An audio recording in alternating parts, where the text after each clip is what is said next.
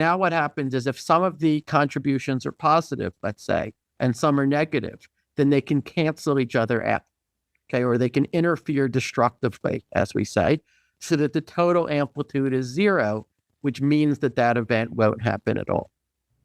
Okay, whereas for other possible events, right? If Hey guys, good morning. Hope you're doing well. It's Friday.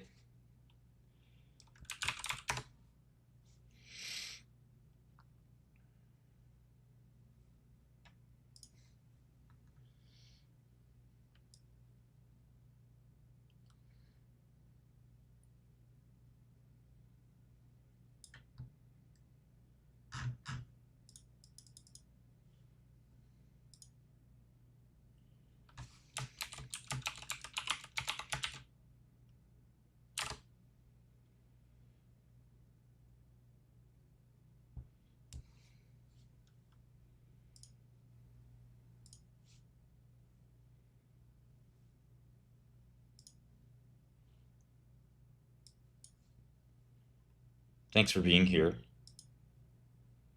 You could have been anywhere in the world, but you're here with me. I appreciate that.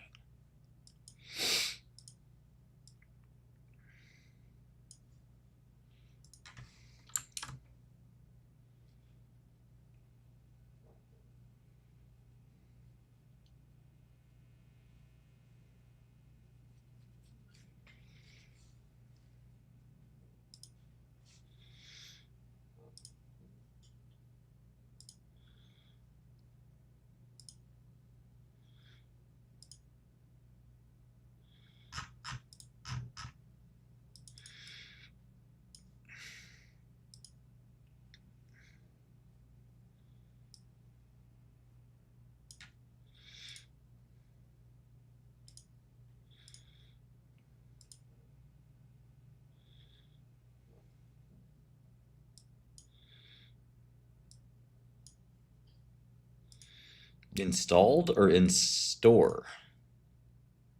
You mean in store? I don't know. I think I want to look at the immune thing.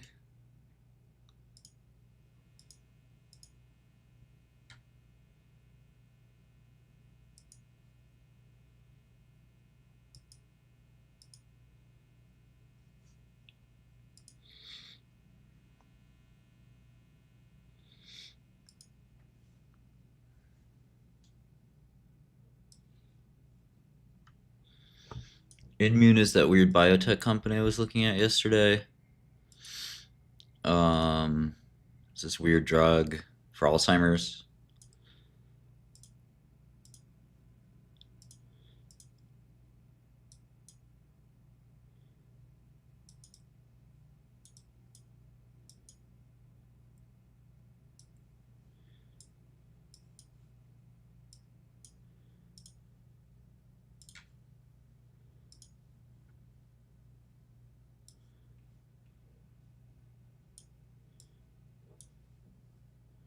I'm just glancing at my other screen from yesterday. I probably want to upload any files I have. Let me do that now.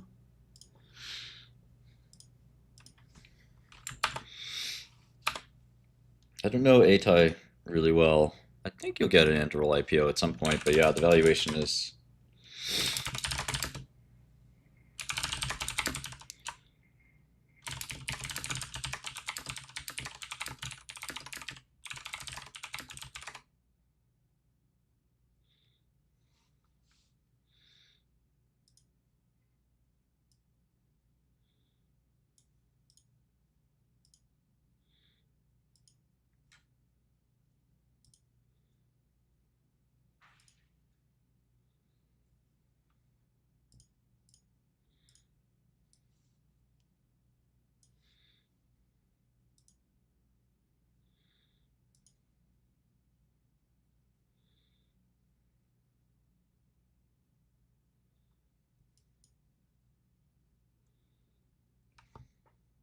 I don't like tattoos. That's not my thing.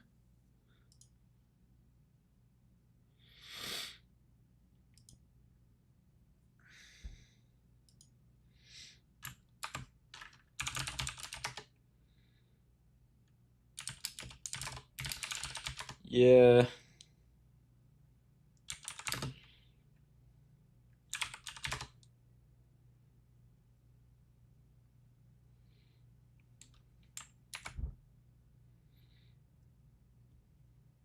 Elon a beast.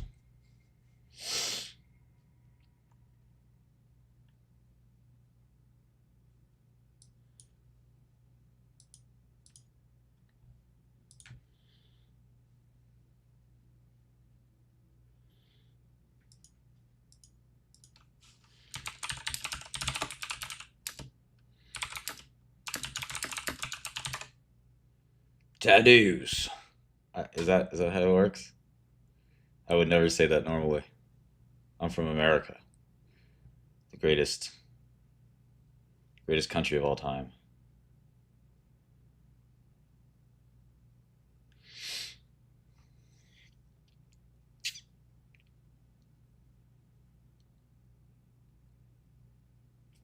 Oh.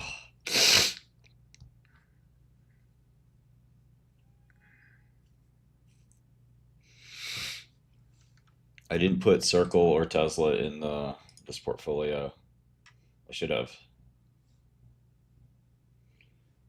but that's all right. Get out of here, kitty.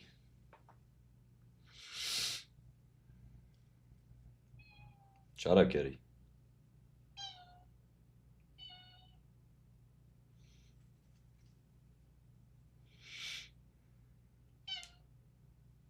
All right, let's look at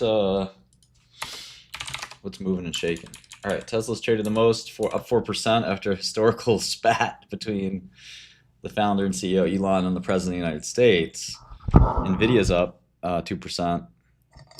Circle, yesterday's IPO is up 18%. Applied Digital, the CoreWeave partner, is up 3%. Palantir's up 3%. Intel up 1%. Rocket Lab up 8% on the Trump Musk hysteria. Big Bear kind of not a thing. CoreWeave up 7% after a rough day yesterday. Vera down 30%. This is a drug company kind of all over the place.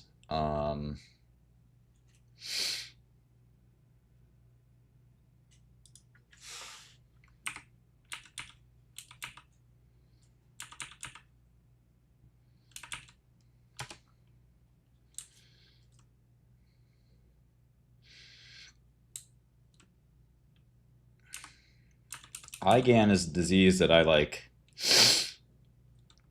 dug out of the dirt years ago, and now every company wants to make an IgAN drug. It's kind of hilarious. Grab up 6%, Rigetti up 3%, Navitas up 7%, Nebius flat, D-Wave up 2%, DocuSign down 19%. I'm assuming they had some bad numbers. Yeah, reported earnings. Let's see what else is going on. Robinhood's up 3%, SoFi's up 3%, SanDisk is up 1%. SanDisk back in the market. Avago down 3%. And Lulu down 18%, was down 20 something percent on bad earnings. Avago earnings also kind of disappointing. AST SpaceMobile was up a little bit on the SpaceX founders' arguments with the president. Okay. K-Wave, like D-Wave, is up. Let's see too much else going on. Our little farming keeps going up, which I like to see. Talked about all of this other than Service Titan is down 11%. HubSpot down 5%. Nothing too wild. By value, Tesla's traded by far the most, $5 billion already. Massive amount of volume as people are looking for any tea leaf, phone call, a tweet, whatever, to trade Tesla today, which is wild. I think I'd have to, if I were you, I would not be trading it. I mean, it's a waste of time. Everybody's trading it, so it's you're not going to have an advantage, I don't think. Nvidia's up 2% on almost $1 billion. Then Palantir, Circle, CoreWeave, Broadcom, Lulu, Amazon Strategy, Meta, and American Tower, all somewhere between 100 and 400 million traded. Then you got DocuSign, Chubb, Robinhood, UNH, Apple, Google, Microsoft, Nebius, KLA, Coinbase, UnionPack, Reddit, Rocket Lab, and ADP all trading a little bit as well. It's a Friday. Things will be a little less crazy today, other than the Trump stuff, which will calm down, I think. Trump's playing it cool. Says, I don't need you, Elon.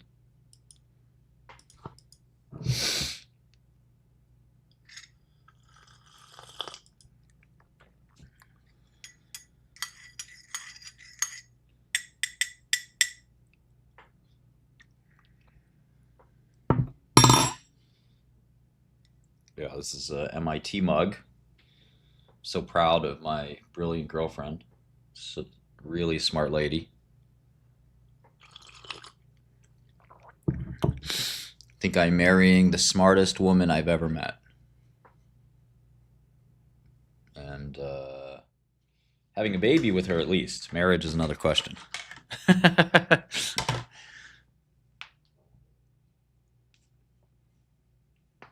But yeah, hopefully our son will go to MIT as well. I'm not Team Elon or Team Trump. A calendar is a really good idea. I like that. Islanders.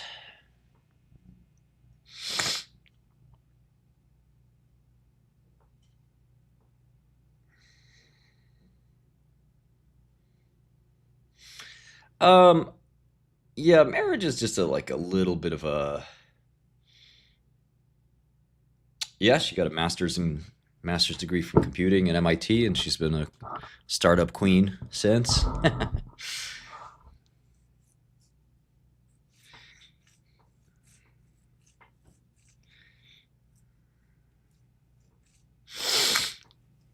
Not calendar spreads, just like a calendar at all.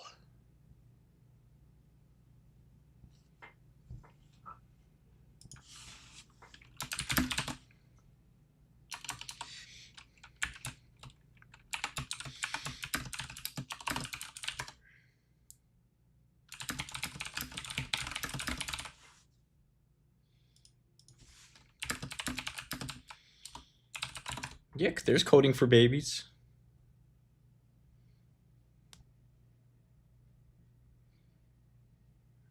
How does she feel about marrying a felon? It's pretty good. Pretty good, I would say.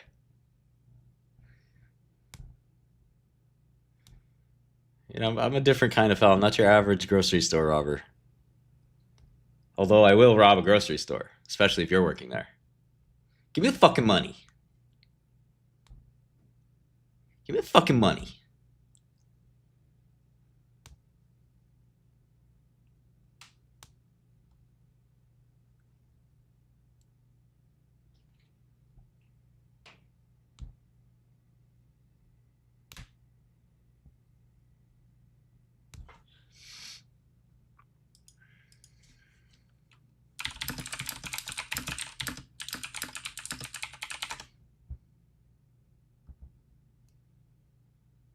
No, I'm still in circle.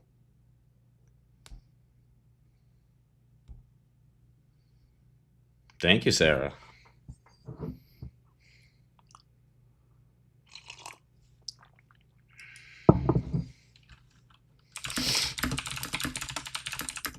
I've done a lot of hood shit, man. Don't even. You don't want to take me back to my old days, bro. I've done some stupid shit. Shut up, kitty.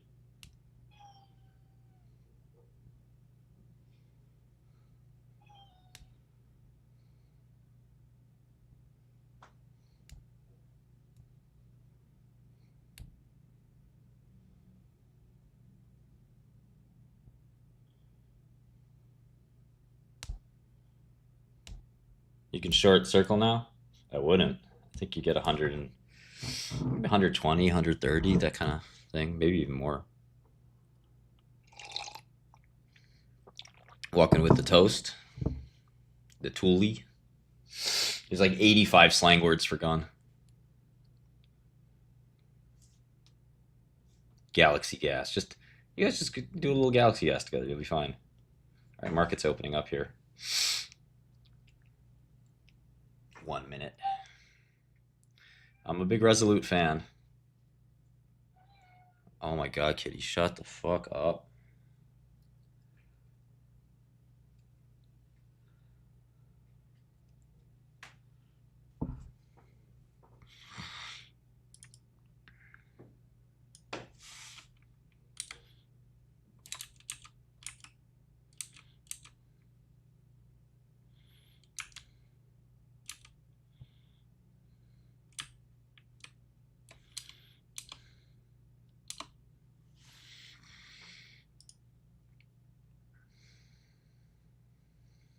I'm long circle.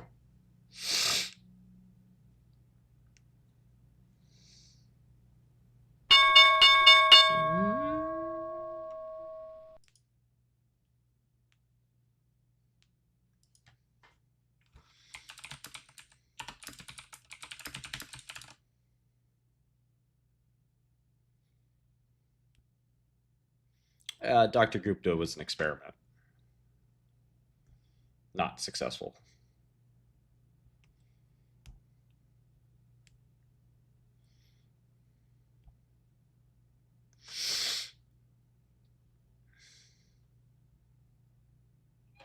Shut up, Getty.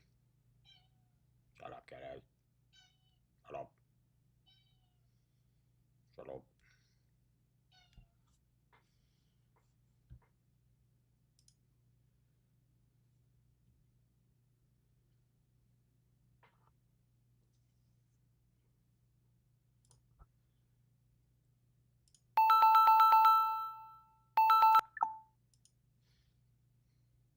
Yeah, GPT. Oh shit, D-Wave's already down? Damn. Even giving me a chance to short it.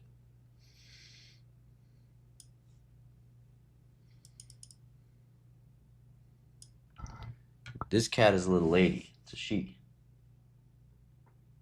Right? Hey, little lady. Yeah, you're a little lady.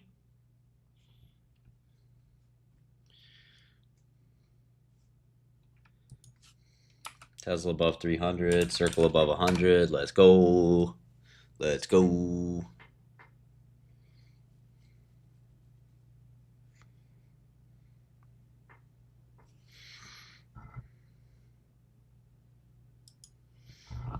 It's a good question, Ryan. It's a good question, actually. I think it's like NI top or something like that, maybe. NI breaking. I'll check that out right now. Hold on, let me see. I might be able to find that right now. D-Wave down 1%. Let's go. Woo! Sarepta almost 41. Coo.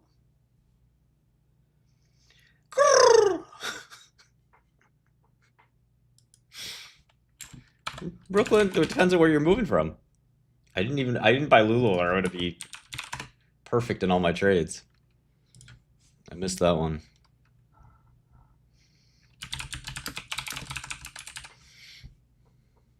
Birdman.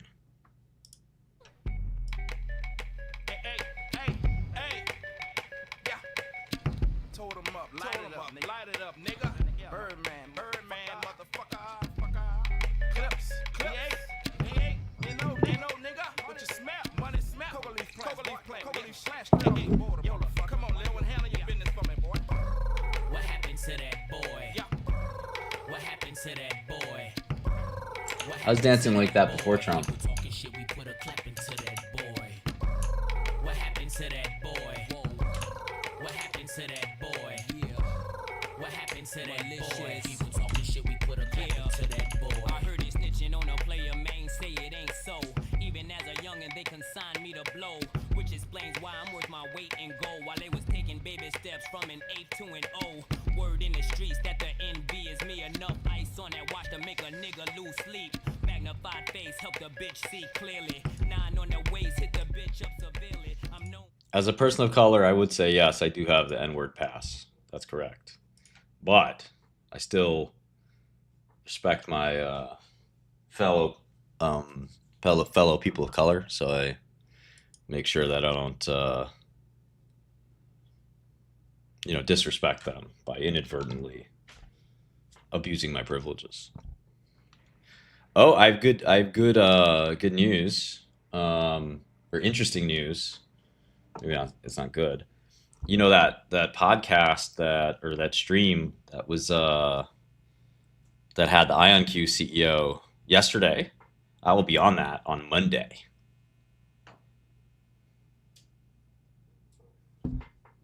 So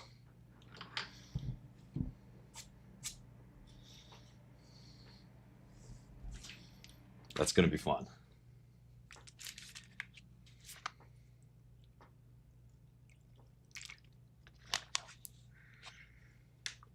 Yeah. Empire Strikes Back. What's up? On stock twits. Going to enemy territory. I'm going to go so hard. I'm going to make Alex Jones look like Emma Watson. I don't want to go on Matan's podcast, man. That guy's too weird.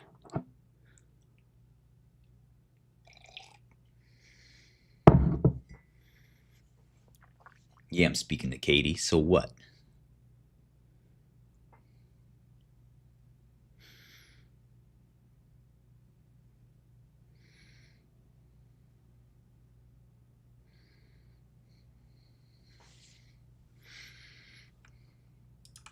It should be live.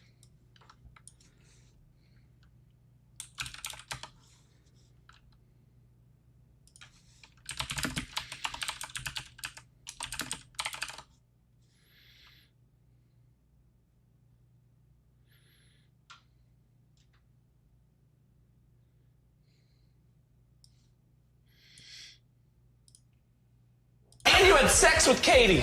And you had sex with Katie. Wait a minute, you got that all wrong. I ain't have sex with Katie. Lysol had sex with Katie. I just filmed it.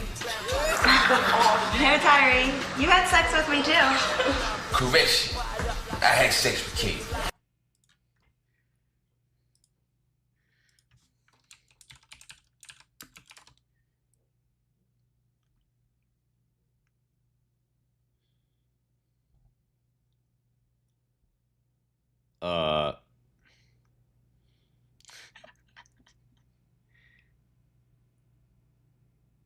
All right, yeah. So Quantum's kind of subdued here. Everything else is kind of doing its thing.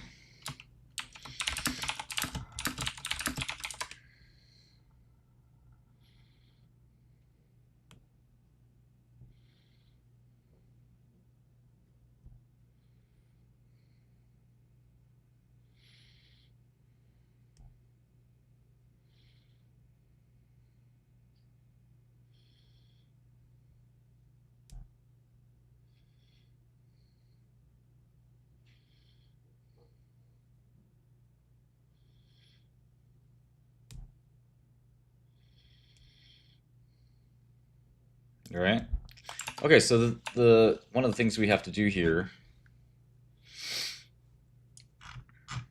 is spend a little time on the basic science of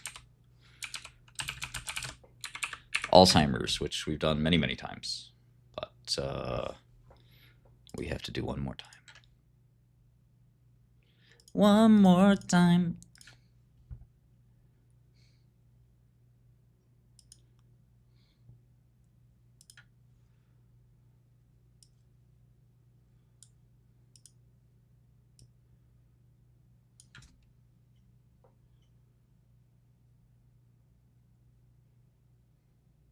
Yeah, it's Eddie Murphy.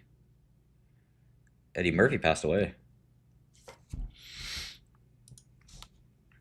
Okay, so we're in Web of Science, one of my favorite tools. And I wonder if we type in Alzheimer's or Alzheimer and we do a special kind of search. Let's see. See what we can do here. Quantum rallying a little bit. S&P up 1%. And so we want the most amount of citations, and I want to say we want them. I like that there are 2026 papers out already. That seems a little suspect to me. All right, so we're gonna do the last like 5-ish years, and we're gonna do citations. So the most amount of citations. Okay, lecanemab's number 1, 2,500 citations. This thing's number 2. I've read this before. It's like a fact sheet.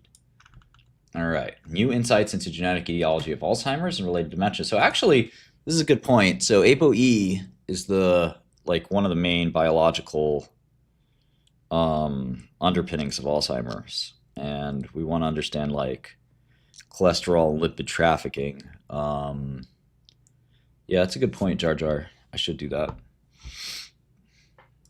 Trying to understand the major, I guess, physiological underpinnings of Alzheimer's, which is, always a moving target, but it's refined sort of like slowly over time.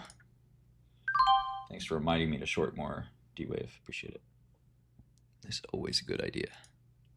There's never a time not to short D-Wave.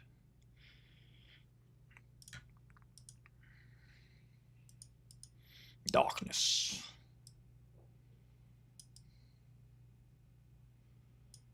Charlie Maffei.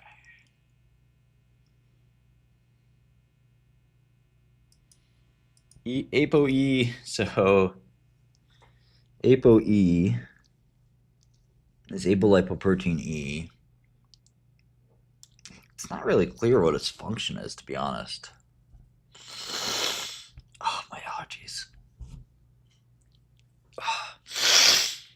See if I can get some Claritin or something. Maybe even go nuclear and get some Benadryl. This is bad. What do we got here? I got some Claritin D.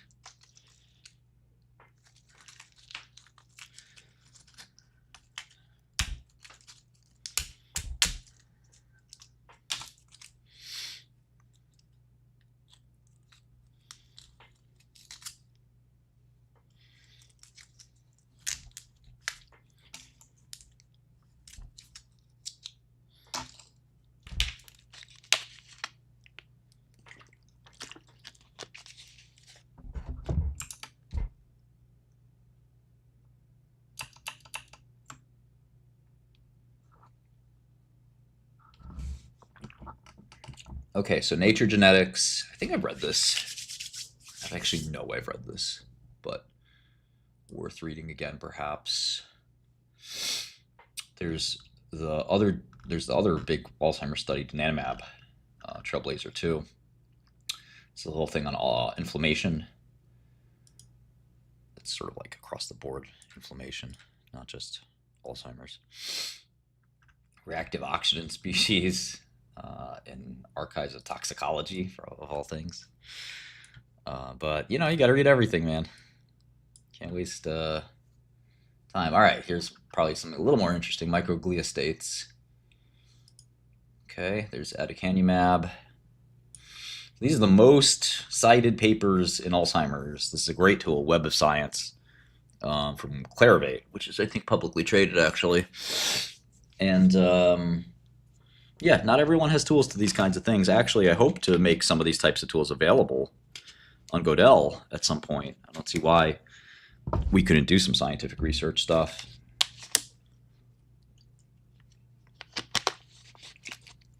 Brain charts for human lifespan. What? What?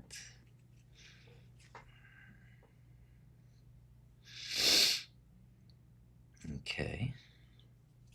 Don't think I'll read an MRI study like that.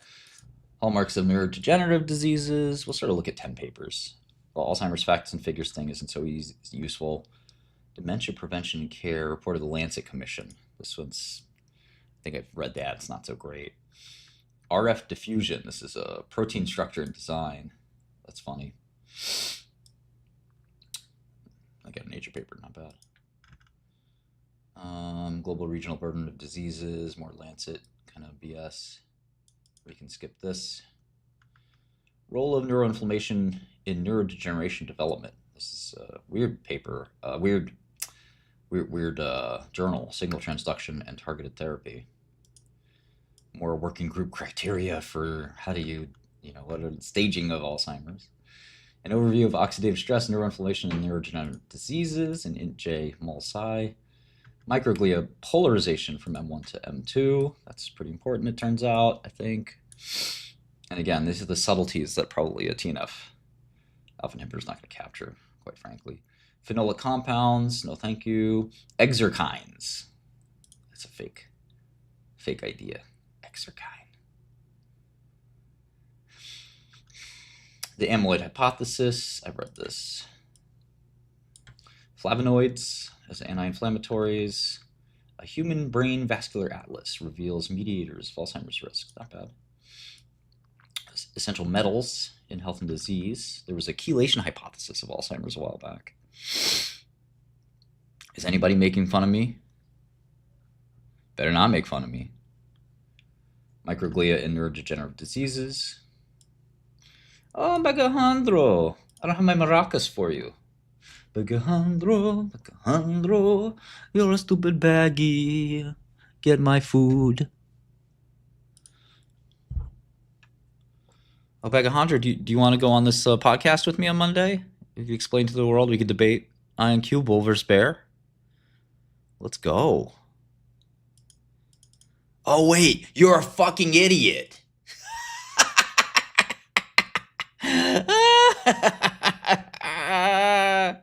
And you have no money. And nobody cares what you think. That's gotta suck.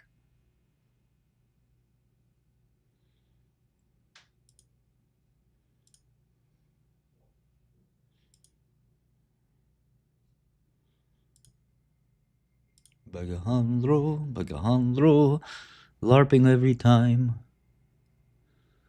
Bagajandro.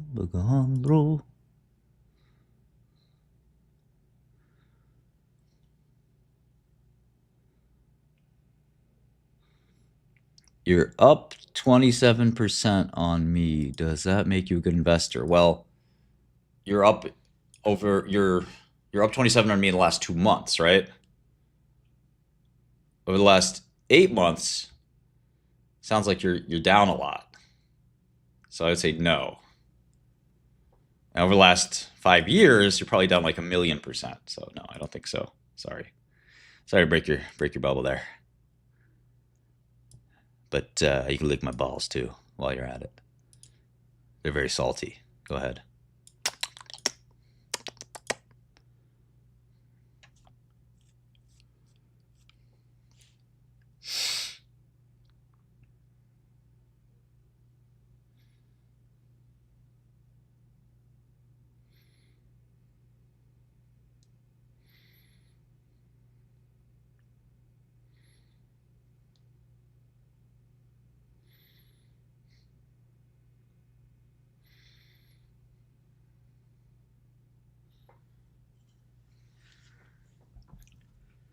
I didn't get Lulu yesterday.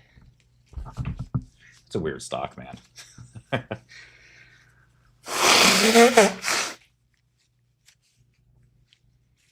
I shorted a little DJT.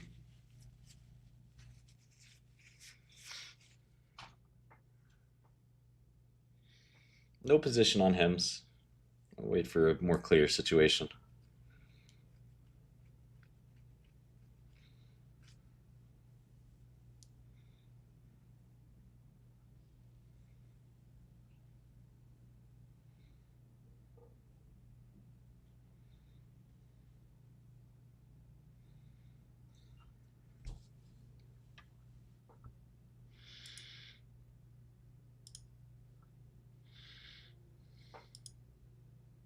You want me to call Amit? I'll call Amit. What do you want me to say?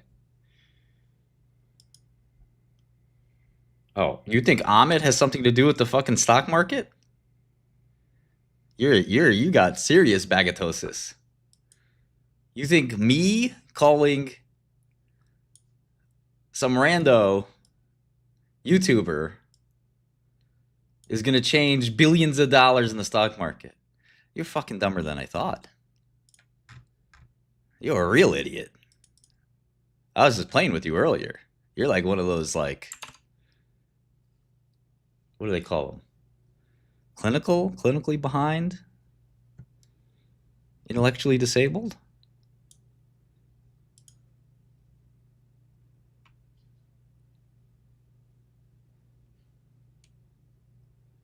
I'm not changing the stock market, guys. I hate to tell you that. Me and Amit are not changing the stock market. I know you need. This is the baggy problem. You need somebody to blame. You need somebody to blame because you're fucking terrible at investing. You don't want to do any work. You don't want to pour through hundreds of papers to just say at the end of the day, I'm not even investing in this, not going long or short. That's the discipline you need to have. You don't have that fucking discipline. You want to gamble. Come on, let's call a spade a spade. You just want to fucking gamble. You're not going to do research. You don't give a fuck about science. You just want to throw it all on red. Don't fucking pretend otherwise. I know the baggie. I studied the wild baggie my whole life. I've been amongst your kind. I've been hiding in the forest with my binoculars looking at the quiet baggie. Shh. Look. Shh. Quiet. Observe. Look at him. He's installing Robinhood. Look closely. You can see his nerves fidgeting. Okay, he's installed Robinhood. He's sending his daily deposit in. His whole paycheck. Okay, now he's on Wall Street Bets. He reads one article. Let's time him. How long does it take for a baggie to make his first purchase? 90 seconds. The average baggie takes 90 seconds to decide on their stock pick. Oh, and he's all in. And he sees the confetti. And he's happy. He beats his chest. Wow, the wild baggie. Look at him. It's a wild baggie. We got him in the wild. Baggies down under, they're a little different, bruv. They don't even do any research. 90 seconds. You're lucky if they even know what the fucking company does. We're real baggies down here.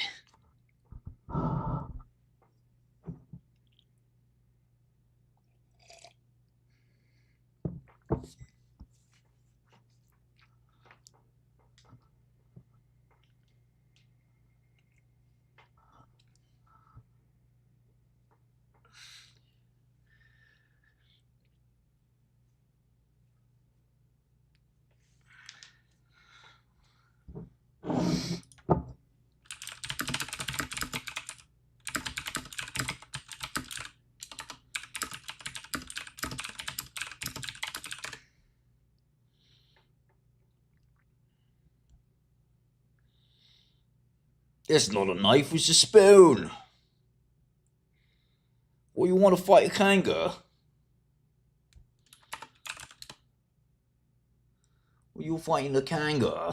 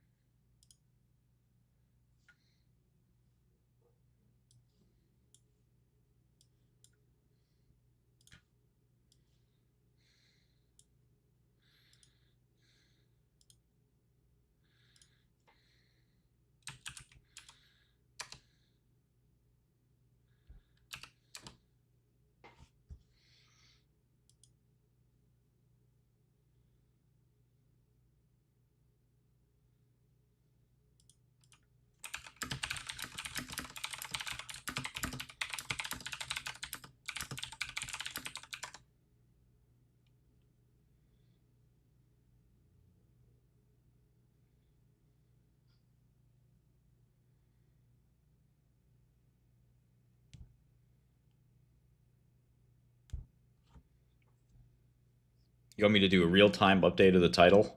Is that what you want, Ayanami? Ayanami? Listen, first things first, Ayanami. Go back to your country. This is America. First things first. All right. You too, Matt G. Piece of shit.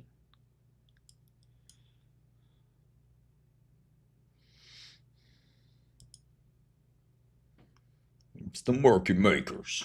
The market makers are after my money. They care about my $1,000.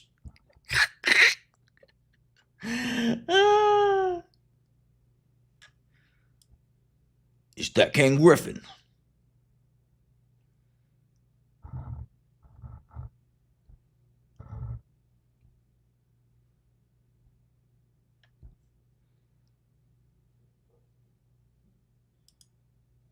Can't understand you. Go back to your country.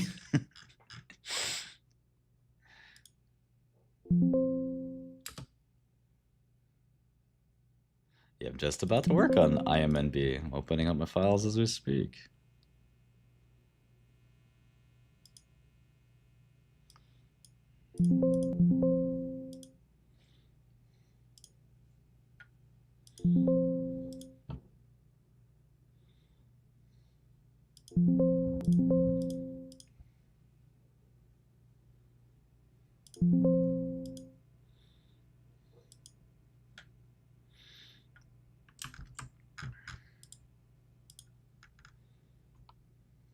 It was bag of country, bag holders.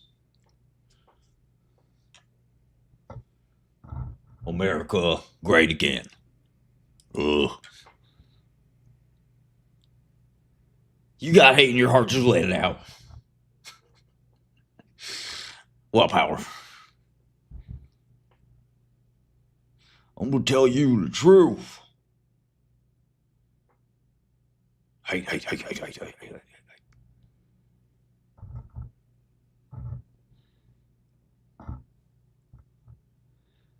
Okay, let's see here. Let's maybe start with this paper.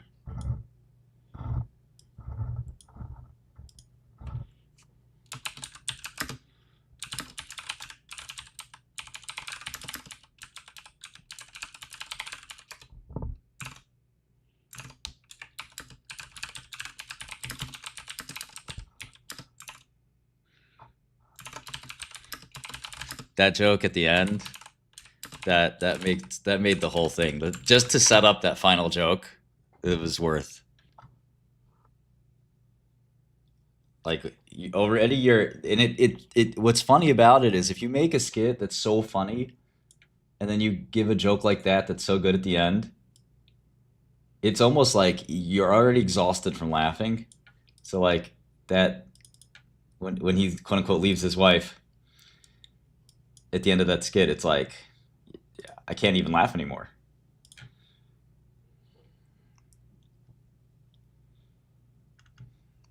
You're just like dumbfounded.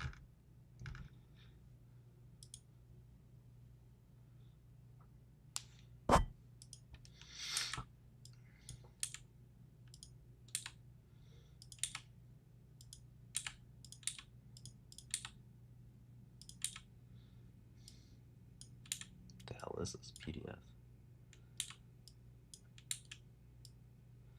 All right, do you want to learn something? You guys want to learn something? Allegedly from Shanxi Normal University. How did this get so much citations? Or maybe you make it other Chinese make a citation and then citation number go up. You get more citation is better for Chinese success and vibrancy of scientific community of China. China #1.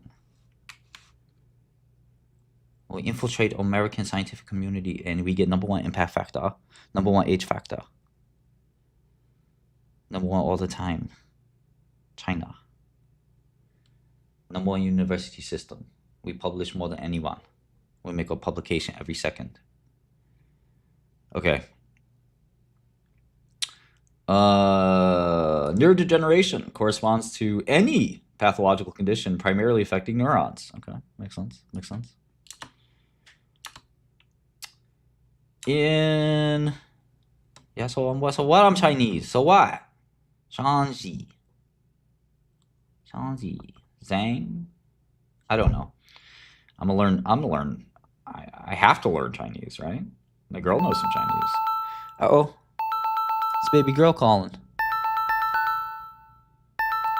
Let me see. You guys are going to have to hear this, unfortunately. Oh. I guess she hung up. That's all good.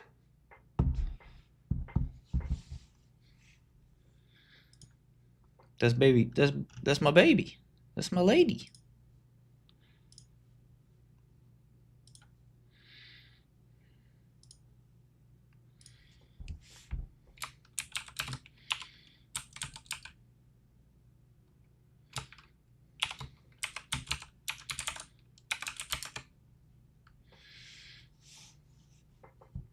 JP Morgan calls, you hang up. FBI calls, you hang up.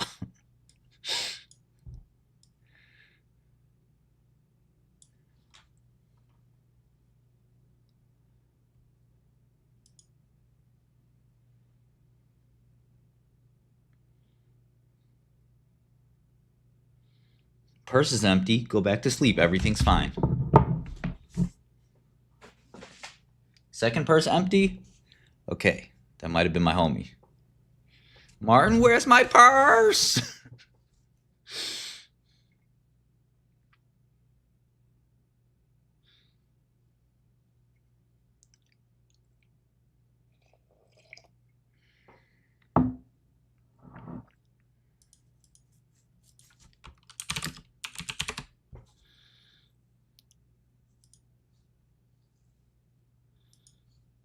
Yeah, that's true. That's true, Mike. The flip of that cocaine, I'm heavy in the street like the 7 Series Beamer, man. Hit him with the Nina, man, or that 4/5 guaranteed to lean you, man. Whoa, I'm the reason that your block is vacant. Malicious will hit you just to make a statement, bitch. Clips and cash money, who ain't rich? Don't compare me to you, nigga, you ain't this. Whoa, what happened to that boy? What happened to that boy? Yeah, I'm cool. What happened to that boy? He was talking shit, we put a clap into that boy. What happened to that boy? What happened to that boy? What happened You wish you were as cool as this. Talking shit, we put a clap into that boy. Stunner and patty cake, the worldwide push. Birdman, nigga, leave the guns in the bush. Bitch shitting up bricks, unload on the gussy. Balls are together with the round shaped cookie. Shit one, throw one, nigga, flood the block. If I don't go to jail, niggas, birds gon' flock. Niggas sitting on the turley, bitch, get off the pot. The bird just landed, so the hood gon' rock. New whips, big chips, the Prada Gucci shit. But mommy, you fly beans, the wild. My subwoofer's like shaking the room. My cats are scared. I'm selling my circle up here at 100. Not saying I won't buy it back. I keep flipping it. Keep flipping the work. Whip it, flip it. Oh, I didn't own nearly as much Tesla as I thought. Basically didn't own any. Damn it! Still made quite a bit, but yeah, it was not what I thought. Order filled. I sold that too. Fuck it. Fuck it. Hove.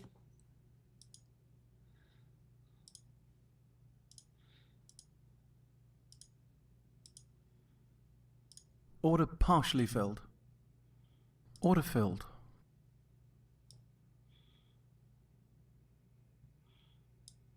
Man, this rally is brutal. We need a nice bear market.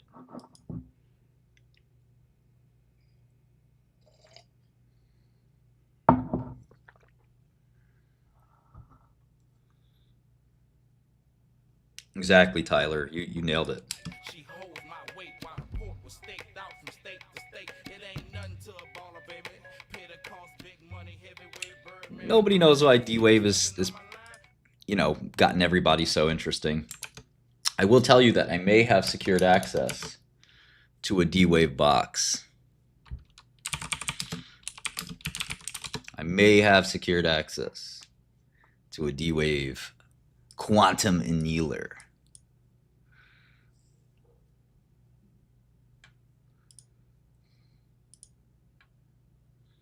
All right.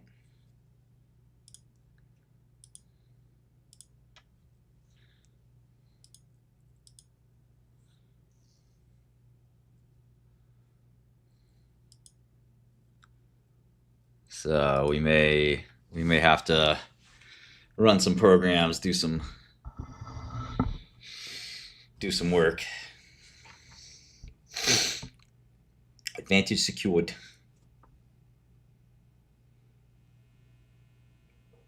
We're gonna have to compare it to the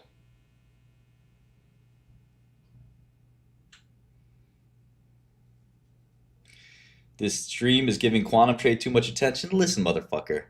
This is my life. This is my money. You think I'm giving it too much attention? Well, you think I'm here for your fucking entertainment? Bruv, I'm trying to fucking survive here. They're trying to kill Shkreli. Bagajandro, fucking Alan, whatever his name is, the CEO, Nicolo, they trying to kill Shkreli, bro. Trying to straight murder Shkreli. Giving it too much attention. They want my head at the bottom of a guillotine, bruh. Too much attention. Fucking guy.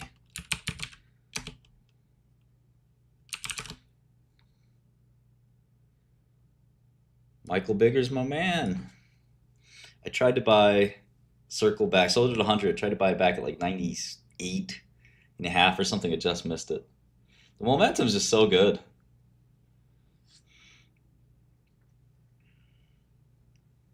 You want to talk to Warren Buffett? Okay, hold on. Let me get him. Hello? Yeah, all right. Welcome to Berkshire. How can I help you? Want some cheese candy?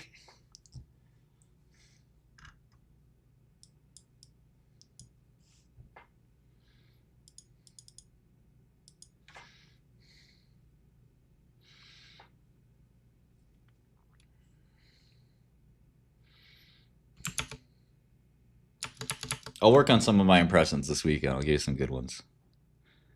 Sam Altman, Zuck. I already do Zuck. Sam Altman, Zuck, Elon, Bill Gates, Steve Ballmer.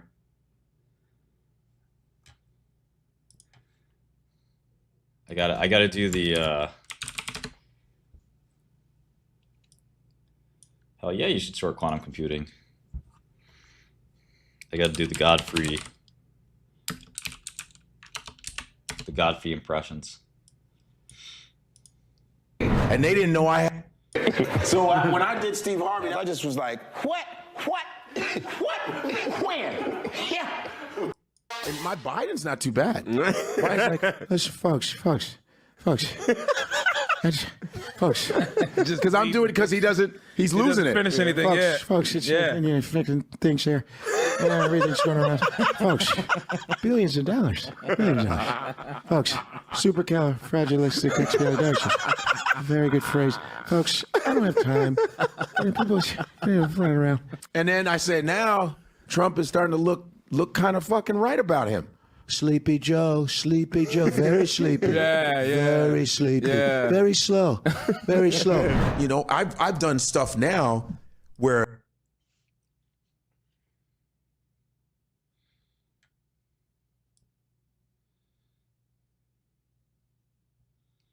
he does some pretty good ones.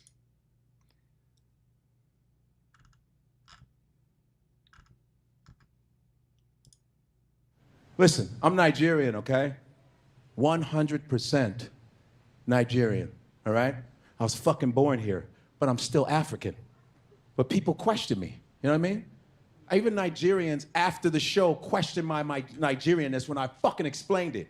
And they think they're slick. They be like, Godfrey, we enjoyed your show. That's how Nigerians talk about our face. We enjoyed your show. You said you're Nigerian. What? What part? Because, you know what I'm saying? Just because I talk like this, there's a lot of Africans born here. We talk normal, like, yo, I'm from the Congo. All right, man. I'm from Nigeria. They want us to be like, hello, everybody. I am happy to be here. And they want us to laugh like this. The fuck out of here, man. What do you want? You want this too? Fuck. What is your name? Chuku Ome Tokumbo Amawale Chuku Junior. You'll never see a Nigerian fighting ever because we got a lot to lose. We'll talk a lot of shit. Like, hey, my friend, I don't want to fight you. You understand me? I will kill you today.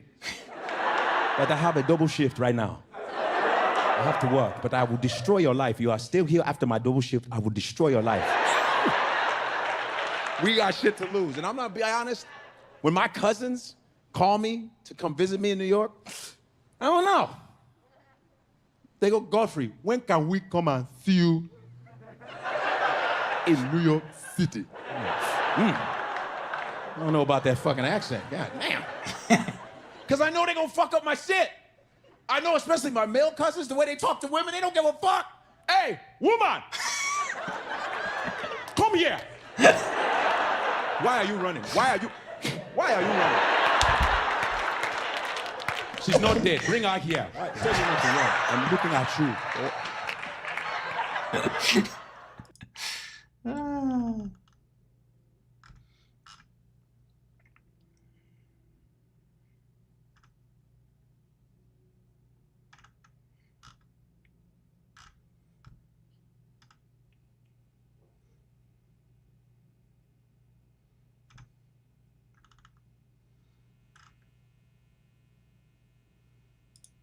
Okay. So, did you play in high school? Did you start in grade school? What'd you start in? I'm fast, I'm pretty, I shook up the world. I'm the greatest. Wow, good stuff. I did not know that. Godfrey, man, I need to take you to New York City. You're brilliant. You're brilliant. But niggas don't like you. You very much. Right. I really like your show. It's very good. I watch it all the time. I'm not transphobic. I'm not. I have friends. Godfrey, man, it's good seeing you, brother. I've been watching you. And what's up, Doc? You see, the people, and you got to understand, I had no damn money. But now I got money, boy. I'm going to find your ass. Shannon Sharp, one of my favorite shows that I've ever seen. Shit, goddamn. You niggas is crazy, Jack. Come on. Yeah. I got the nod. The economy. What are we going to do with the economy, huh? Of course, I want to be president, but I wasn't born here. Right. I'm very happy. My vodka's doing really well. Okay. So, did you play in high school? Did you start in grade school? What'd you start in? Pretty impressive. All right, these quantum positions are getting really out of hand. They got Quantum Computing Inc. of a whopping 14%. No news whatsoever, just shenanigans. Kind of wild, huh?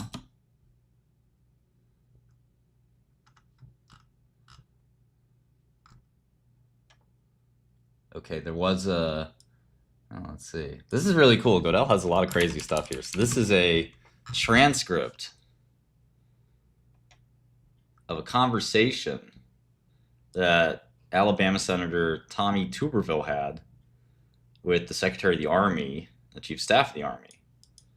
It doesn't really have much to do with anything, but it's amazing that we have it. I'm like shocked. Let me short some QCI here. This is ridiculous. It's a fake fucking company.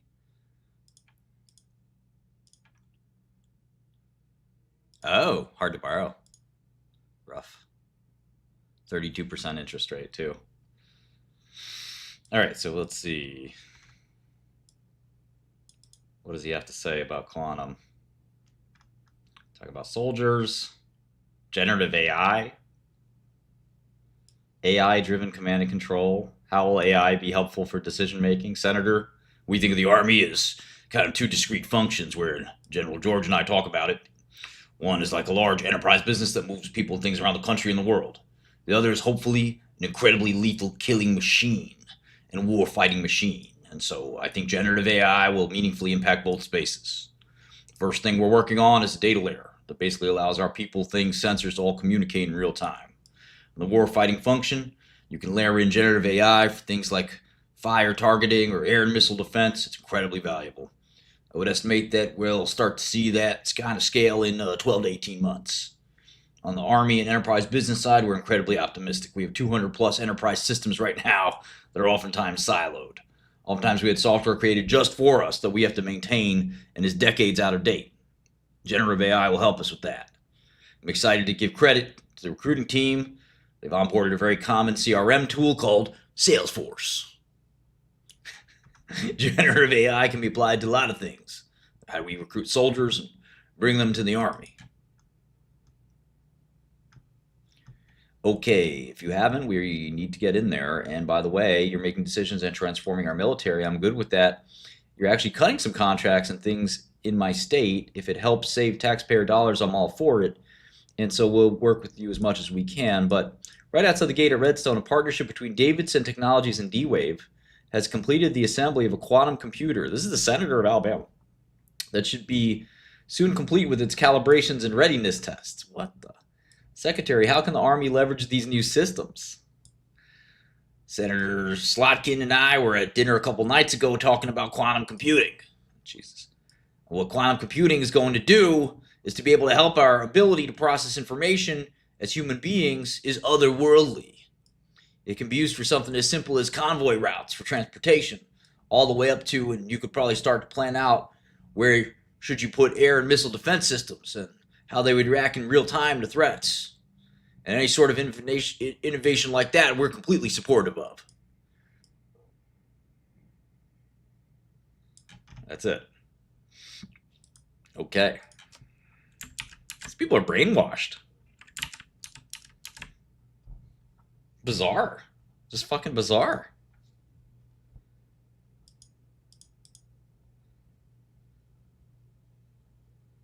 Permission to engage.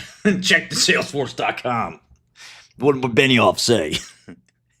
He's got fucking Al-Qaeda guys in the Salesforce.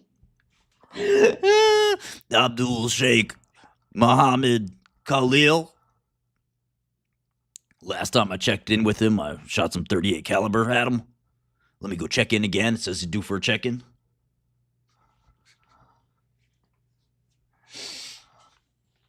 Put him in the CRM. Khalid Sheikh Mohammed, he's in the CRM. He's unfortunately deceased, so I cannot contact him any further.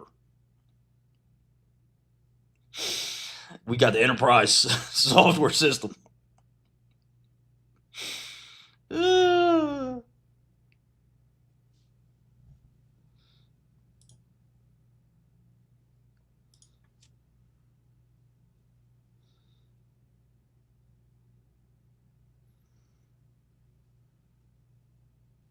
Order filled. Okay, I did get to buy Circle 97.94. We'll see what happens. The market's up 1.13%. Circle's getting a nice solid drawdown here.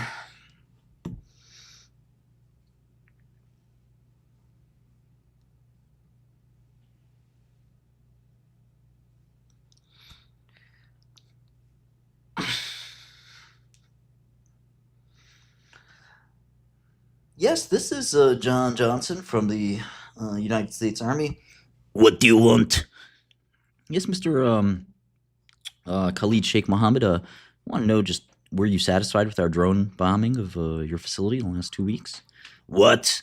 Fuck you, Allah Akbar. Sir, I'm just calling from Salesforce, just double checking that, you are satisfied. If you have a complaint, we can route you to the right representative here at the U.S. Army. Death to America, death to Israel. Okay, I'm going to mark you down as unsatisfied. The AI is telling me you are not satisfied with our services. We'll be calling back and checking in a few weeks, okay? So sorry that you're disappointed, and we'll be back to you soon.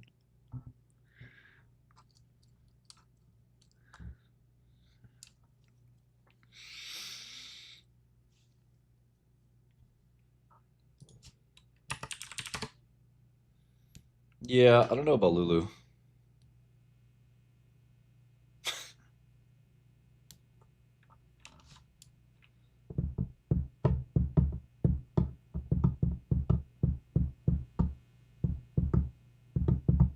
What's up to all my Akis out there? I got love for the Muslim people too. Don't worry about it. All my Arabs.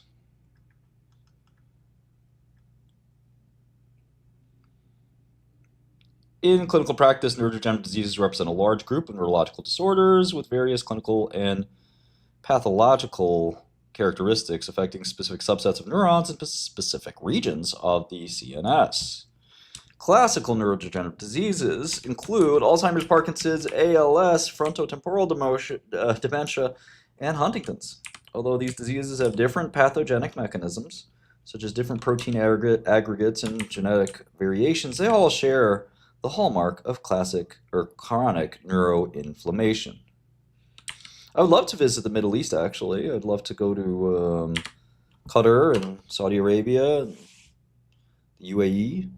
It's definitely something I'd like to do, for sure.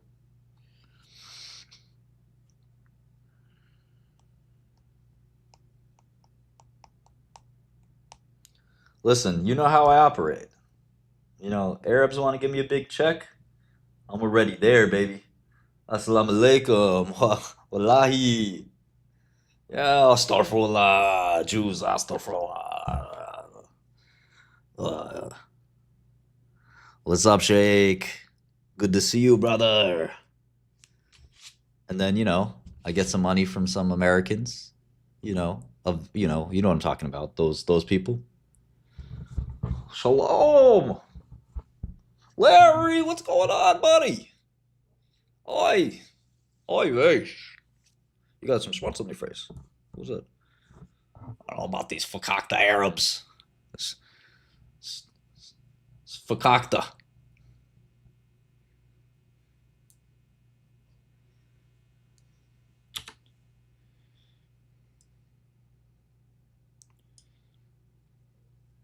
So yeah, it's, wherever the money's coming from, that's what matters.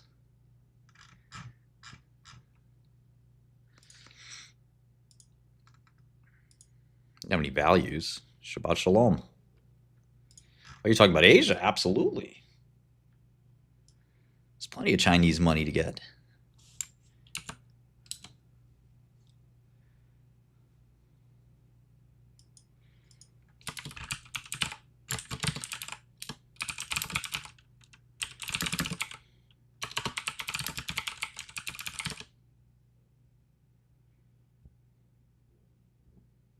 Never been to Hong Kong.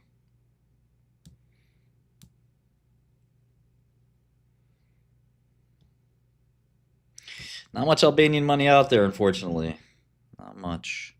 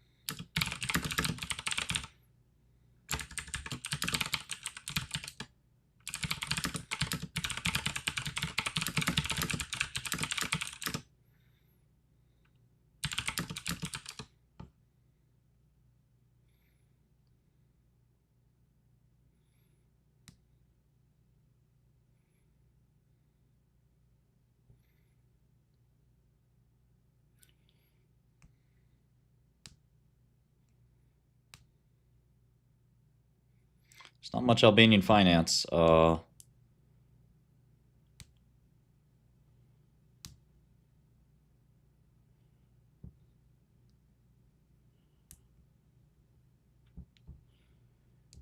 know the most successful Albanian, Mira Murati.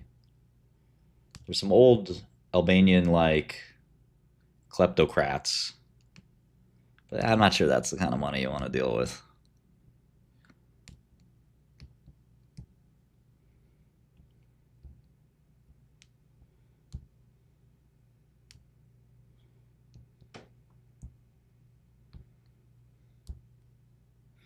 I wouldn't follow Dark Pool. Dark Pool anything. All right. No, Dua Lipa is very famous. More than 200 years ago, James Parkinson first described the neurodegenerative disease known as Parkinson's disease. This was the first medical description of Parkinson's, although ancient Chinese medical sources from approximately 400 BC and traditional Indian texts from approximately 1000 BC describe conditions that resemble PD. After that, ALS and AD were described in 1869 and 1906.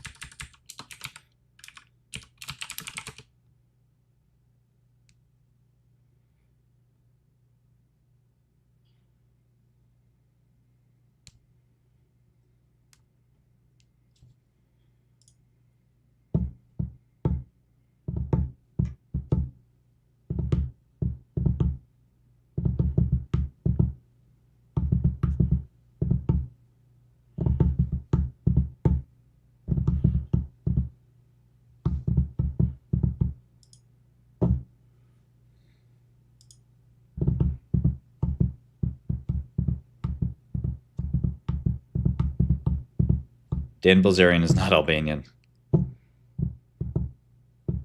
Mira has a wonderful fiance.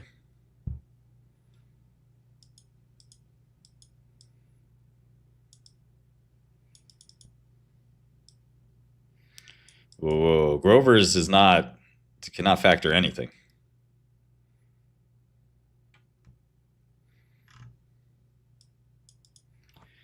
I'm not sure why you would use the slower algorithm to factor when you have the faster algorithm as well.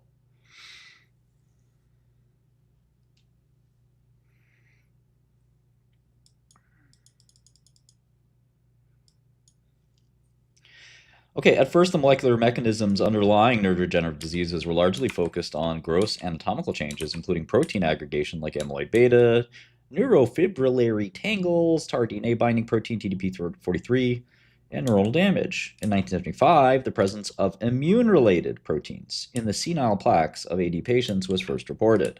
In the 1980s, microglia activation has been identified as a key feature of neurodegenerative diseases. But at the time, inflammation was only considered as a standby phenomenon induced by the other AD pathologies, one that increased the severity of disease but was not the fundamental cause. Beginning in the 1990s, several studies found that individuals who were long-term NSAID users had as much as a 50% reduction in the risk of developing Alzheimer's disease. Now, this is interesting because I remember, a lot of people don't remember this, but I remember somebody, and I want to say it was Amgen / American Home Products, aka Wyeth, which is now Pfizer. I believe they tried Enbrel for osteoarthritis. It didn't work.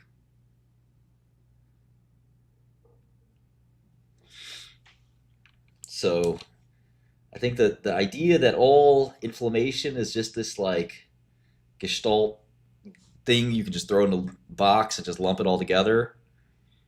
You know, of course, inflammation and immunity is involved in Alzheimer's, but there's just not that one. Right, Josh is making the point here. Now, LLRK will table for a second, but I don't even know LLRK biology, but certainly TREM2 and sort of other, like, all these other mechanisms. It's a lot to immunology and inflammation. It's not just, you know, I was talking about this on Discord last night. Like, there's a reason TNF alpha, you know, let's do this in the model. This could be useful. I did get out of Tesla. There's a reason, I really want you to look at this carefully. And I have this in our inflammation autoimmune worksheet, but I'm just going to make it again. I don't know. Let's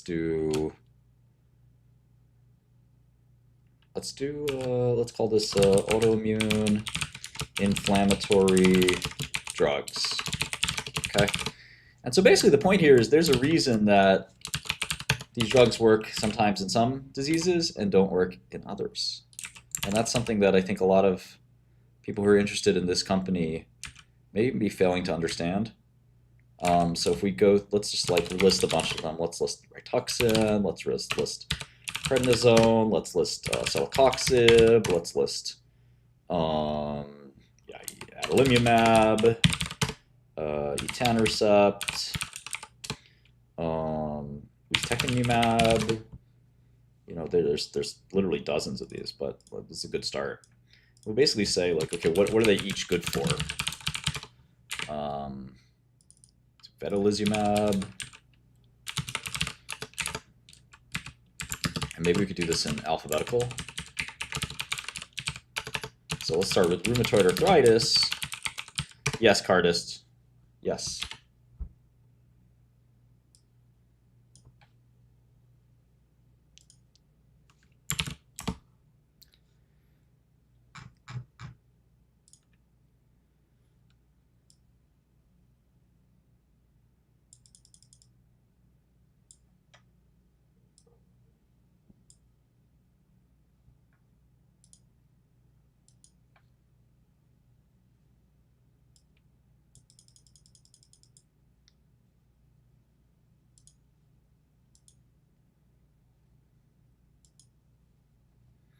There, we're trying to focus on. We're trying to focus on immune, guys. So try to focus. All right, so we got psoriasis. So we're just going to go through these. Let's do Remicade. Let's use all the same terminology. I guess we could do like golimumab, infliximab. What else? What else do we got? There's so many. We could do Tremfya. We can do. Shall we just go to our sheet? Let's just go to our sheet and get them all there, because I've already done this work, but it's such a fun thing to do it from memory as well. So maybe we'll just do it from memory. Guselkumab. That's Tremfya, right? What else? You know, you have the new CD20s as well as the old CD20s. So you got to keep that in mind. Eculizumab is very potent for MS,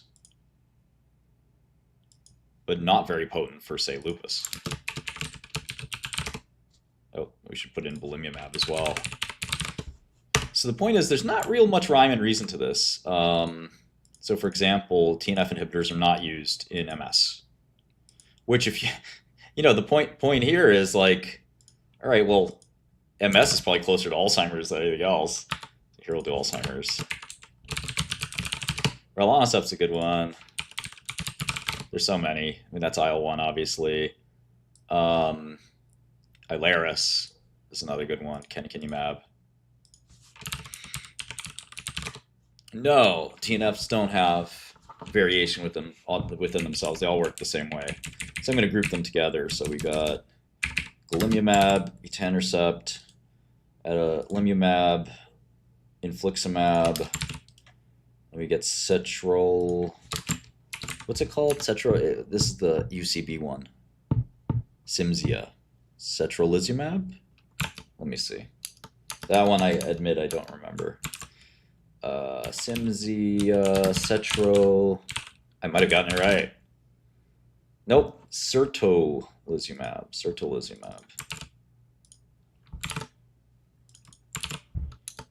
Okay, so all of these work for RA really well, actually.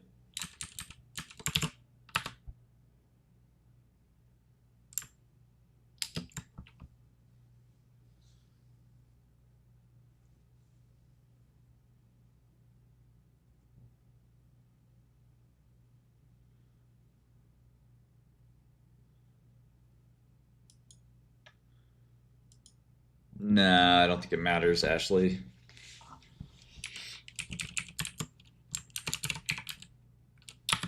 So let's see. So Crohn's, these drugs are all Crohn's drugs too.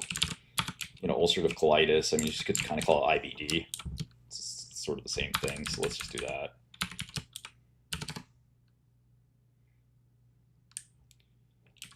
Becatru. Becteru. I've never heard of it, but so that's strange. All right, so we've got belimumab is the only one that's really worked in lupus. There's actually an interesting correlate of sepsis where nothing's worked, and that's cytokine storm disease. Here, Rituxan is very modest for RA.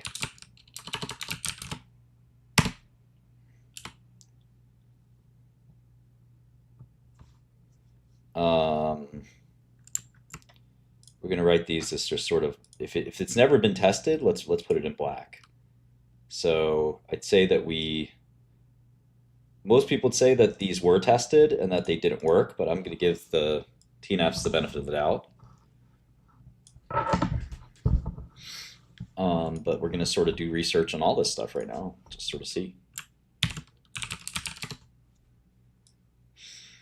Getting smoked in the market today after a really good day yesterday.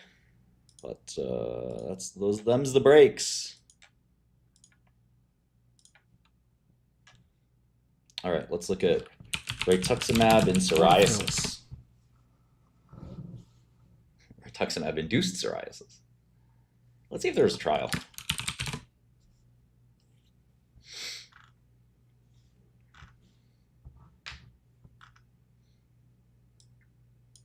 Maybe let's go backwards in time.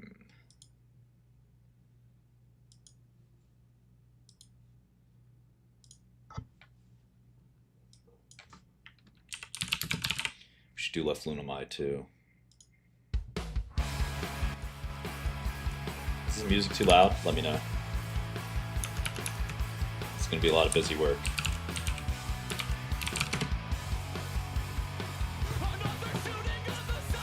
Yes, cytokines are really around.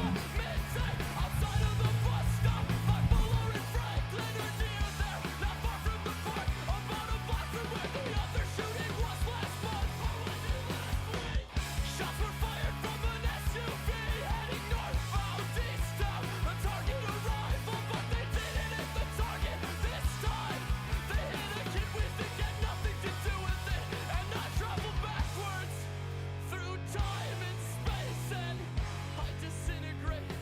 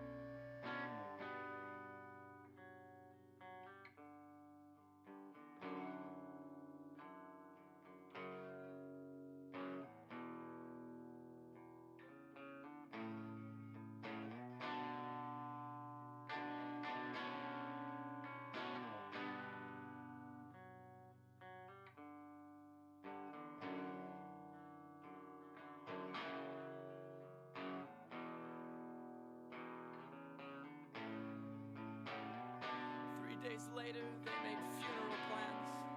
The family. 3 days later, a mother had to bury her son.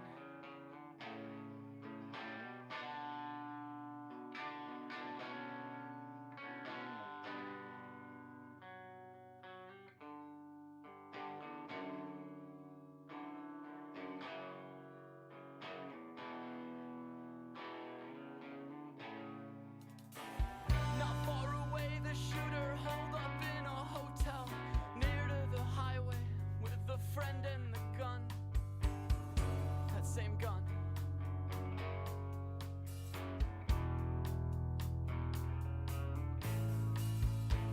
He fled immediately, but was identified by witnesses. His picture on TV, only 20 years old. They called him Grandpa.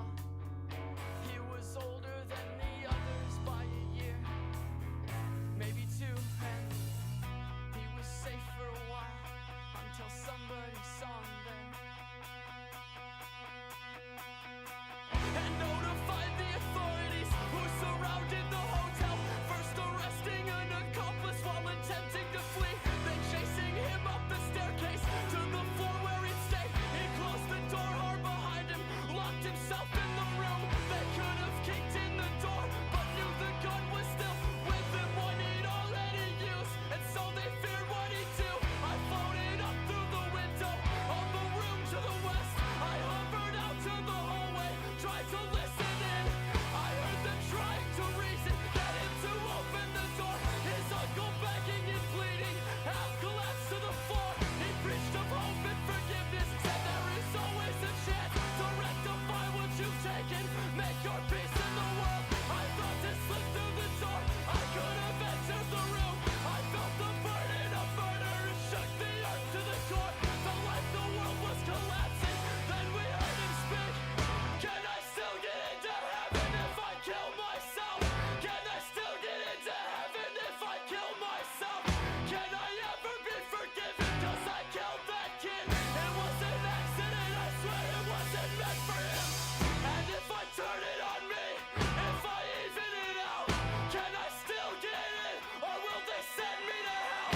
Can I still get into heaven if I kill myself? I left the hotel behind, don't wanna know how it ends.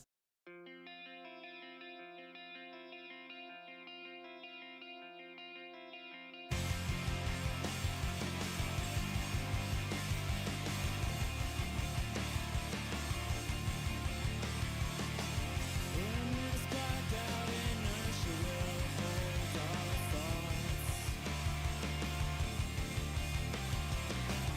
and the exit sign offers no light to see by.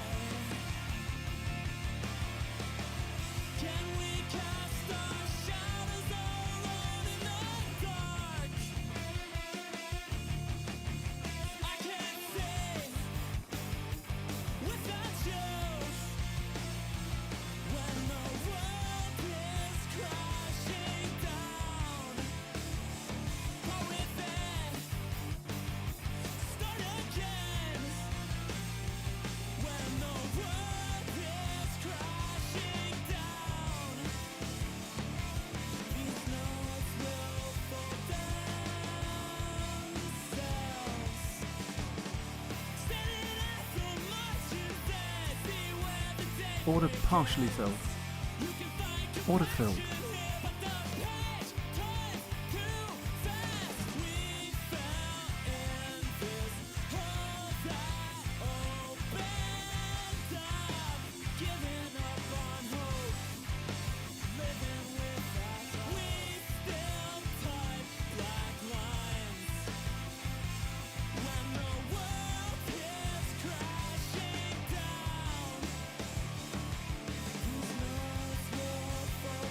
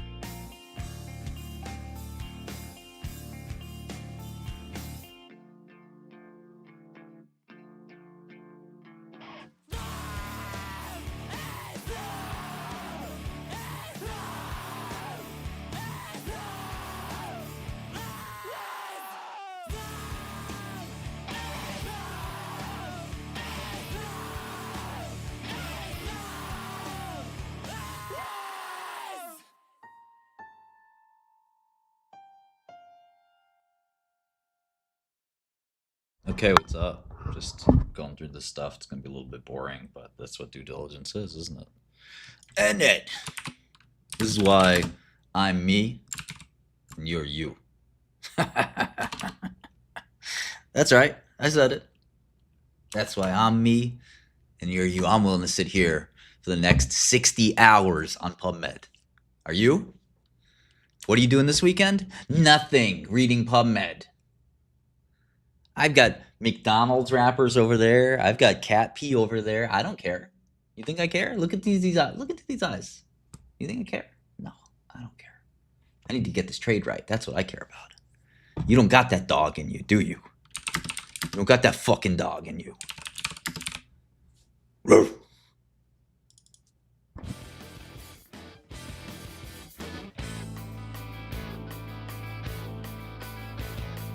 Yes, this is the campaign slithered in trails in the cargo bay. A new turd is the vastness, hollow vacuum, check the oxygen tanks. They hibernate, but how they kiss the ground, pucker up and kiss the asphalt now. Tease this amputations, winter glare, wing shit has access now.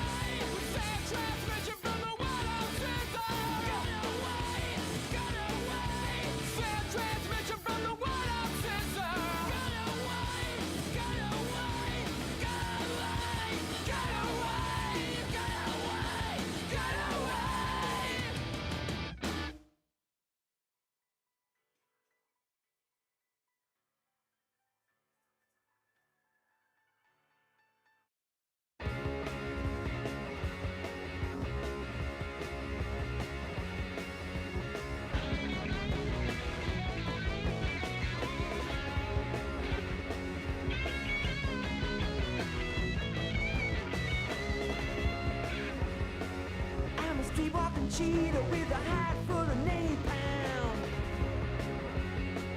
I'm the runaway son of the nuclear A-bomb. I am the world's forgotten boy, the one who searches and destroys.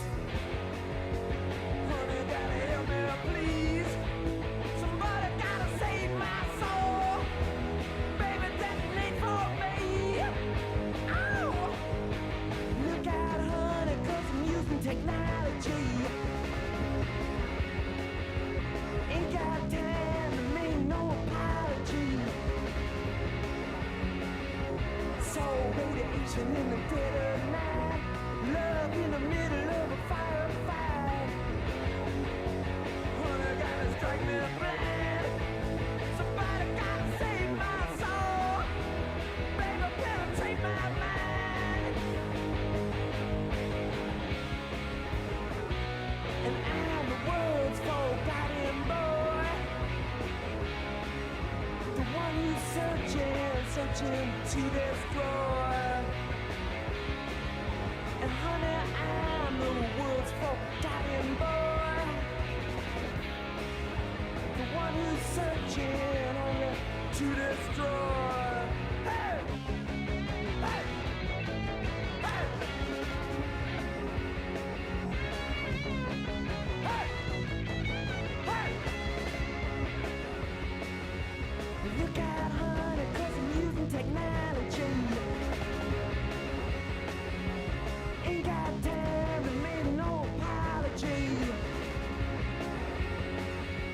So radiation in the dead of night, love in the middle of a firefight. Honey, gotta strike me blind. Somebody gotta save my soul.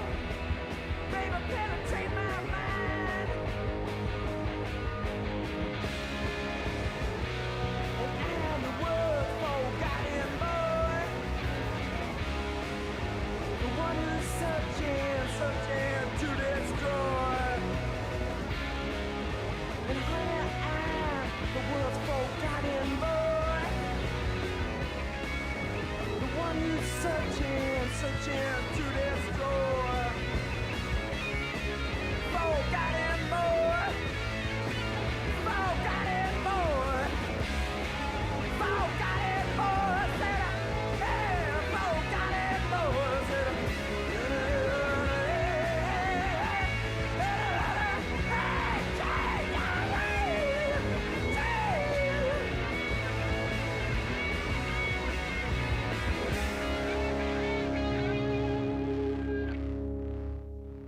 Yeah. Iggy. Stooges.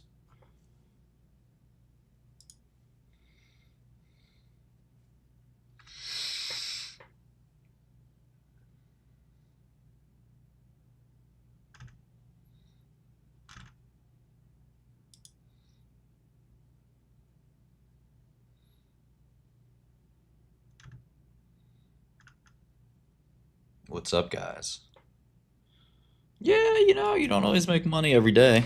We made a lot yesterday, so.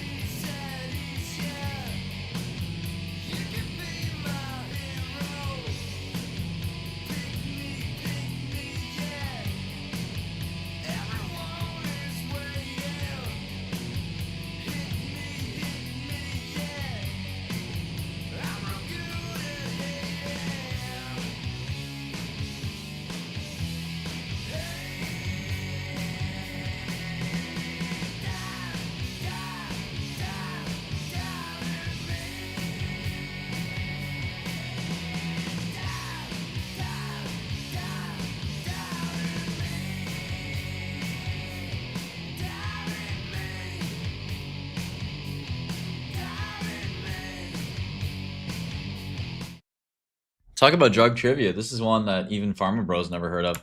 So there was a drug called Lenorcept. Lenorcept. That's right. From Roche. A million zillion years ago. It's TNF. That is hilarious. Never fucking heard of it in my life. Yeah, Kurt's still alive. We know this.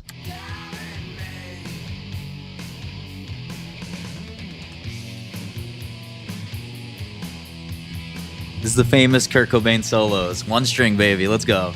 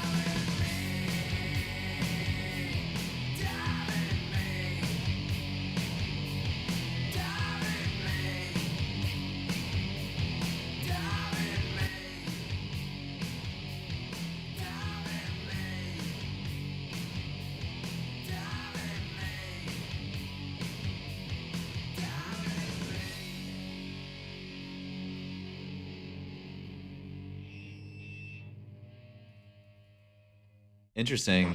This trial showed it aggravated MS.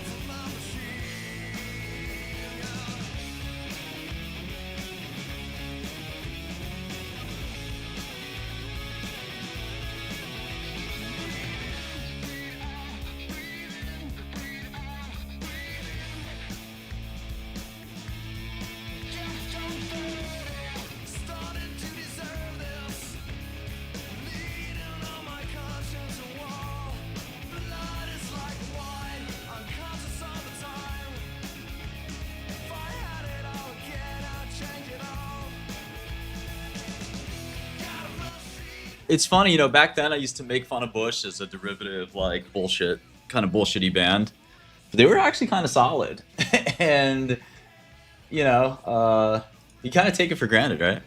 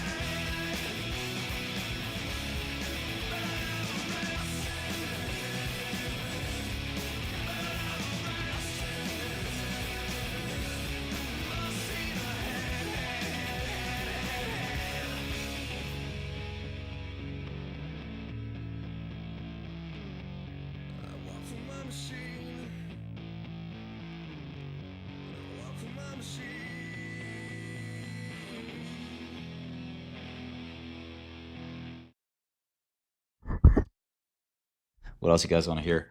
No, Circle's a real company. Newsmax isn't, so I think Circle will keep going up.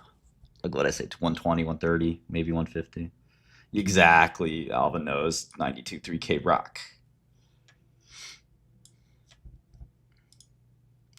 Well, 92.3 K Rock here in New York City. Martin Shkreli here.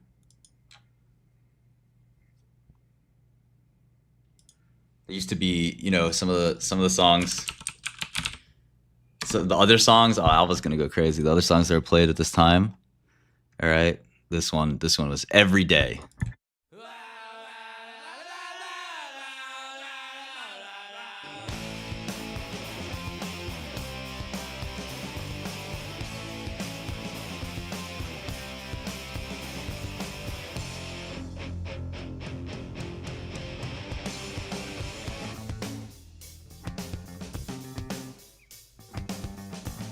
This is stoner music.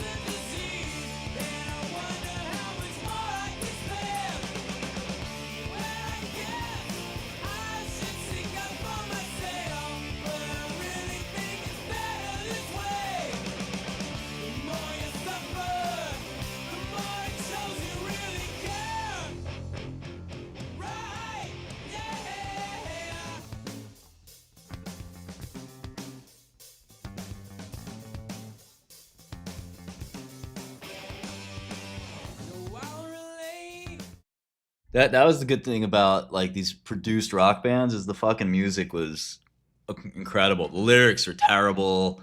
The bands are all fucking losers. It was more image than anything else, but all the songs are derivative. But you listen to the production and it was like just immaculate. Especially some of these guitar sounds are just like so good. This little bit happens more than I'd like to admit. Late at night, she knocks on my door. She's drunk again and looking to score. Oh, I know I should say no, but it's kinda hard when she's ready to go. I may be dumb, I'm not a dweeb. I'm just a sucker with no self-esteem. Oh, hey, oh, yeah, yeah, oh,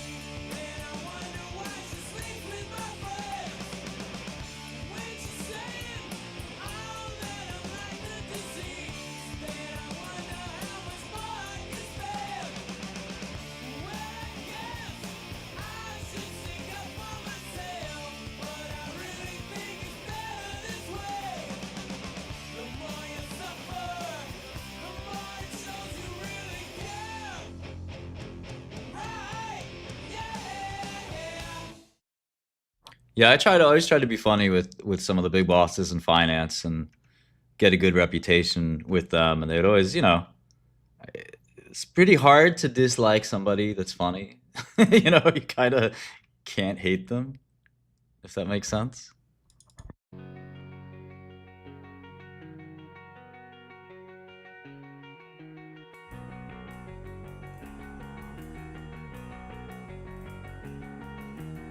I took her out. It was a Friday night. I woke alone to get the feeling right. Stop fucking sleeping on Shkreli. She took off my pants, but then I turned on the TV, and that's about the time she walked away from me. Nobody likes you when you're 23, and I still more amuse by TV shows. What the hell is ADD? My friends say I should act my age. What's my age again? What's my age again? But later on the drive home, I called her mom from a payphone. I said I was the cops and your husband's in jail. The state looks down on sodomy, and that's about the time that bitch hung up on me. Nobody likes you when you're 23, and I still more amuse by bank phone calls. What the hell is call ID? My friends say I should have my age. What's my age again? What's my age again?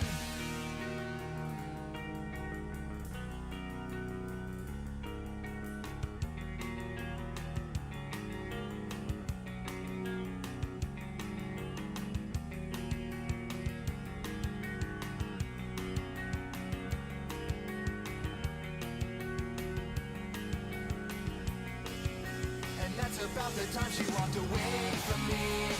Nobody likes you when you're 23, and you still act like you're in freshman year. What the hell is wrong with me? My friends say I should act my age. What's my age again? That's about the time that she broke up with me. No one should take themselves so seriously. With many years ahead to fall in line, why would you wish down on me? I'll never wanna act my age. What's my age again? What's my age again?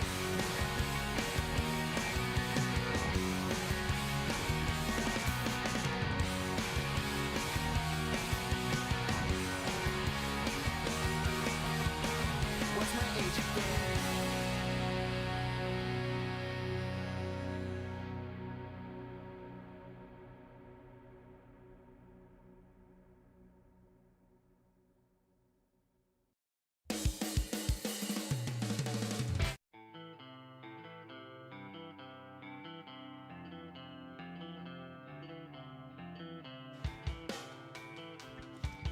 I think great songwriting.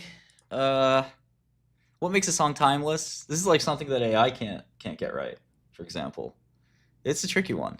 You know, one of the most timeless songs ever, one of my favorite songs ever. And again, I can't wait to introduce my son to it. Is basically, I think, maybe the greatest song ever. Here it goes.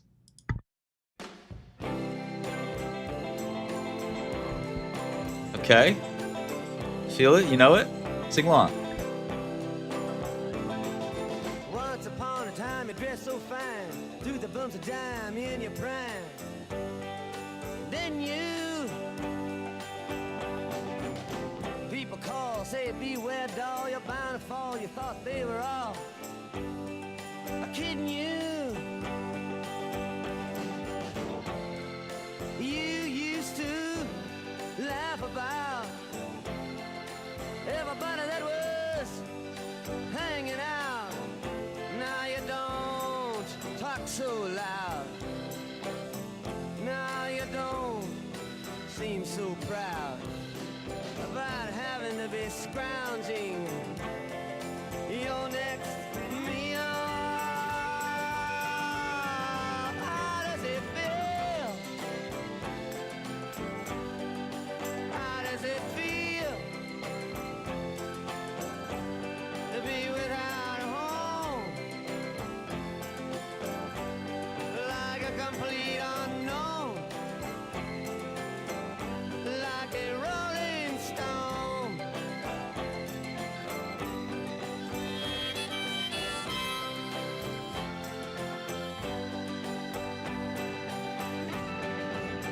Ah, you've gone to the finest school, all right, Miss Lonely, but you know you only used to get juiced in it.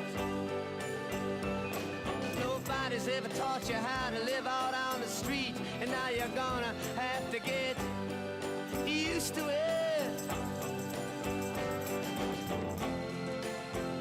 You say you never compromise with a mystery tramp, but now you realize he's not selling any alibis as you stare into the vacuum of his eyes and say, do you want to make a deal?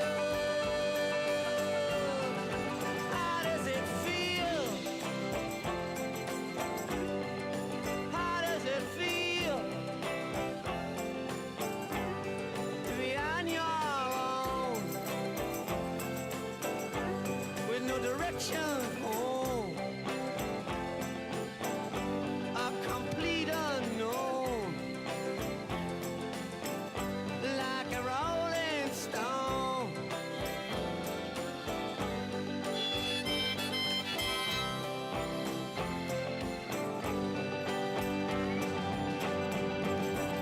Ah, you never turned around to see the frowns on the jugglers and the clowns when they all did tricks for you. Never understood They were doing tricks on it. good. You shouldn't let other people get your kicks for you. You used to ride on a chrome horse with your diplomat, who carried on his shoulder a Siamese cat. Ain't it hard when you discover that he really wasn't where it's at? After he took from you everything he could steal. How does it feel? How does it feel to have you on your own with no direction home, like a complete unknown,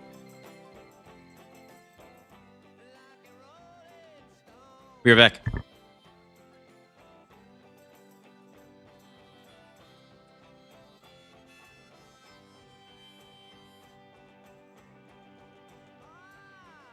Princess on a steeple and all the pretty people, they all drinking, thinking that they got it made. Exchanging all precious gifts.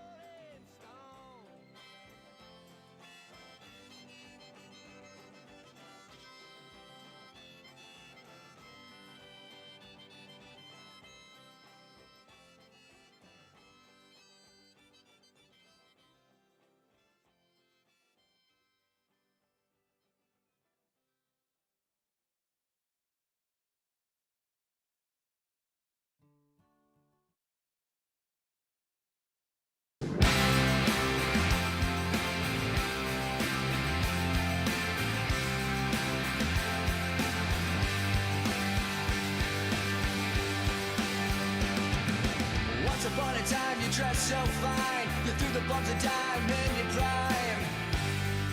Didn't you? People call, say beware doll. You're bound to fall. You thought they were all. Can you?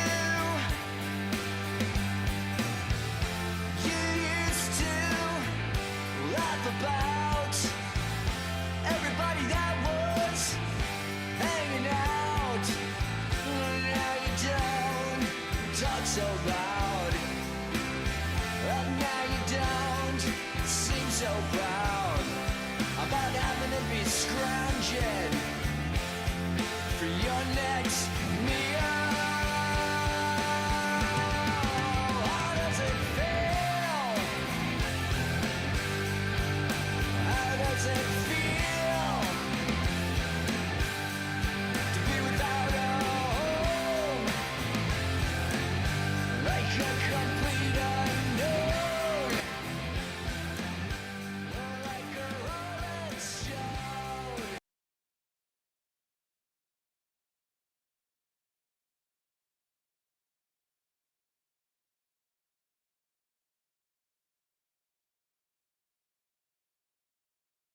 I just noticed it. I just noticed it. So what the hell are you guys talking about?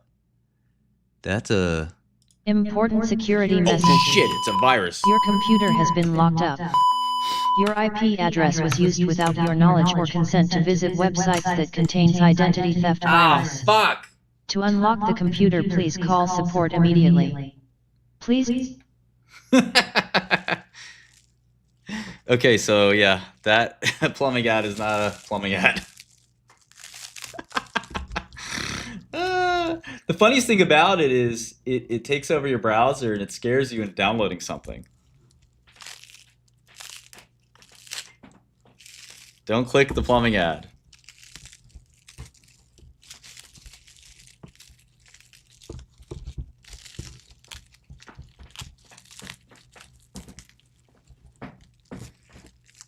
But the plumbing ad with the very strange plumbing style is, yeah, it just leads you to one of those sites that takes over your browser. I put it on my other screen because I didn't want to open up something weird in front of you guys. But yeah, it was not good. And then, yeah, like you have to, you know, if you just close the window, nothing happens. But if you leave the window open, you get convinced that, you know, you got to download something or click something, and they put up these X's, little X's that are actually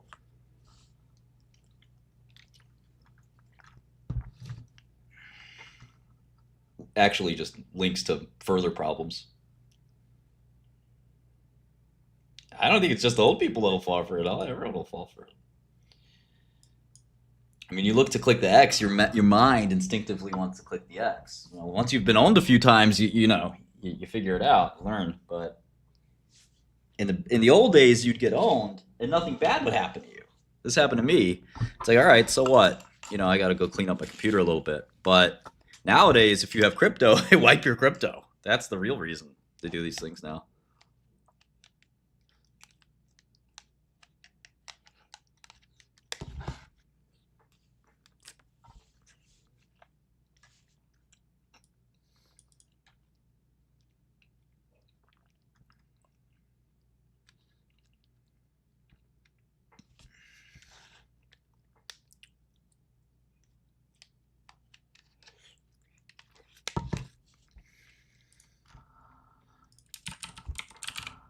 Yeah. Yeah, they'll literally call you and pretend they're from a big tech company.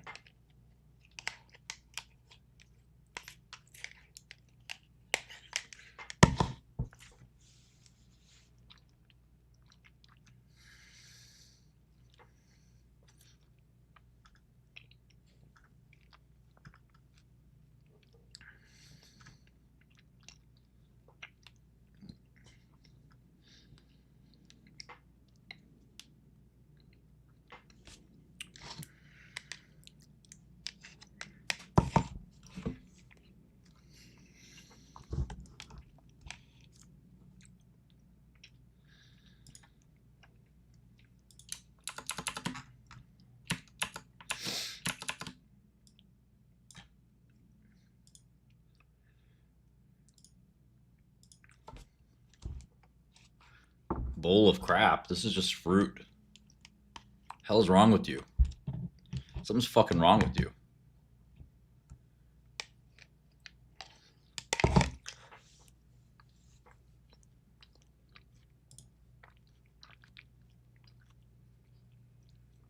Better get out of my face.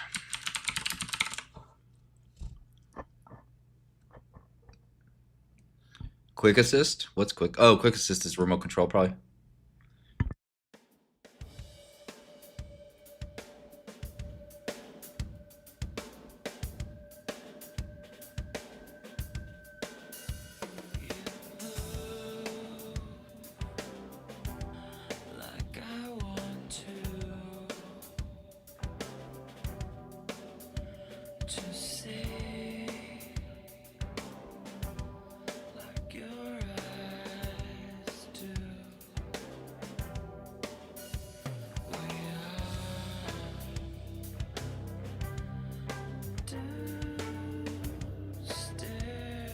See, the problem is, you like to tease. You like to tease, but I'm the real Shiptar. Let's ban this fucker. Mitov, it's over. It's over for you. You fucking tease? What the fuck is this? I'm a grown-ass man. You teasing me? Listen, the only person allowed to tease me is my new little baby boy, my Nusa, and that's it. Anybody else teasing me? I got this for them. Shoot the plum. That's it. I'm fucking Albanian. Yeah, I'm crazy. All right? If you didn't know that, now you know.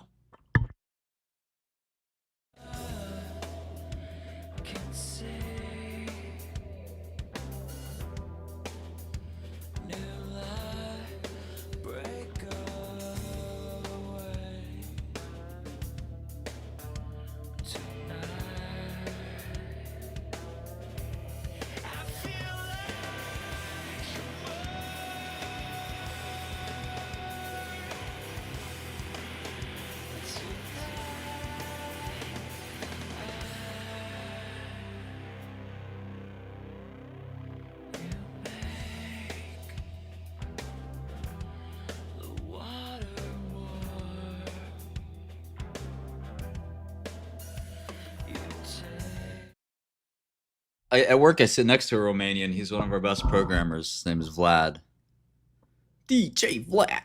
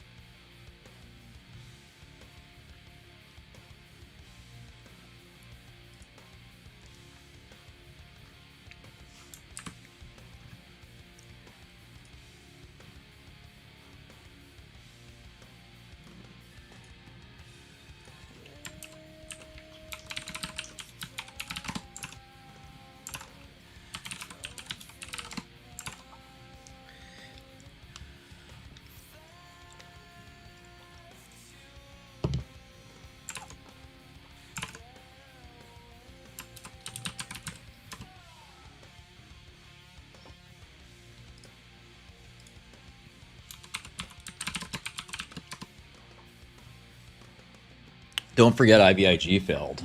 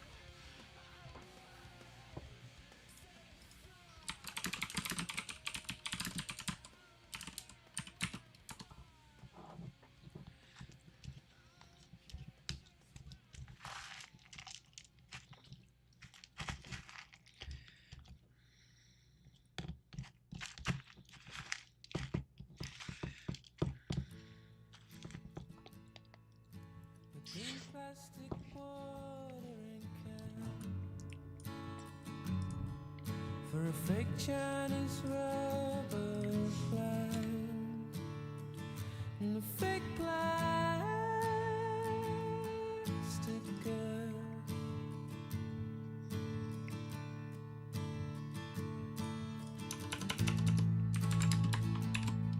That she bought from a rubber man in a town full of rubber plants to get rid of itself.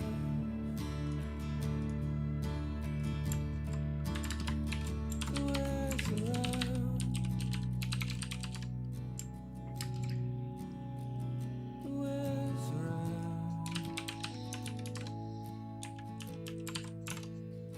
Where's the love?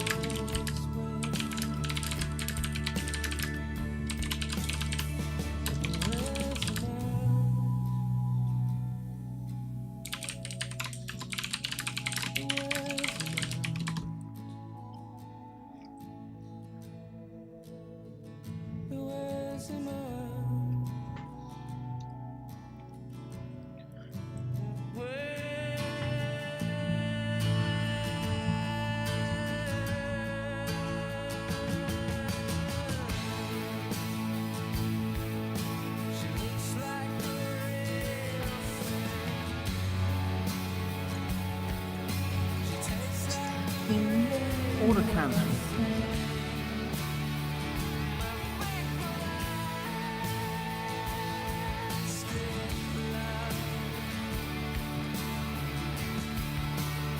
Order filled.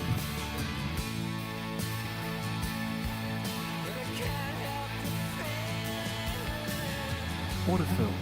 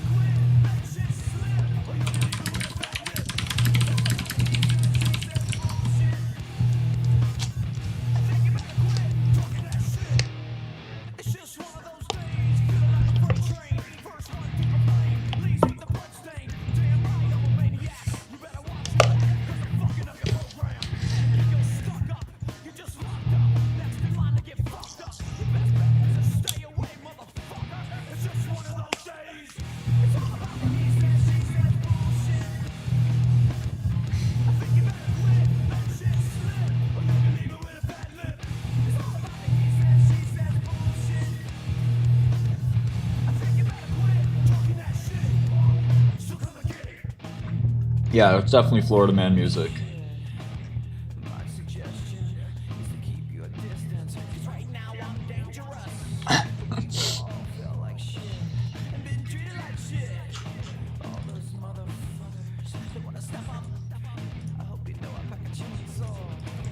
This music spoke to so many people.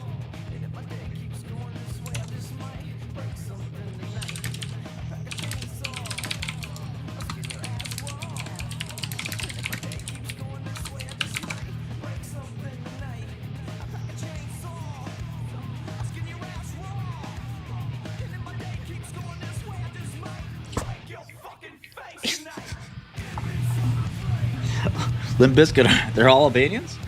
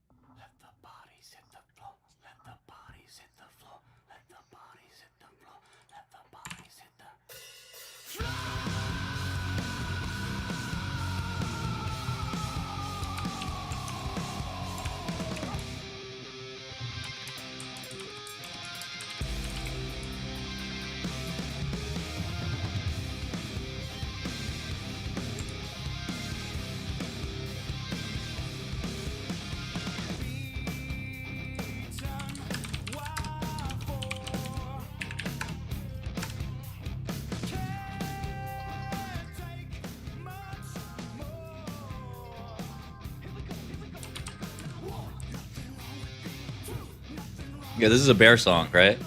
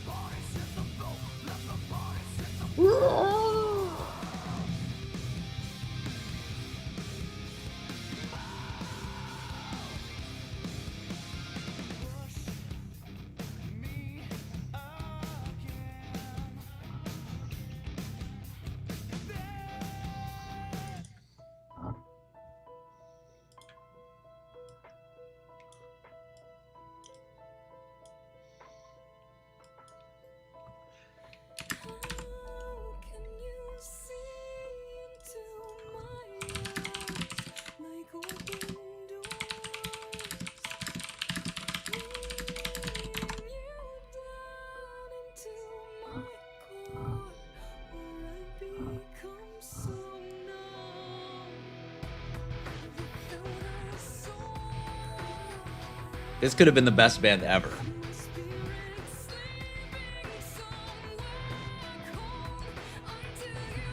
But they couldn't get there.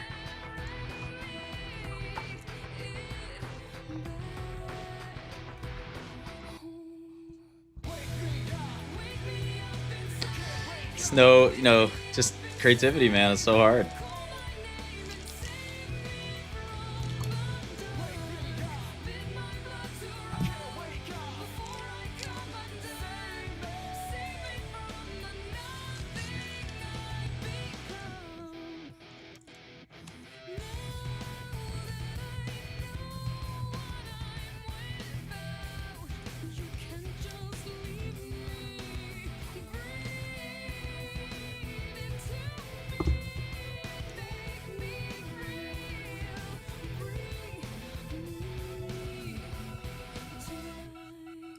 I'm emo now. I was in emo bands. I'm a huge part of the emo scene. Like, I ran the shit.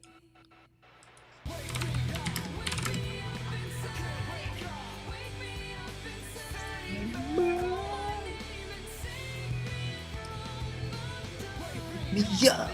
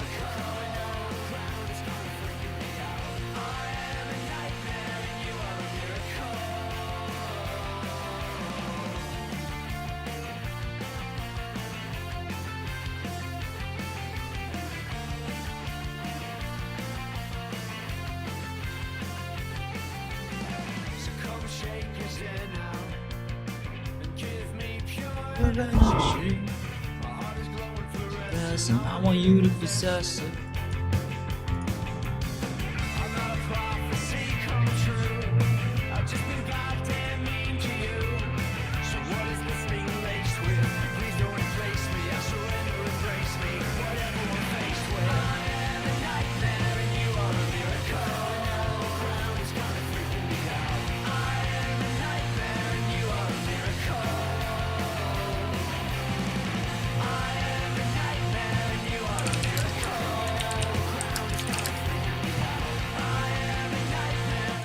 Okay, so I was on Makeout Club as well, Will, and yeah, it was social media, teenage social media. Could have been Facebook, could have been the successor to MySpace. MySpace was just lame, so a lot of people wanted something else, and Makeout Club was catered kind of to the emo scene. So I'm not sure it ever could have been that big, but I was on there and I ended up getting like a huge break in my career because I met this girl on there who was Albanian. And she introduced me to this dude who would end up being, you know, kind of a lifelong friend. And it got me like one of my first big breaks in finance. How crazy is that? You never know, right? Let's go.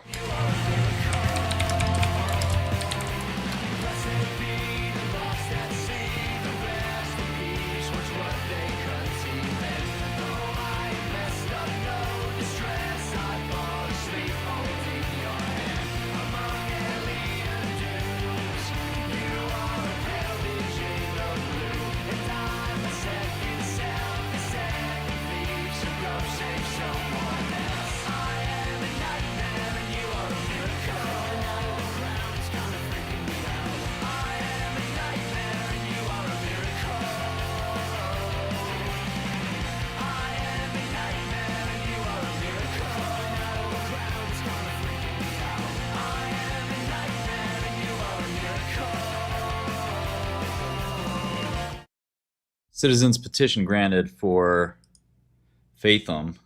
Let's see here. Fathom Pharma. Let's see. Something about Voquenza.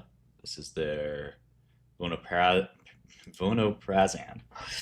product. And there's some kind of citizen petition. Let's see. Vonoprazan citizen petition. Okay, so they asked for NCE exclusivity. They got it. And this gives them 10-year NCE. Why do they get 10-year? That was 5-year. What? Oh, and apparently antibiotics get, I don't know why, but antibiotics get this protection now for 10 years. That's cool. And I'm sure this was a big concern for them. So that's it for Fathom.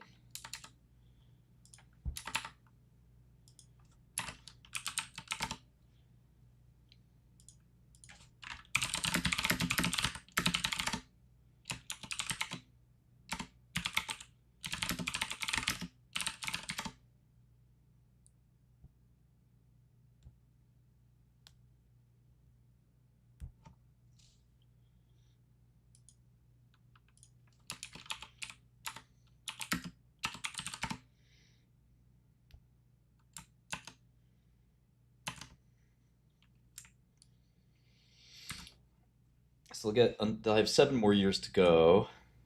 Let's look at their earnings.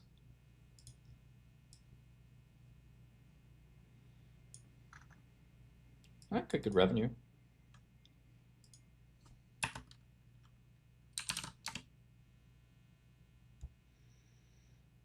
$680 EV. Oh, that's pretty good. Pretty good, pretty cheap.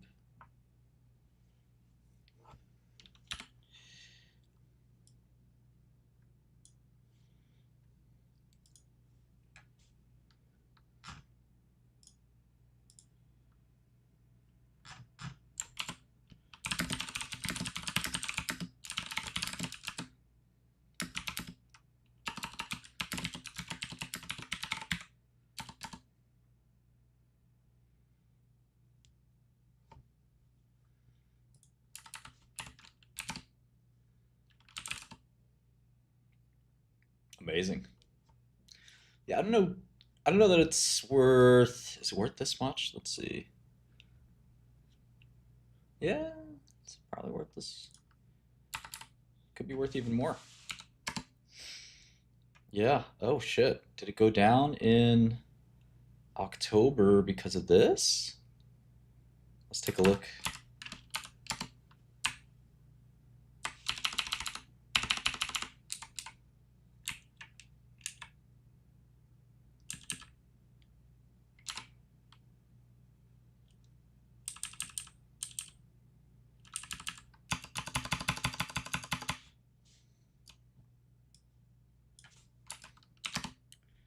what was that, November, roughly?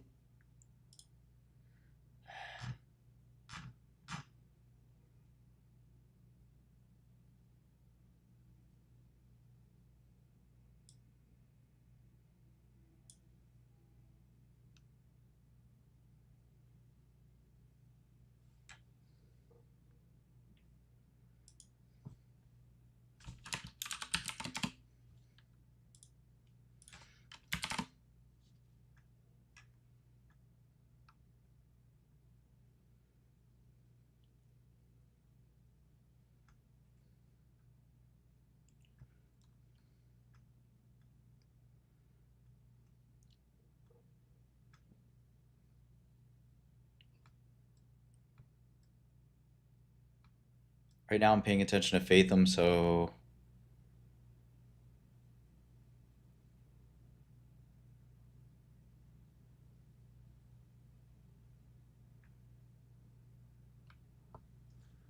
what was this day?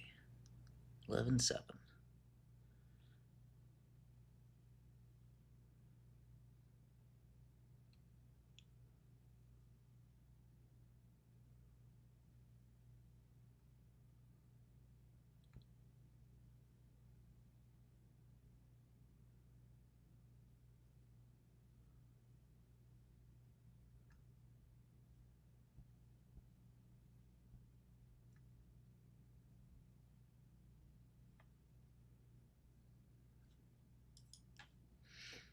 Maybe I try Perplexity.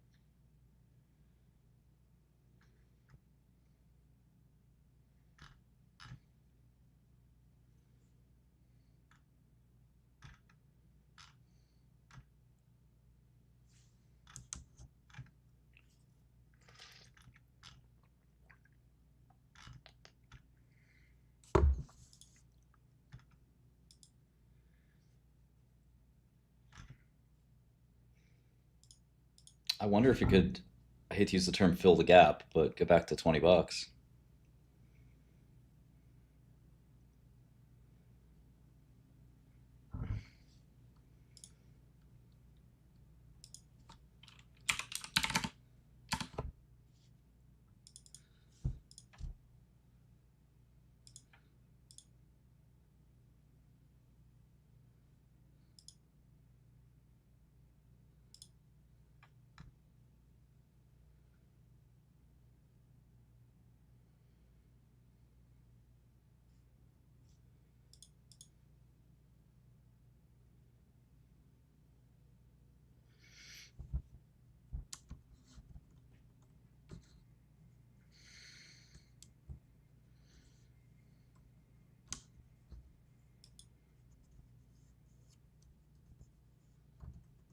Fathom's indicated 940.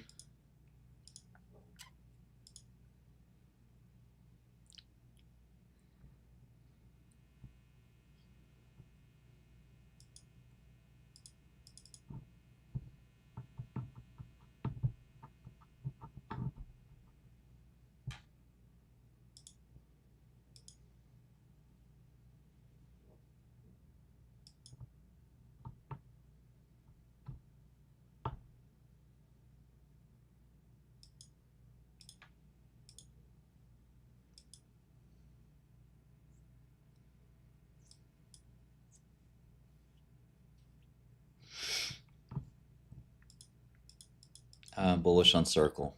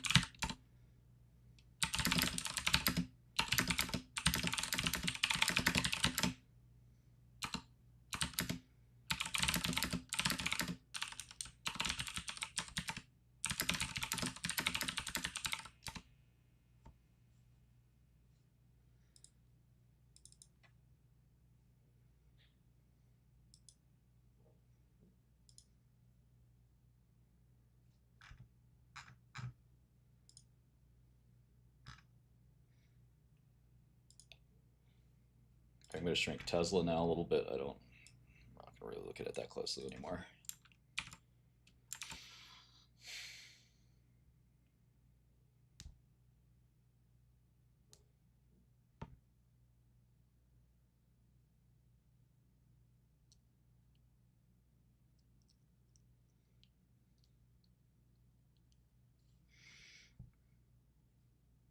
I had some drinks yesterday for the first time in a really long time. So I'm kind of a little under the weather. I almost threw up too, which I haven't done in a long time. But I held it together amazingly.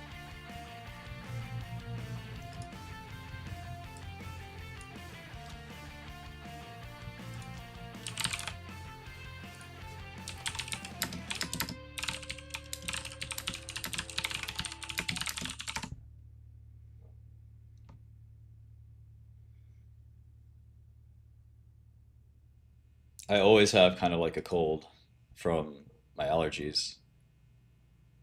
I don't take SSRIs. I've never taken SSRIs. Who are you, Jonathan? Do I know you?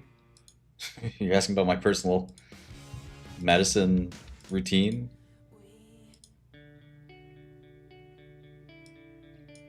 We hit the club.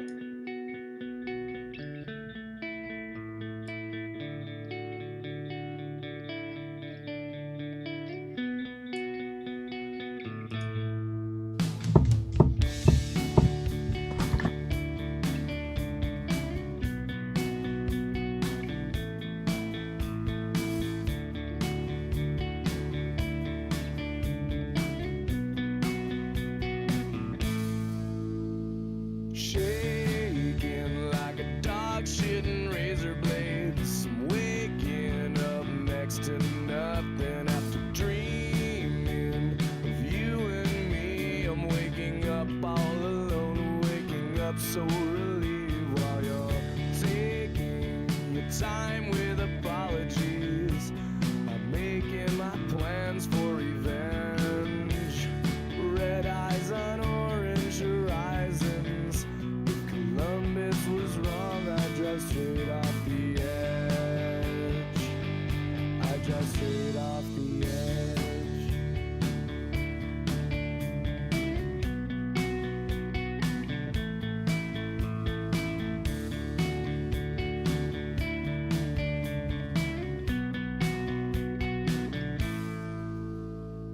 Taking your own life with boredom, I'm taking my own life with wine. It helps you to rule out the sorrow. It helps me to Paid them $10. making the most of a bad time. I'm smoking the brains from my head, leaving the cold, calling the kettle black, from orange and red. This kettle is seeing red. I got a big fat bucket alone to pick with you, my darling.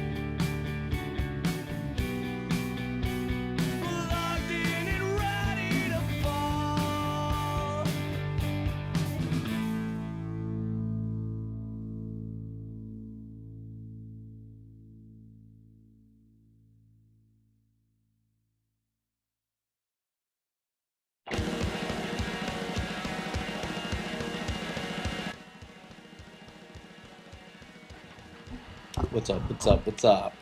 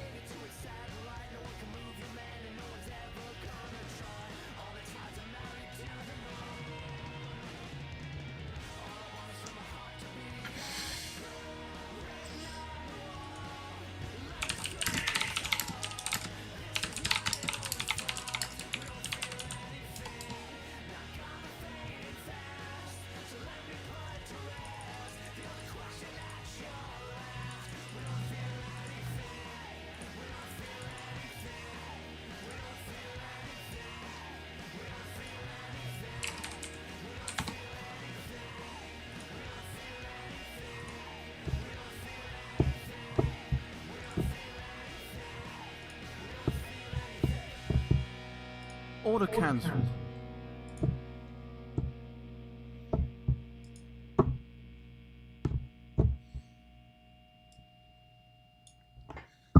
Yeah, I tried to buy like 100 shares, didn't work.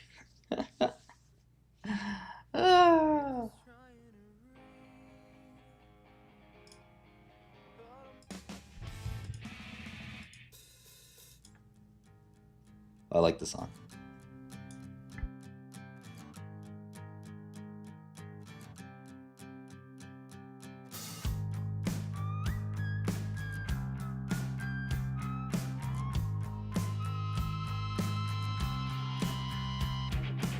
As we glide over whatever we know to be over forever, I really hope the shame is less than what we feel in times of stress. But I guess that that's just a pressure. No sense in fighting it now. You had me caught in the headlights. You were running me down.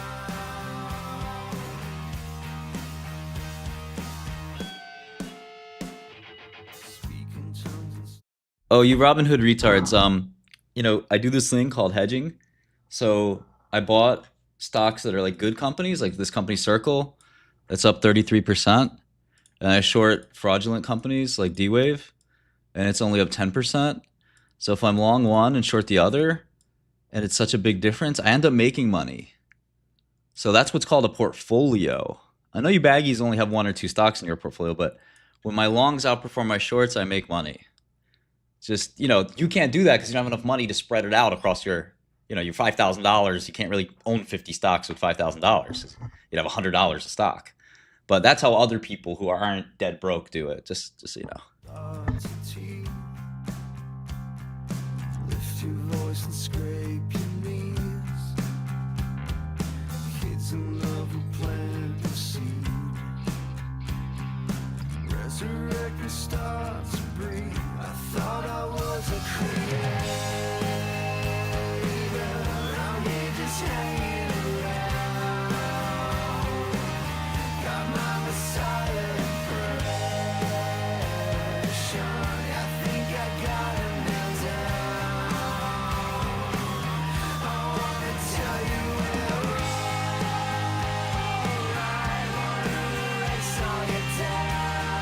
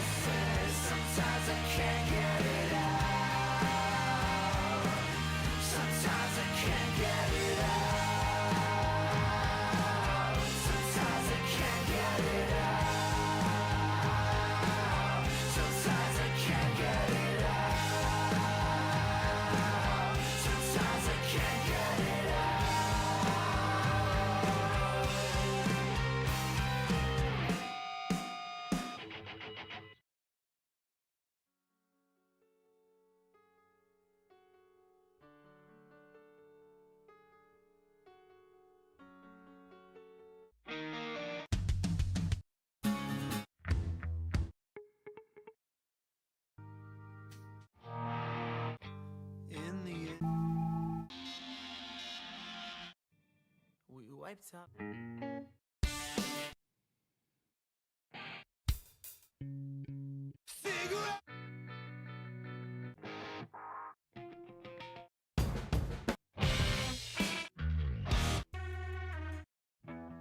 Just losing.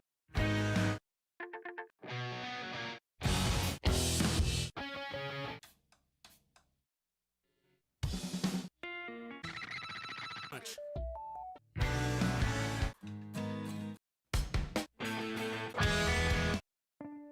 This song will become the anthem of your underground. You're 2 floors down, getting high in the back room. If I flooded out your house, do you think you'd make it out? Or would you burn up before the water filled your lungs?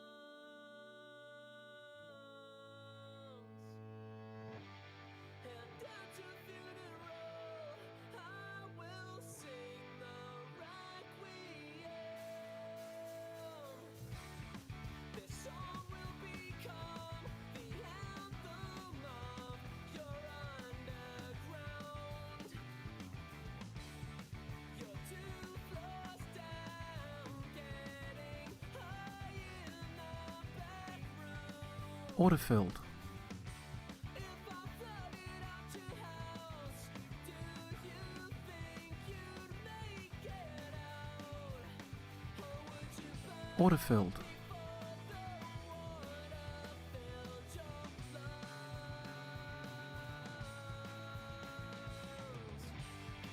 And at your funeral, I will sing the requiem.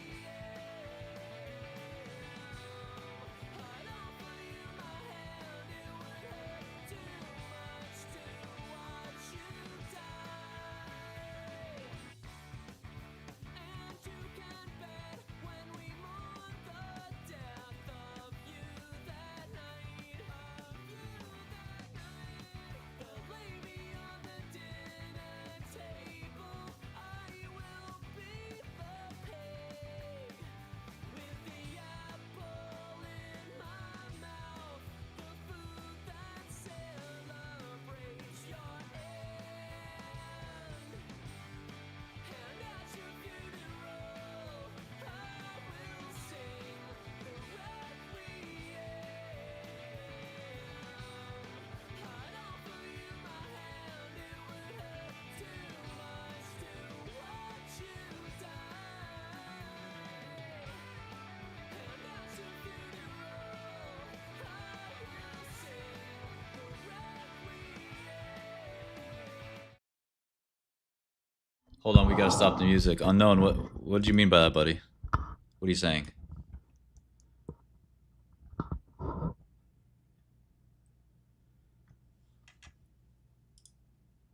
What's going on? I need to stop the stream. Unknown, you gotta talk to me, man.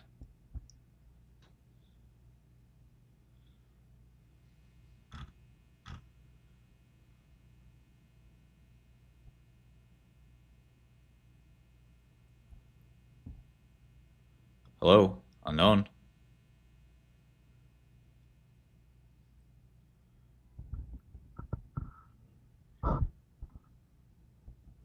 We're waiting.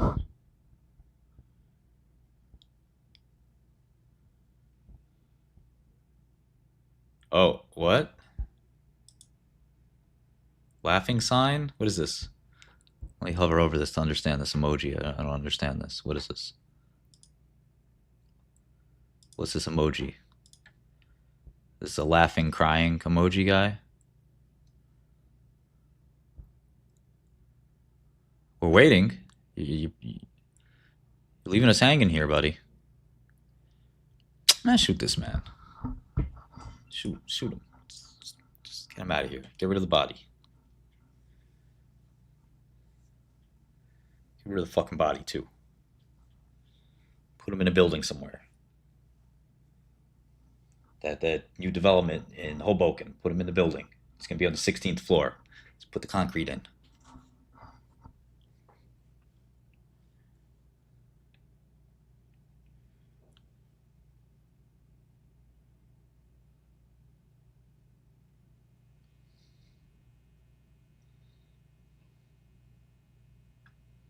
Nah, he killed the vibe.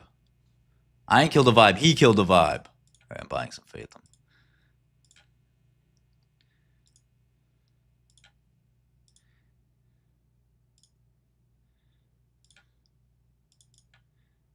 Order filled. Okay, I got some. Let's see how it goes. Order filled. I think we can get 15, 20. I don't know, maybe. I don't know. I don't know. It's good. It's good. It's bad. I don't know. Order filled. Oh, shit.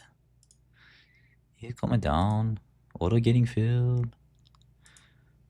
I'm losing money.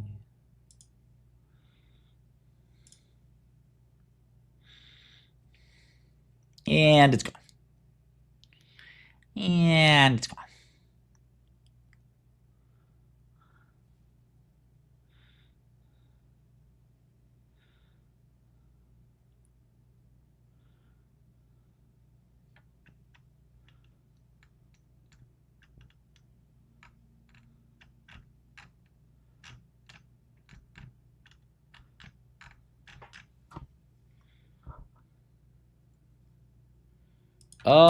A normal company would do either different dosing or like some other strat. I don't think it's too crazy for them to. Okay, this thing's not gone up. I don't think it's too crazy for them to do one dose.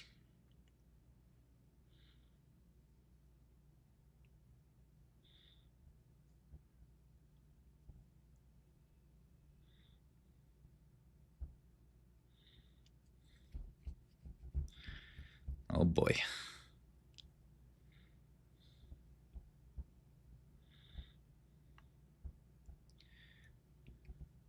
Oh, I didn't buy much, thankfully. No, I didn't do Lulu.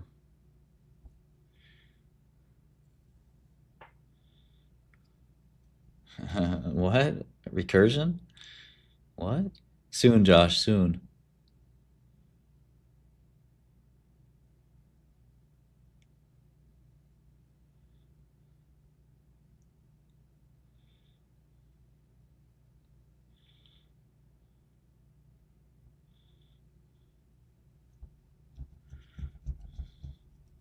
Well, you want to depreciate as fast as you can.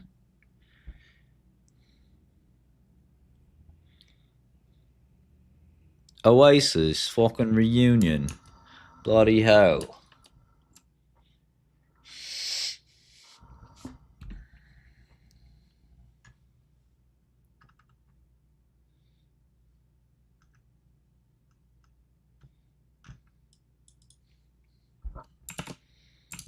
Bloody hell.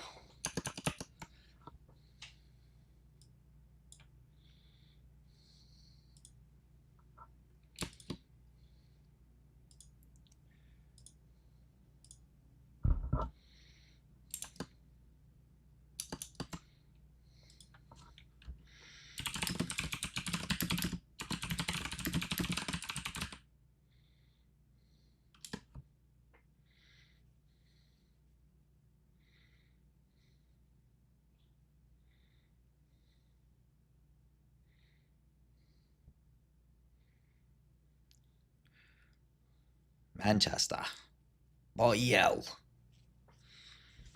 I don't fucking know what that is anyway.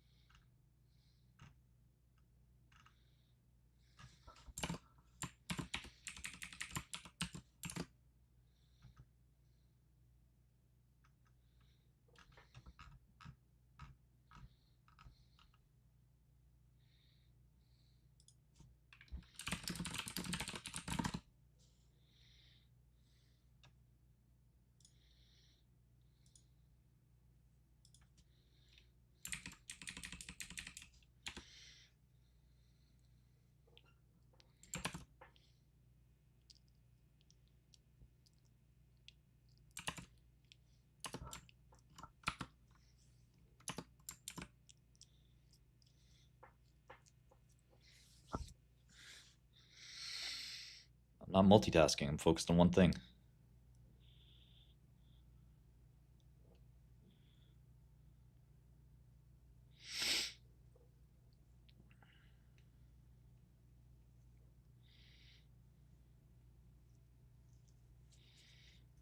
Just to be clear, I sold all my circle a little early, but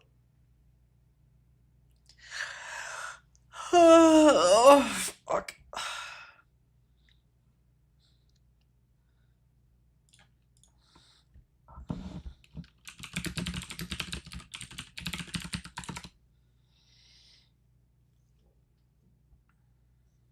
Okay, Fathom is back.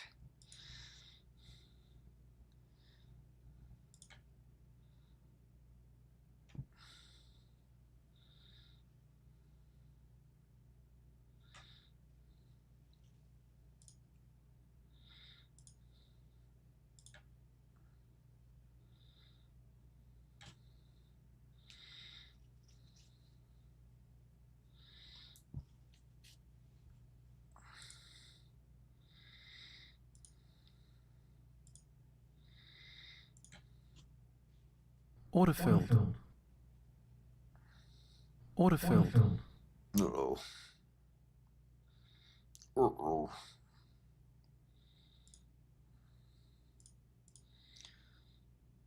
Is this what being a bag holder feels like? Order filled. Okay. Okay. It's doing all right. We doing okay? Hanging in there? Order filled. Oh, dumping again.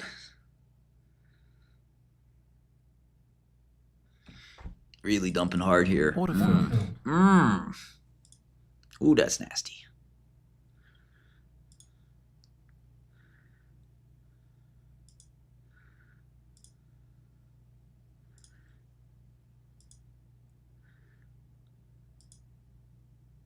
See, when a trade doesn't work, just make it an investment.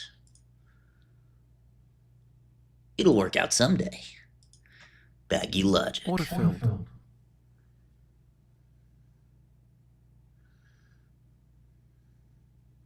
All I have to do is wait now. Bag holders, assemble.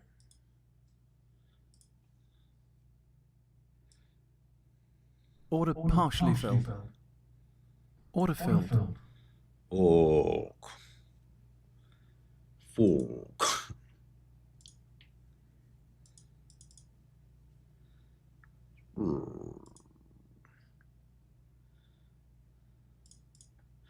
Too many down ticks, man. Give me some upticks, bro. I need some upticks. Come on, bro. Down bad, bro. All right. It's funny how steroids work for every autoimmune and autoinflammatory disease, but not Alzheimer's.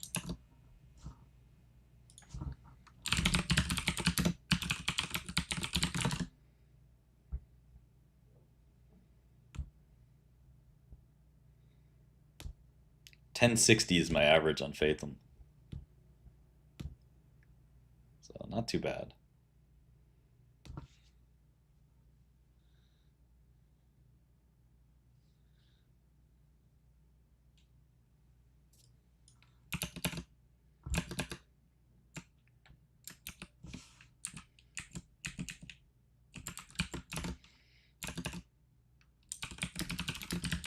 Thanks for the update, Titus. I don't really follow it too closely, so you know, it's good to know.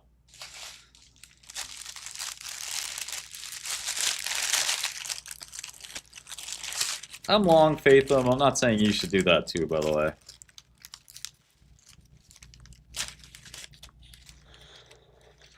Order filled.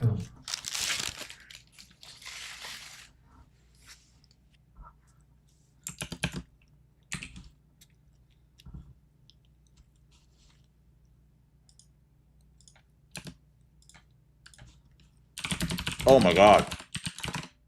$9.95. Fuck. $10, $10.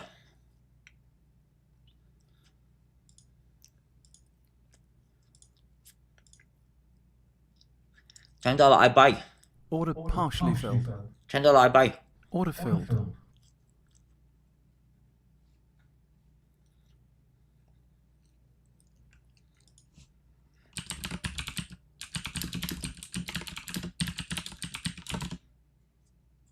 But the brain is not mostly cholesterol. I don't know who told you that. Mostly cholesterol.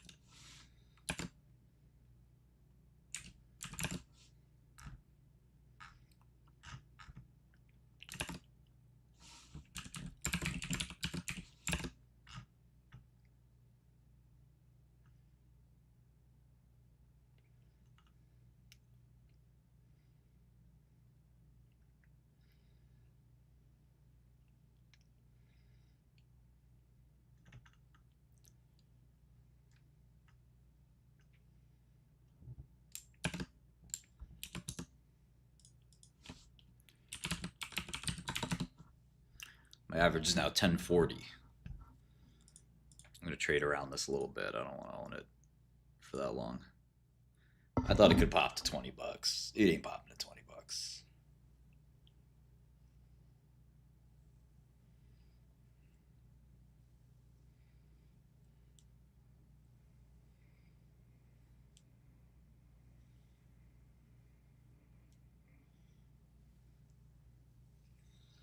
Or is it?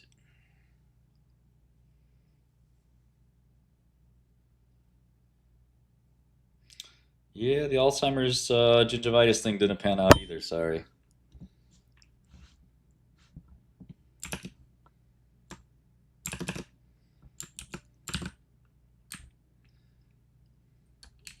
It's amazing. Alzheimer's is the only thing they can find that steroids don't really work for.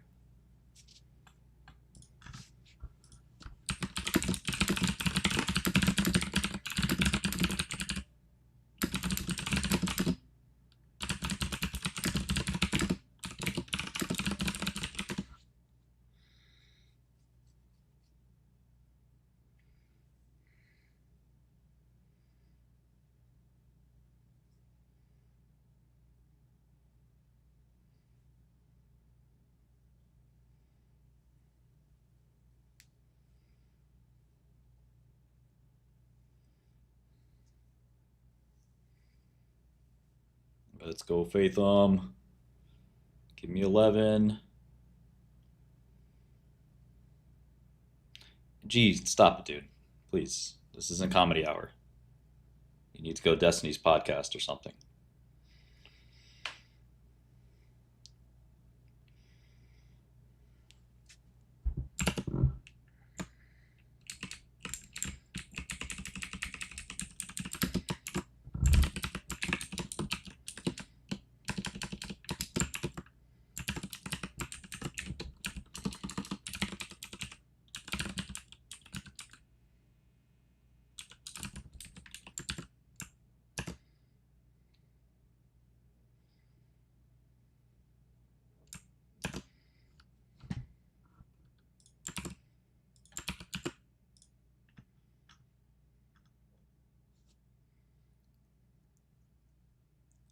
Fuck, Fathom. Fuck.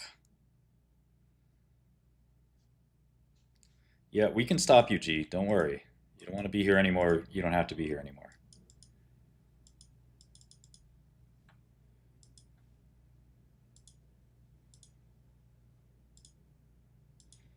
Fathom's too cheap at $10. I buy.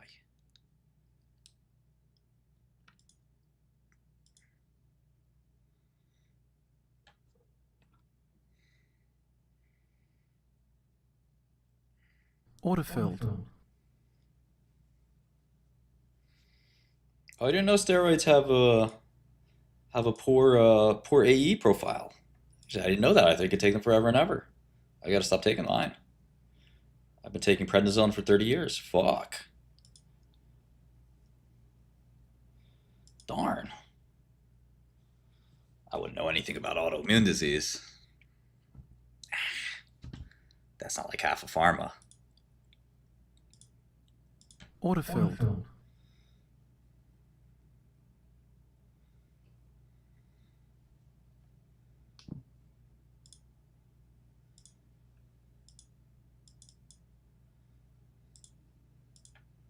Autofilled.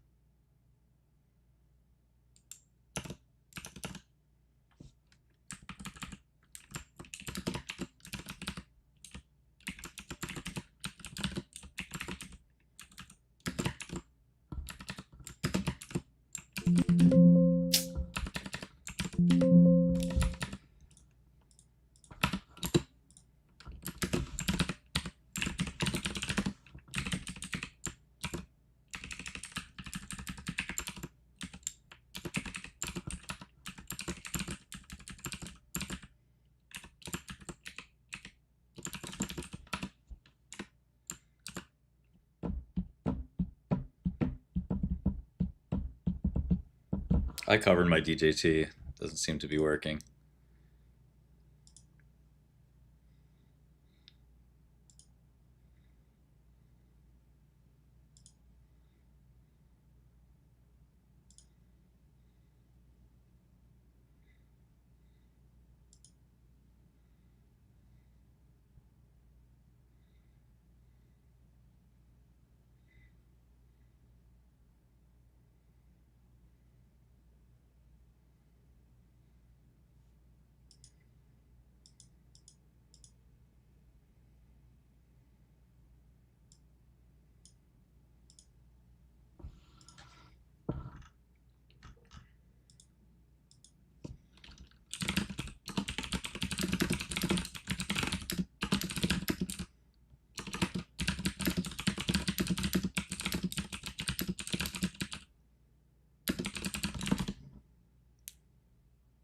Yeah, you can't take steroids for more than like a week or two. This is like the first thing you would learn in med school. I don't take steroids. Nobody can take steroids every day.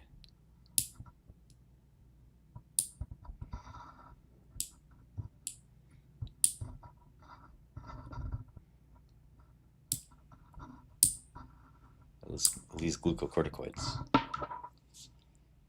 You know I'm the farmer, bro, right? This bro thing I do every now and then. Oh my god, Fathom, what a bad trade.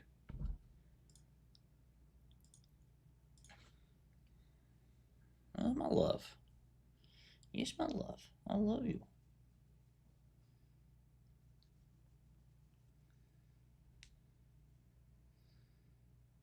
I'm never taking Lexapro.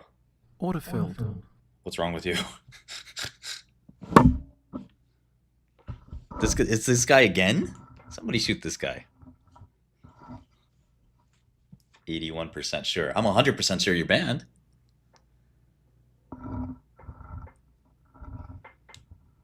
Everything's going good on Quantum.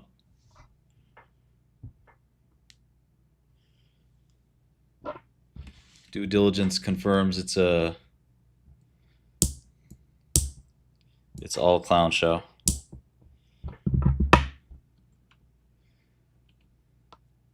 Some other trades worked out pretty well for us. We bought Circle. We bought some Tesla call.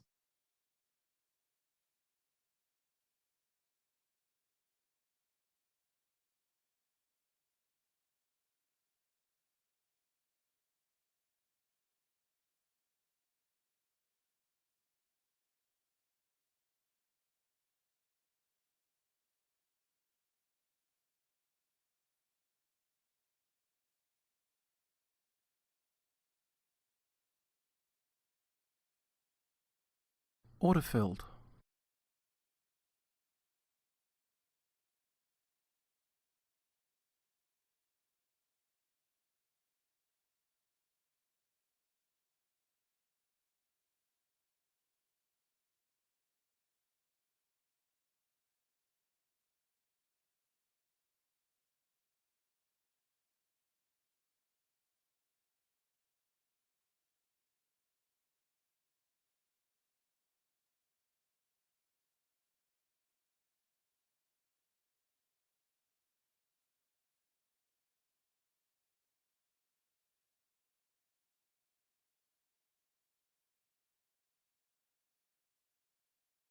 Maybe if D-Wave went to like 100 or 200, it would be a problem. But yeah, it's been a good, been a good week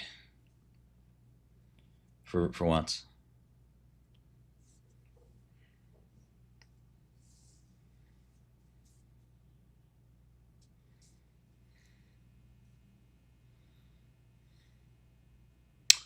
Yeah, CRISPR's kind of dog shit.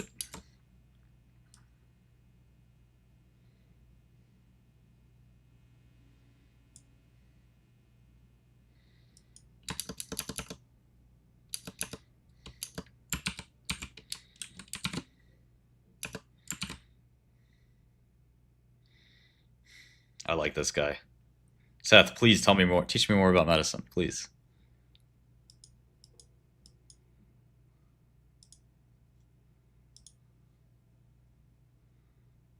Order filled. I added to D-Wave today. Team Classical, maybe, Quan? I don't know what that is, Guillermo.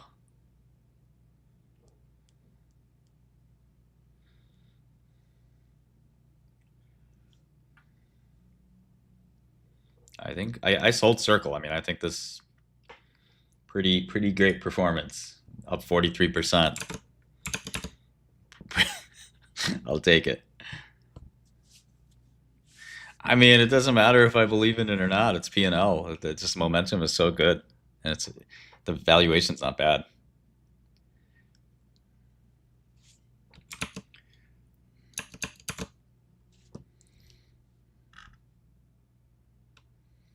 Try not to trade options.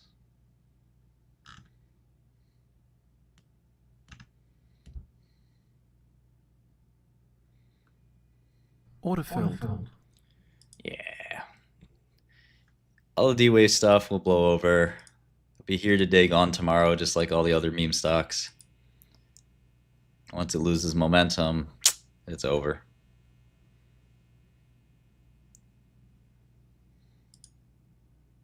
Yeah, just block this guy G. He's just useless. You're not adding anything to the chat. You think this is a comedy show or something. It's not. Goodbye. Get lost. Don't come back. Don't make a new account. Don't come back. Hit X. Go to therapy. Do anything but come here. Thank you.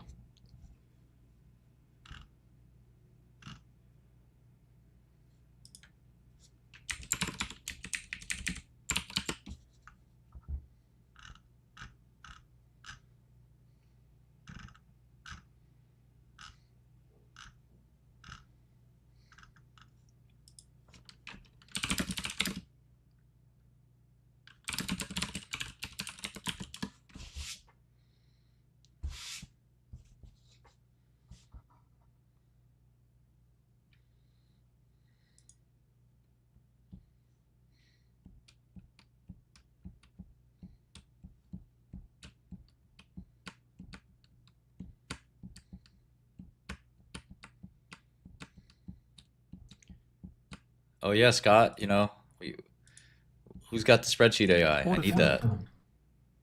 I need that. Spreadsheet AI would change the game. Maybe Claude can do it.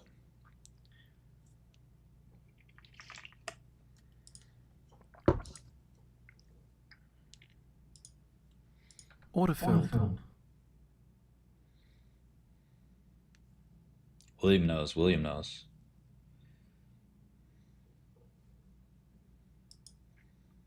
Autofilled.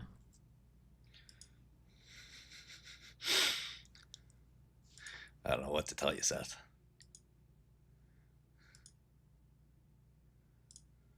I've been doing farm a long time. Autofilled.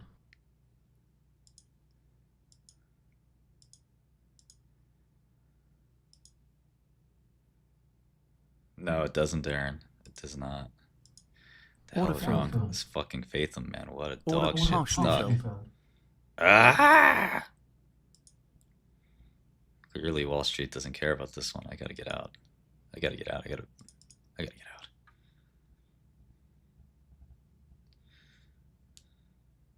Maddie, you got it does? It'll make them the way you like it?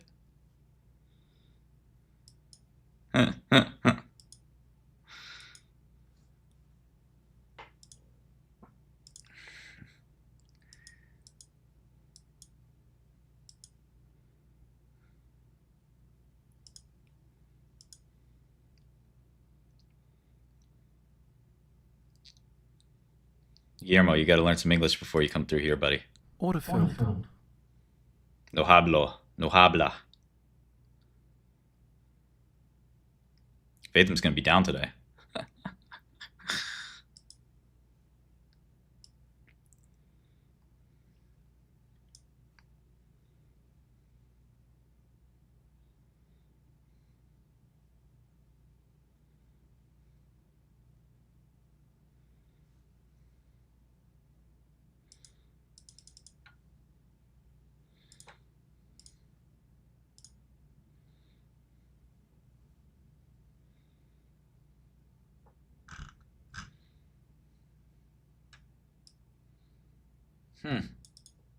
They tried MS. That's interesting.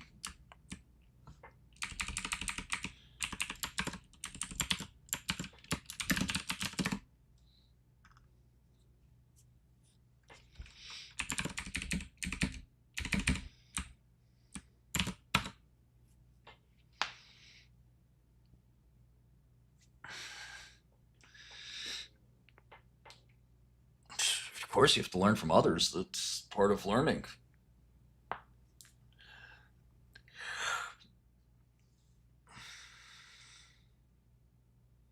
Learn from others, or you can learn by doing.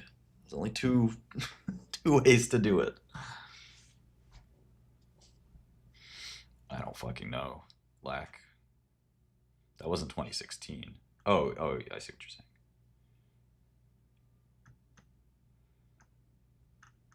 Shut up, kitty.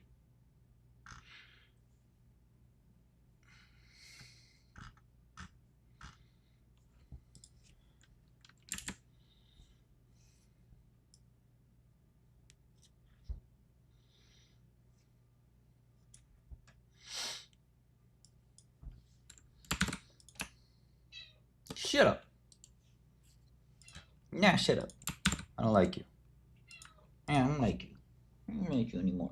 I'm gonna throw you away. I'm gonna throw you away. Who wants a free kitty? You gotta pick him up in New York. It's over for you, Nibbles.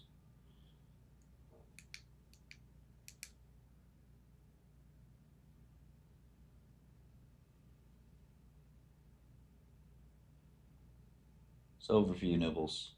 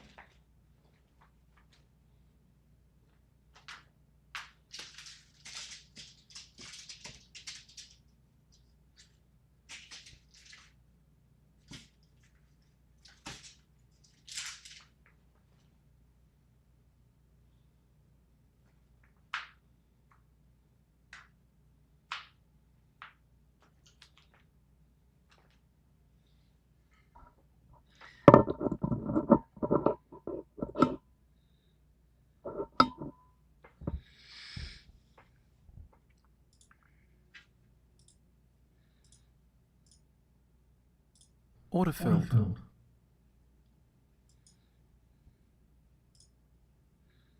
The ESG rating on Fathom's not that good, so it's a little concerning.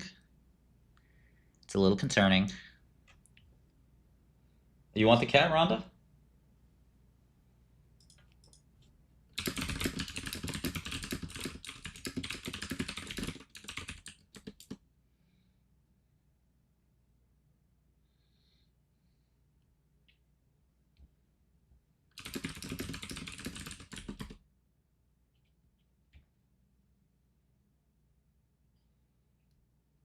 Order partially filled. Autofilled.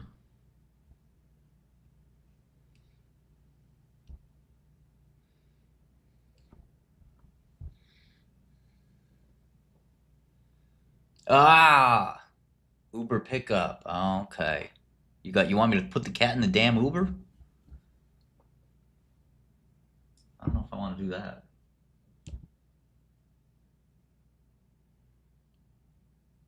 Circle 120. What are you doing up there, kitty? You trying to get the red dot? You trying to get the red dot? Oh no, it's the red dot. Put on the red light, Roxanne. I can't wait to be a dad. I'm gonna play all kinds of cat games, baby games. Put on the red light. When my son asks me, what's that song about, Dad? What do they mean, put on the red light? What is that? Who's Roxanne? I'm going to say, it's about the red laser pointer that the kitty chases. The kitty's named Roxanne. Roxanne. Meow, meow, meow, meow, meow, meow. Roxanne. I don't know if you guys can see this in the back, but that's my cat chasing the...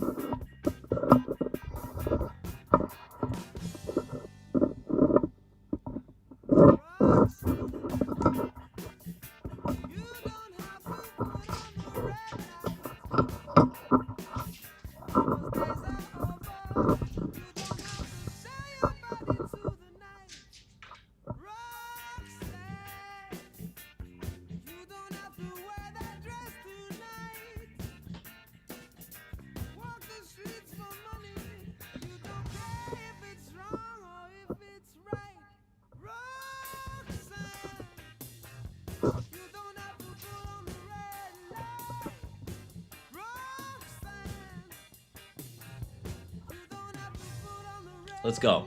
Come on.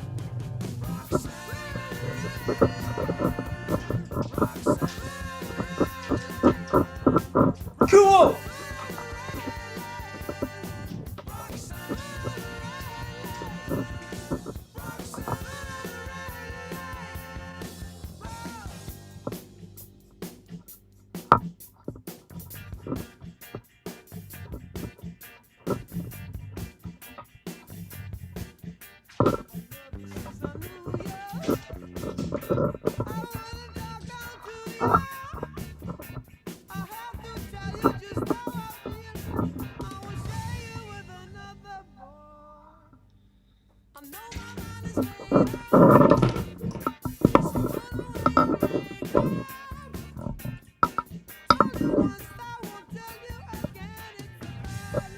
Autofilled.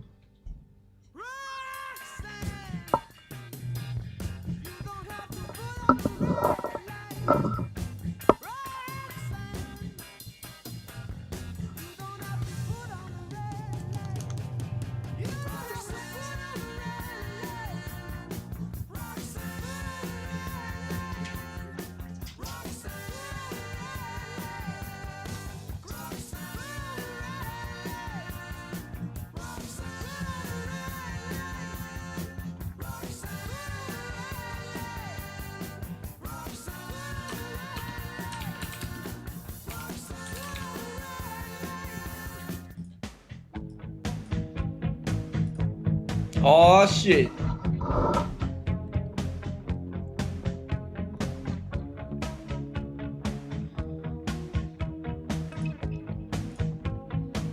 Order partially filled.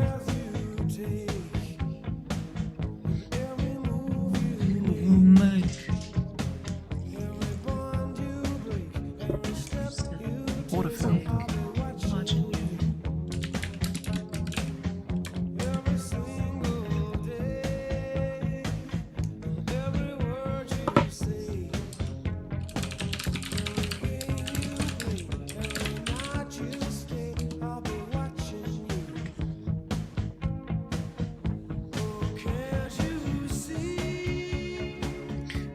That you should be me.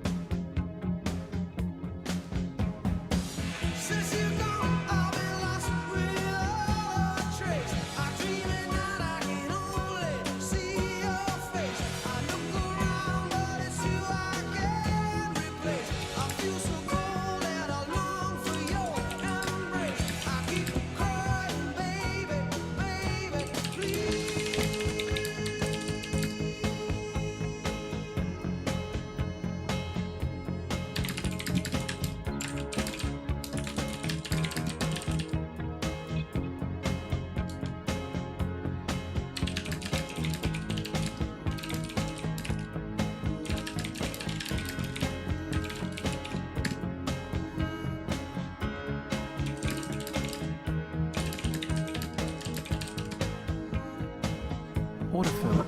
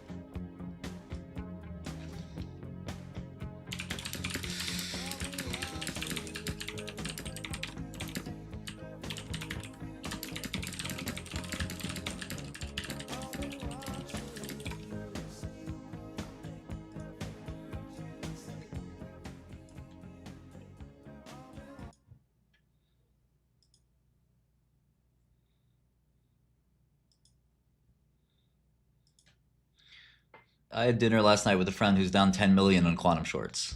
All right? You think you got it bad? You think you have it fucking bad?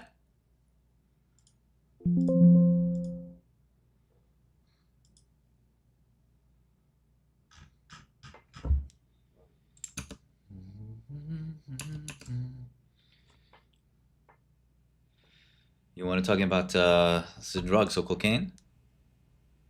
Okay. I met some Colombians, man, in prison.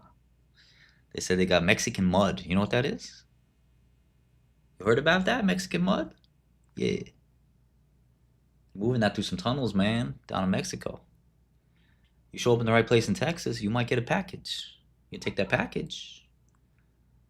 You take it to St. Louis. You make 50 G's. Something happens to my package. Something's gonna happen to you.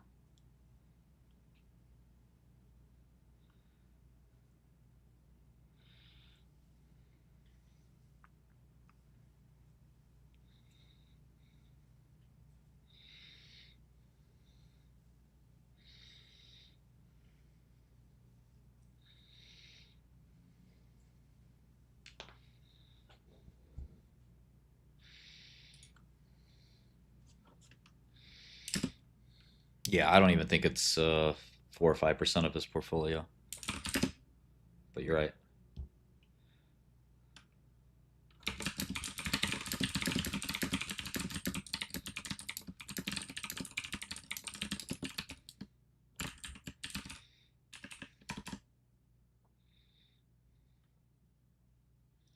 and we're gonna make a tunnel out of you. Let's play. Let's fucking play. You wanna play? Let's play. Man, I'm down like $5,000 on my Fathom trade. Make a bid for the company. Buy the whole fucking company. I have to make this back. Only $680 million. Although I don't know if that's right, right? Isn't it 70? Yeah, that's about right. That's right. There's some cash too. 4 times sales. Fucking no-brainer.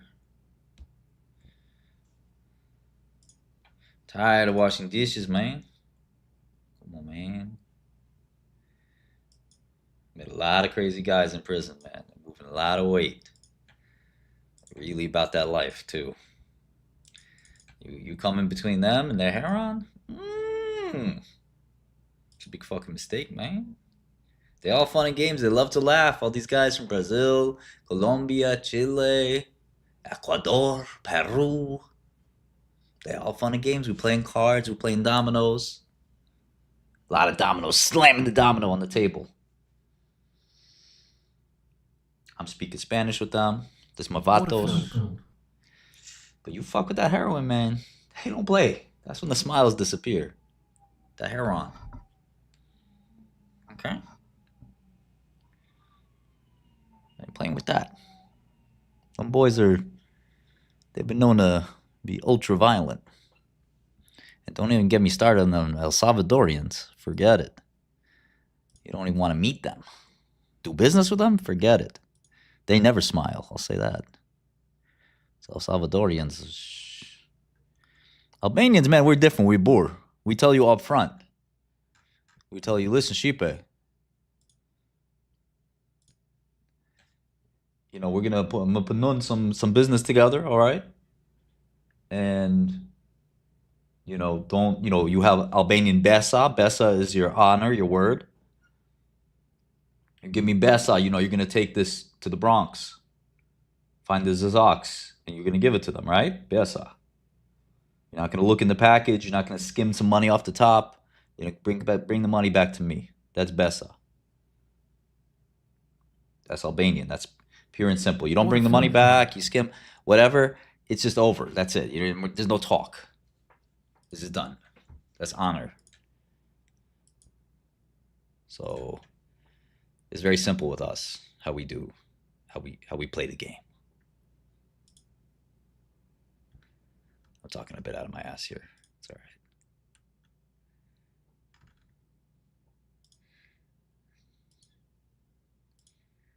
Chief Shannon and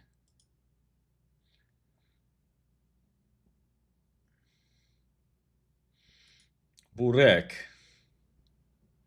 Filthy Serbian Burek. Listen, I think that all the Yugoslav Albanian beef is squashed, man. We gotta end that. We gotta stick together. We gotta work together, make the Balkans great again. Of course, Rhonda, of course. That was my man. And my man had the keys to the prison. I thought I saw everything. First, he had a remote control for the TV. Man, nobody got a remote. How do you have a remote control to the television? Who has that? He was just like this.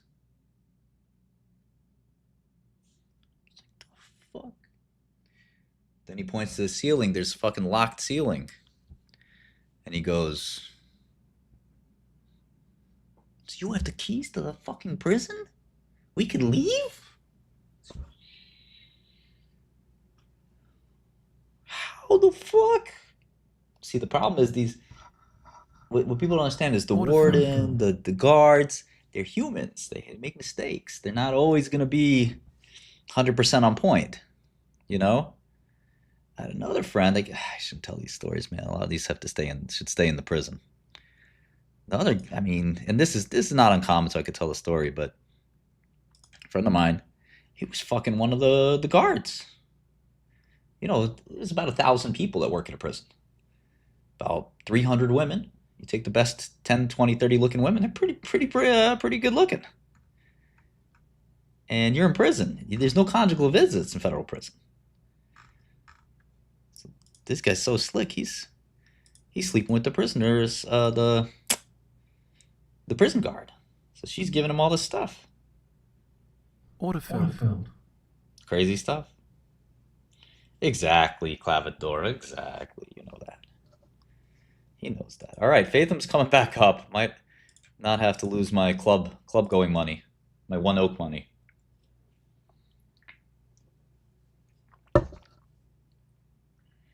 Order filled. Yeah, they won't do too many escapes because that's rare. Escape is when they really lost it. That's when they're on that BBC. They're watching too much BBC at that point. They're out of control. That's rare. You got somebody trying to escape you out? Oh man, you get the best BBC in the game.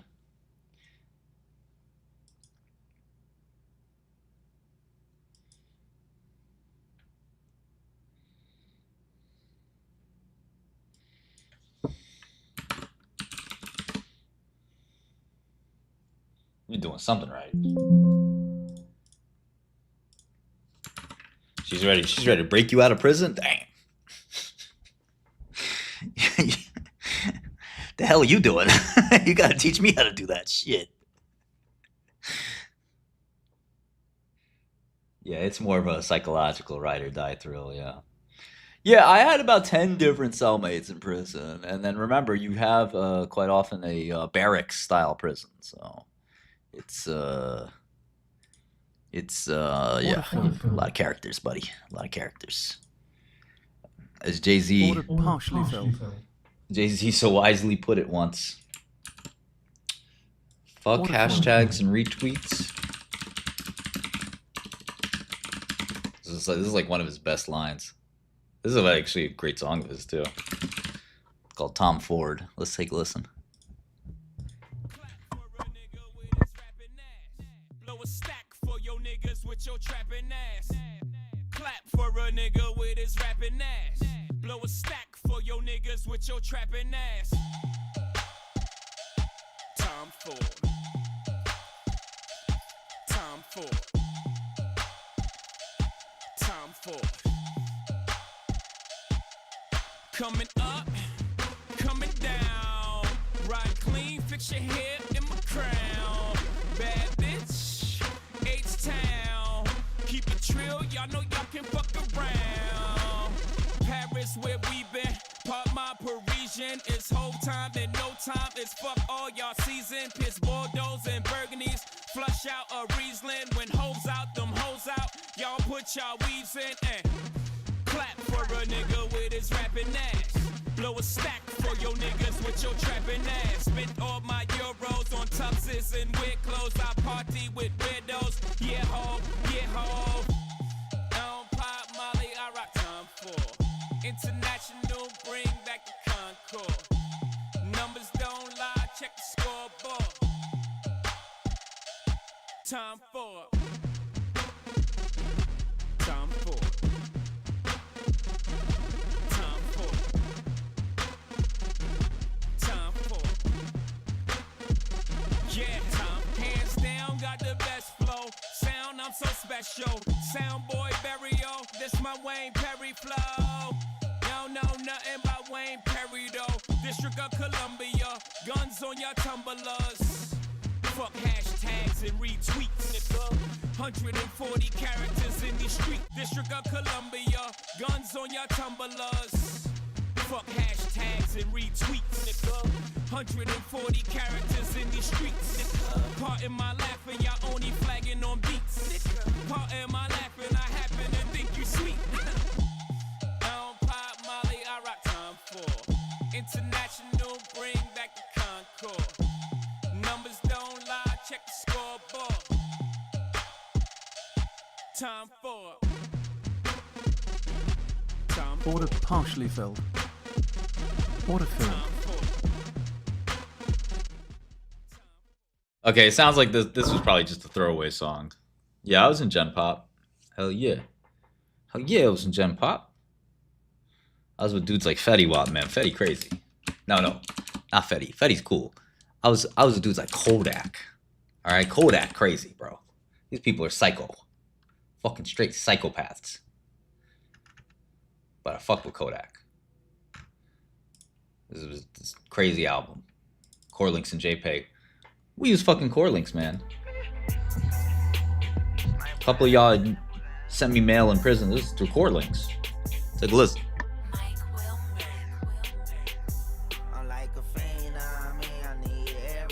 Hey, homie, this ain't lean. I'm drinking lemonade. Mary J. Kodak's like half a retard. It's great.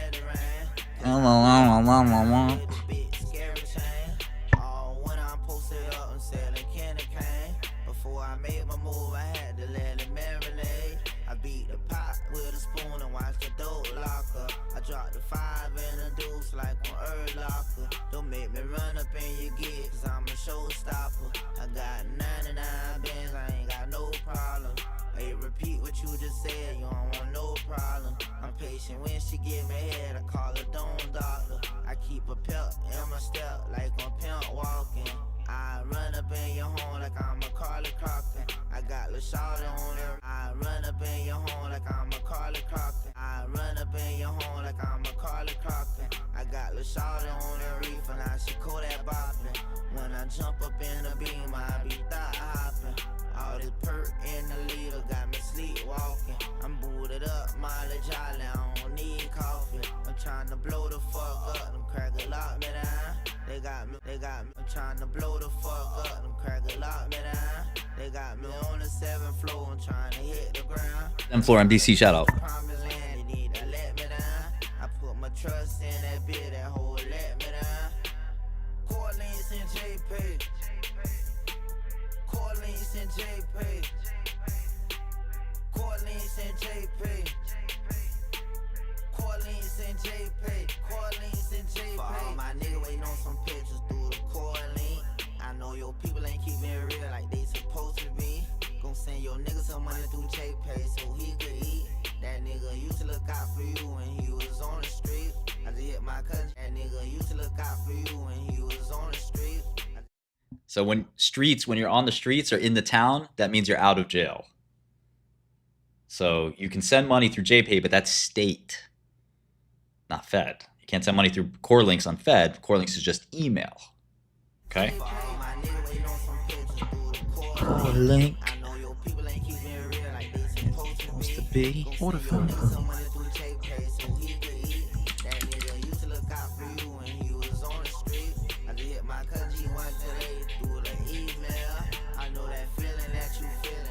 And I'ma love you, fam.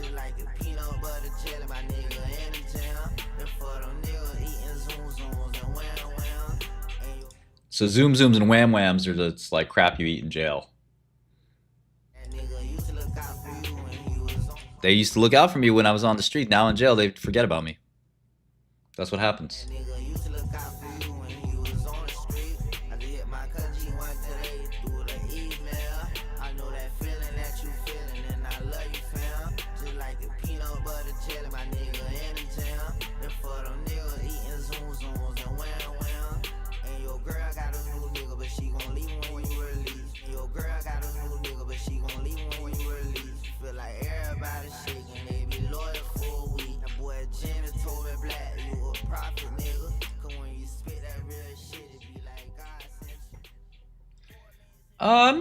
I just usually leave these things alone, commingle, like, I made some money and move on.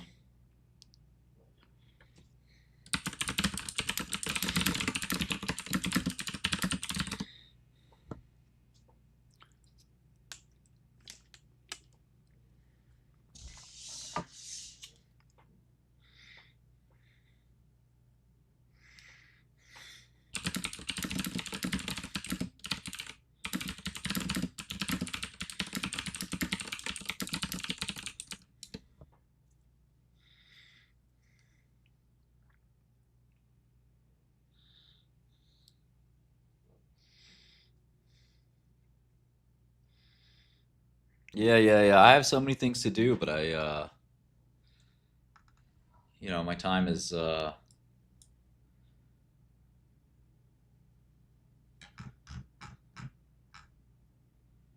22 hours locked down, ain't shit to do a thing. Oh, I love this. This is what happened. This was real life. Oh, this is a different song, Reminiscing with A Boogie.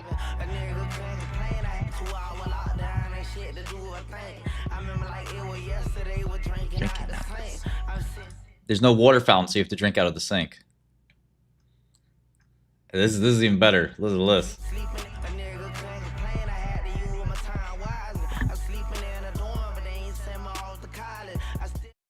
I'm sleeping in a dorm, but I ain't in college.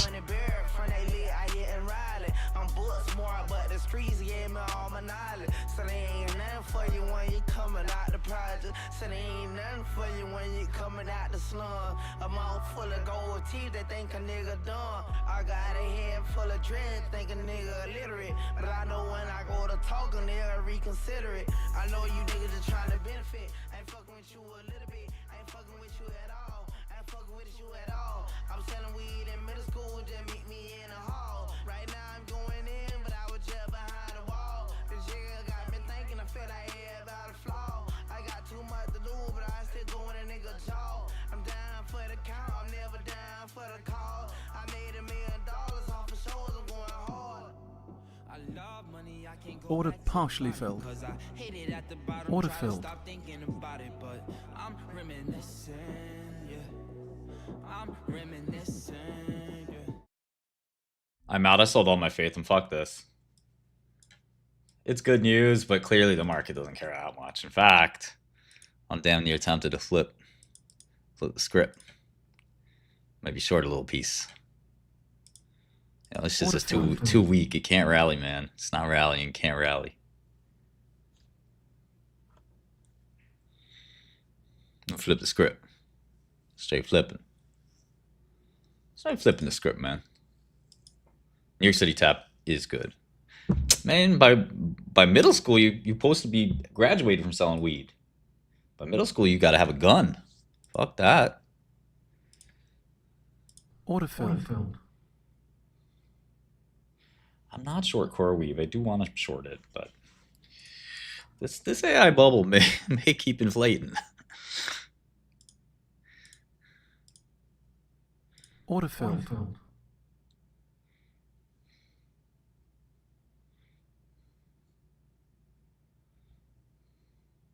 What are the bangers that are out there? Give me some bangers.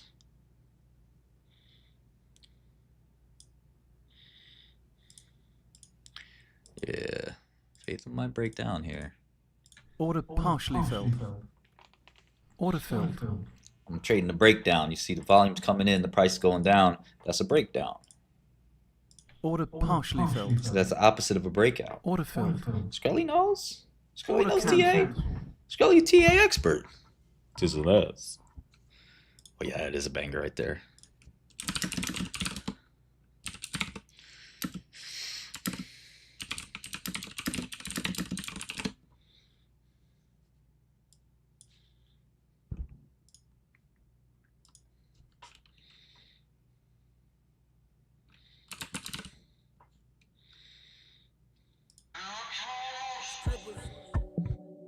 Mike Wilmer. Bands that make her dance. Bands that make her dance. Bands that make her dance. Bands that make her dance. Bands that make her dance. Bands that make her dance. Bands that make her dance. Bands that make her dance. All these chicks popping pussy. I'm just popping bang. Bands that make her dance. Bands that make her dance. These chicks clapping and they ain't using hands. Bands that make her dance. Bands that make her dance. All these chicks popping pussy. I'm just popping bang. Bands that make her dance. Bands that make her dance. These chicks clapping and they ain't using hands. Short hair like Nia Long. Loose one, she don't need a loan. She start twerking when she hear a song. Strip up all her income. We get trippy and then some. So nasty when she rollin'. She put that ass off in my hands. I remote control it. She give me down when the roof gone. At the KOD, she leave with me. She got friends, bring 3. I got drugs, I got drink. bend it over. Juicy J gon' poke it like wet paint. You say no to ratchet pussy, Juicy J can't. You say no to ratchet pussy, Juicy J can't. Racks everywhere, they showing racks, I'm throwing racks. In a VIP, rubber on, I'm stretching that. Rich niggas tipping, broke niggas looking. And it ain't a strip club if they ain't showing pussy. Bands will make her dance, bands will make her dance. All these chicks popping pussy, I'm just popping bang. Bands will make her dance, bands will make her dance. These chicks clapping and they ain't using hands. Bands will make her dance, bands will make her dance. All these chicks popping pussy, I'm just popping bang. Bands will make her dance, bands will make. Turn the lights all the way down. What? This is before Jay-Z became an English professor. Come on, yo, J-A-Y, I flow sick. Fuck all y'all haters, blow dick. I spit the game, those bricks. Money, cash, hoes, money, cash, chicks. Sex, murder, and mayhem, romance for the street. Only wife of mine, it's a life of crime and sex. Life's a bitch and many skirts and big chests. How can I not flirt with death? That's life's a nigga, long as life Waterfield. is. We gon' send a lot and pray to Christ forgive us. Fuck it, ice the wrist and raise the price on these niggas. Y'all can't floss on my level. I'll invite you all to get with us if you ball and glitter. When I go on the hall of This is the musical technique known as glissando.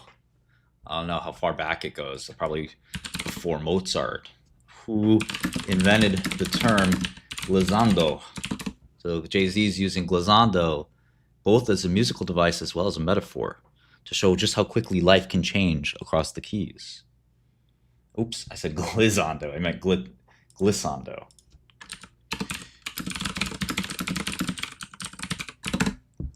I was thinking of something else, thinking of a rap thing. Glissando. It's not Atari. It's a very specific. It means glide.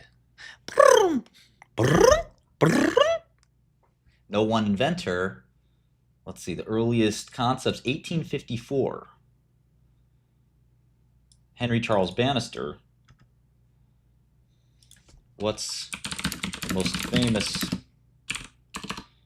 piece that uses it? We got some music students here?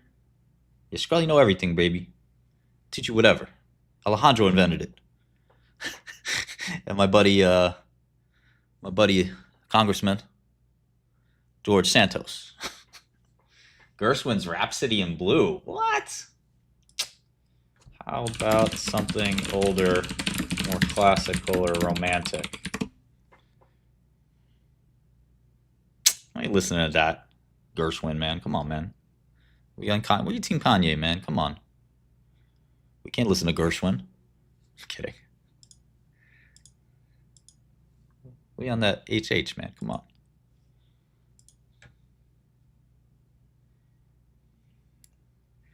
List. Let's listen. Hungarian Rhapsody. From Money Cash Hose.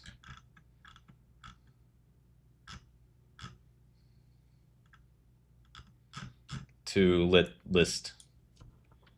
Oh yeah, Jay. This is the best part.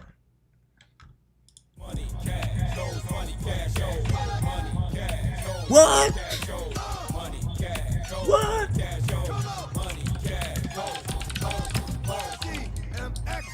My dog's bite.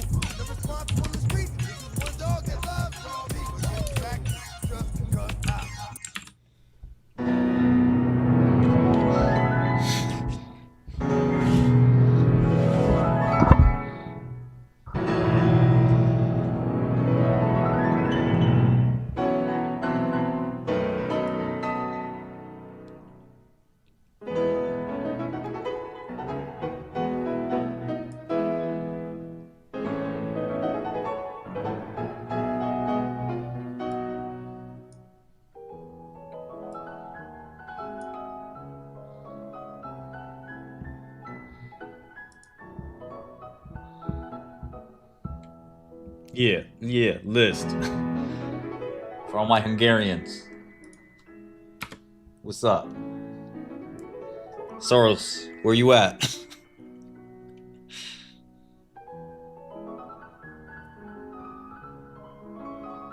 Talking about Mozart? Autofilled. I still love this the best. My favorite DMX. I've been a DMX fan and even a friend of his for forever. That real shit, yo. Oh shit.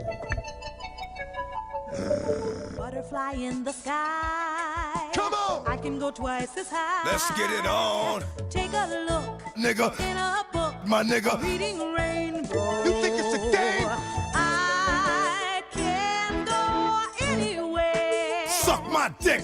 Friends to know. My nigga. Ways to grow. Nigga. Reading rainbow. Here we go again. I can be anything. Same old shit. What? Take a look Nigga. in a book. My nigga. Reading rainbow. See, this is the shit I be talking about. You think it's a game? You think it's a fucking game? What you really want? What you really want? Bad or die? Talk is cheap, motherfucker.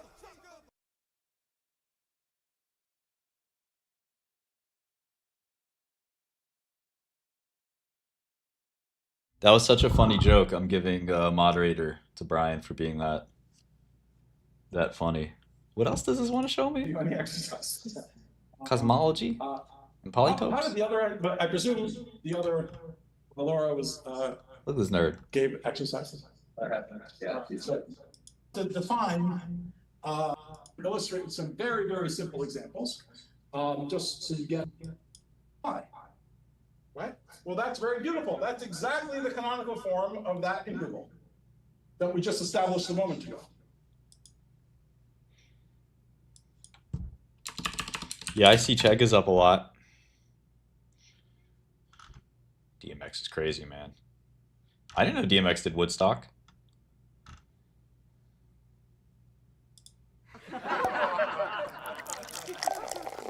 Tell how you took over the campaign, baby. Tell how you took over the campaign. I took over the campaign with bottles of champagne. And I drank it all. I'm surprised right now I don't have alcoholic poisoning. Thanks to you, if I die, well, you assassinated the first black president. Oh shit, that was the end too. That was the end of my shit. Oh, that's Yo, hold on. I gotta get this for the tube, man. Yeah, you know it's your boy Hova. Yeah, your nigga Hova sitting here with your boy Champagne. I got a little tan and everything. It's all good. My lips still the same size as you can see. Yeah. Oh, y'all didn't want to say it. Y'all know I got some big ass lips. What I gotta say? No, for real. Yeah, for real though. This nigga's a young lion coming up. When he comes up, he comes up. Elevator.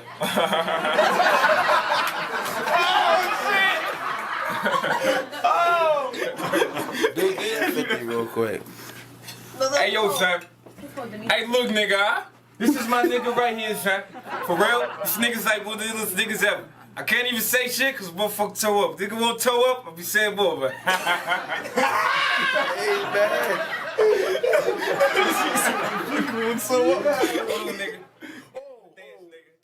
I love 50 Cent. 50's from New York, so 50's my favorite. I didn't know about the Woodstock performance. I'll check it out.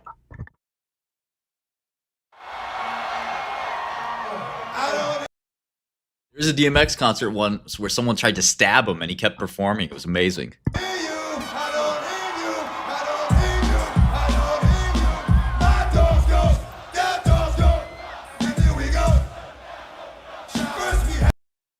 Thousands of white people fucking with DMX from Yonkers. I love it.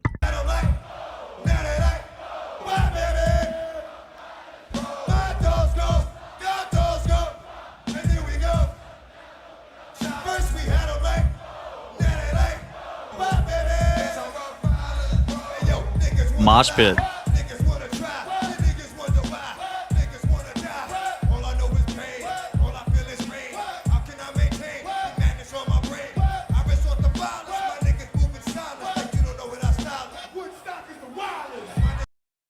Look at these hoes right here. These were top hoes. I mean, these were the skanks you wanted to fuck with.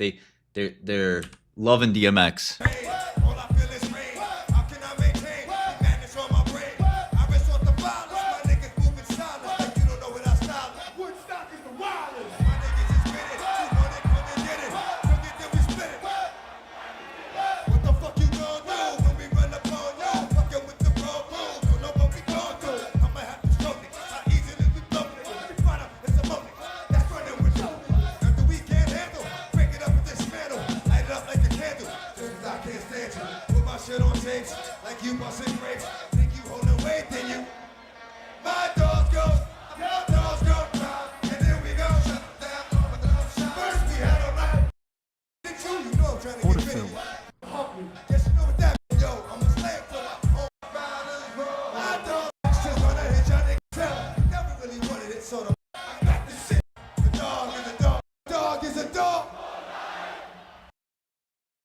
Yeah, I never really understood DMX's success. I like his music, but it really is urban. I mean, if you listen to it, you know, he does a great job. He's very evocative, but man, the guy's got extremely limited vocabulary and sort of frame of reference that's very small. But it spoke to the urban community quite a lot, you know. But the guy was so troubled. He was a drug addict. We knew him he was in prison, federal prison at the same time I was. And he was basically a drug addict in prison, which was really sad and sorry, you know. So it's a shame, you know. He had his problems and he wore them on his sleeve, I guess. I don't know.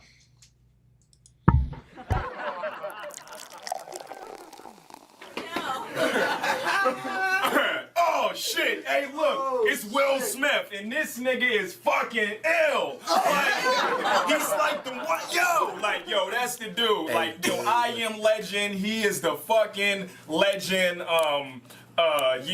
He's gonna be in Hancock too. You know, that's a gay ass name, isn't it? You know. Yes. Yo, he killed the man. They know. Nigga don't even motherfucking know. You know, I don't even motherfucking know the business and the deal. But the niggas real. But the real, hey look, my motherfucking hair grew back, nigga. No, I was in the cell for a long time, but now I need some water so I can chill. Is that your dog? Yo, is that your dog? Yo, dog, hey, look, stop being a bitch. Stop acting like a bitch. Hey, dog. What's that motherfucking deal? I'm gonna tell your ass something. You know what's so fucking funny about your ass? You know what's so funny about that shit? This is some good shit. You know, bitches get fucked up off this motherfucker. They wake up, what the fuck did I do? Oh my god, my pussy naked.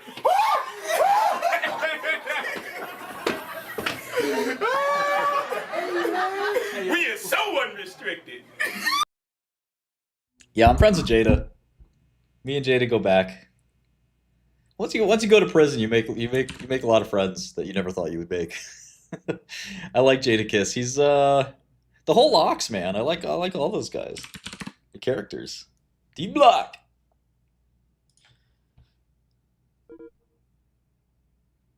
Kanye's got to be the most charming guy in the world, though.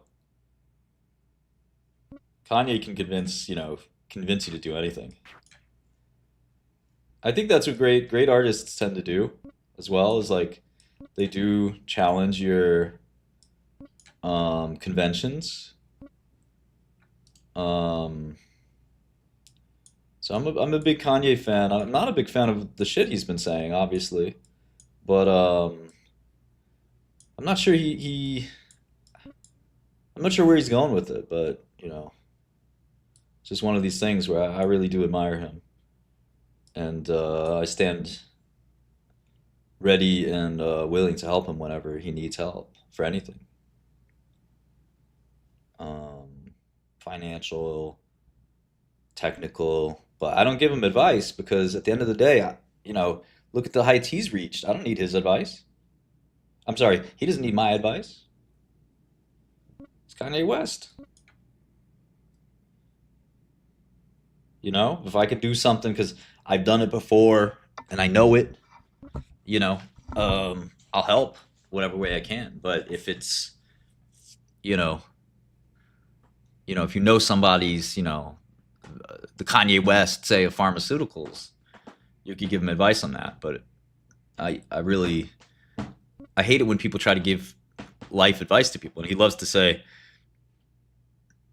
I don't take advice from anybody who isn't richer than me, which is kind of a funny but true. All right, do we take with a knight or take with a pawn? We get isolated pawns here, so this will be interesting. Got to get the c file and e file. Yeah, of course. I talked to Milo. Milo's my dog.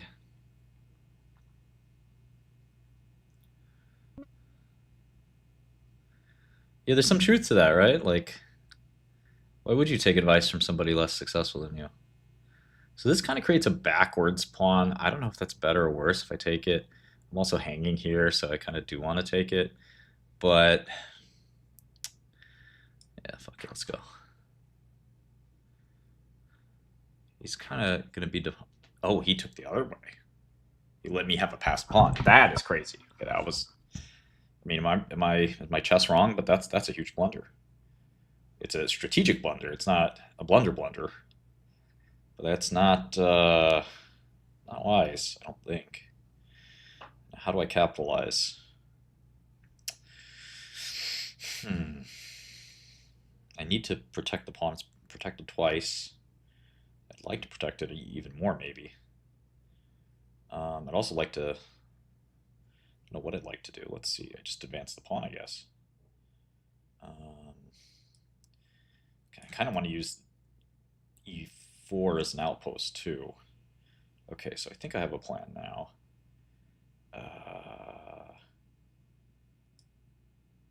Maybe just double up on the d file and ram this pawn. Ram it through. Let me start by this. I want to protect e5. Okay. I think this is fine. Shush. Swoosh. Where do I want this bishop to point? Do I want it here or do I want it here? I almost feel like I want it here, but I also kind of want it to support the pawn. I don't want to take away the square, but I can play bishop e5 and kind of pin the knight. Okay. He's really weakening his dark squares there with that move. So I induced this in him, or out of him. Let's see, I still don't want to make a mistake. Chess it's all about who makes the last mistake. Shush, kitty. Shush. Shush. Take a look, it's in a book. We're reading Rainbow. Alright, the queen is protecting the knight. Can I get some kind of overloaded situation? Oh yeah, here we go. If I play this, there's some risk. There's a lot of risk here though. Because he could just advance the pawn. In which case I'm not looking good. But keep that in mind.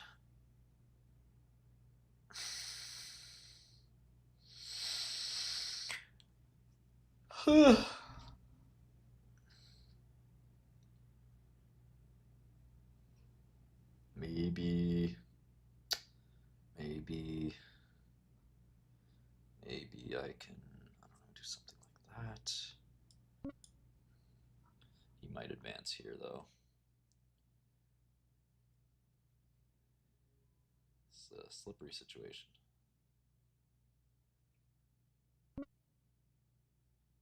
Okay, he did advance.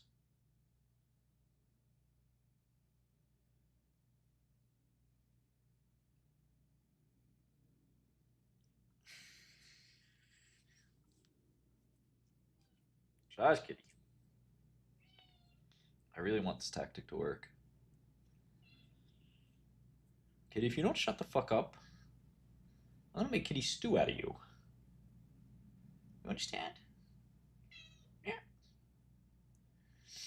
You understand? You ain't gonna do shit. You ain't gonna do shit.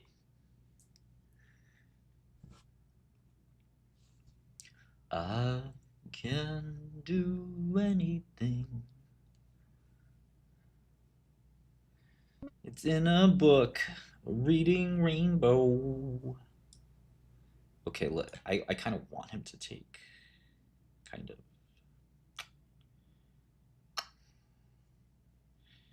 Oh man, let's see.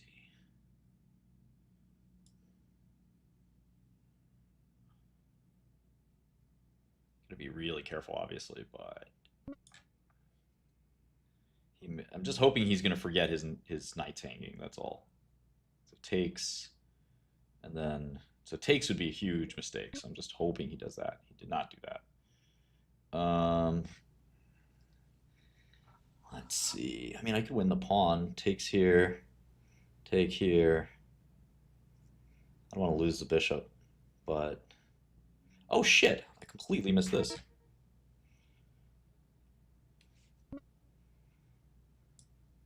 Some harassment.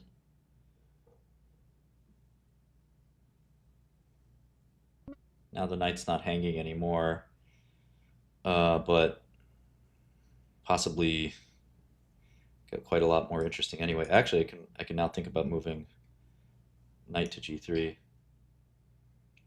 Shush, kitty. Yeah, white is completely lost here, I think. Shush, kitty mama.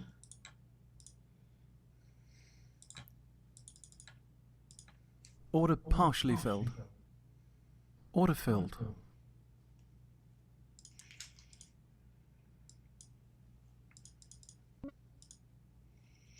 Okay, here's a move. Interesting move. Pretty good move, I'd say. I can fly twice as high. Book. Ignore it? Ignore it with knight h5. He'll take, go to knight g3. He has 2 squares left. Assume he goes king 8. I don't think this can work.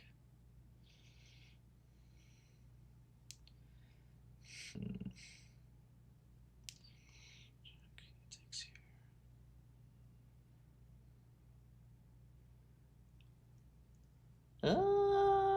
This is crazy, but it could work.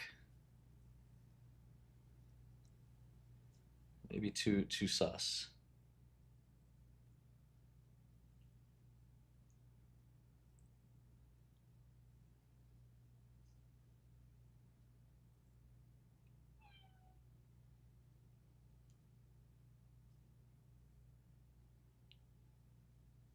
Oh yeah, it works.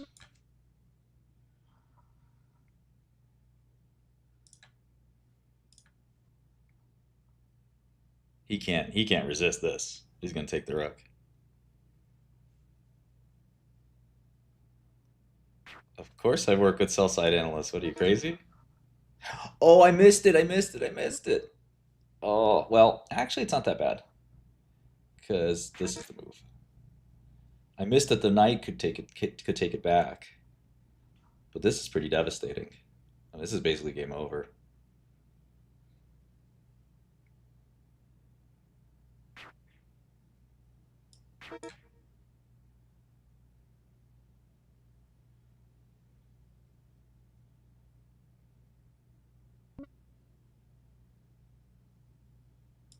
Notice how the double pawns actually work against him, but maybe he can take here, actually, really interestingly.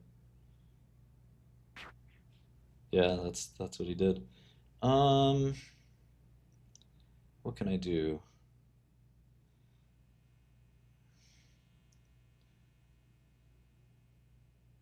I give up a knight, basically, here. Or I can continue the assault.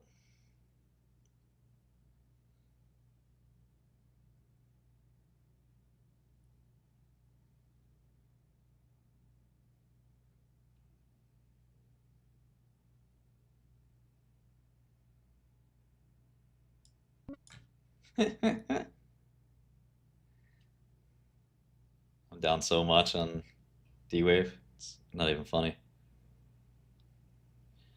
Reading Rainbow.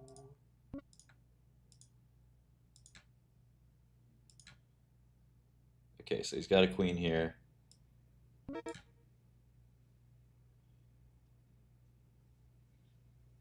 Okay, I think I have what do you call it? Perpetual, at the very least. Oh no, he can escape here.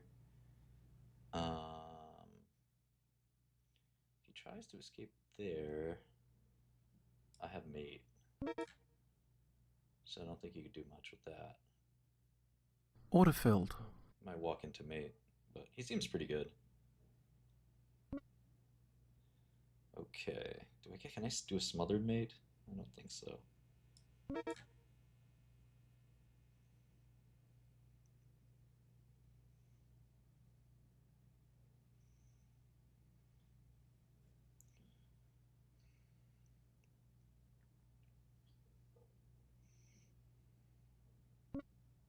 Oh, he's gonna try it. He's gonna try it. That's a little wild. Not what I would do. But good luck. Okay, well, actually, this is pretty good on his part. That was smart. So I have to basically do this. I think this might lead to checkmate. I'm one move away, so I got a lot of problems. After this, can I check him? I don't know, actually. Oh, I can check him now. That's nice. That's almost mate. It's so close. I can't fucking take the... this thing's pinned. What a nightmare. What a great position. Fun position. I can do anything. Take a look. It's in a book. Crazy position.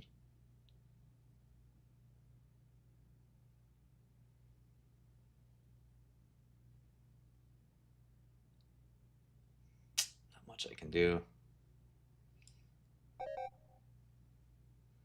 Yeah, I don't know. Oh, does this save it? Oh yeah. Forgot this move. Crazy chess move. It doesn't really save it, but it's kind of a funny move. Funny looking move. I'm done. Rest in peace. That was fun though. That was a really fun tactical game. I definitely miscalculated. Oops. No rematch.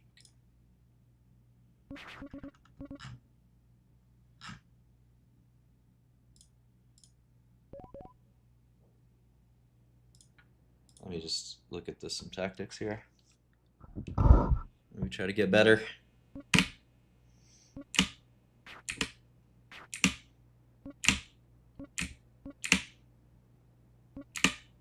See here, I was thinking pretty hard of what the move was. Apparently, it was not the move I thought. Well, no, definitely not.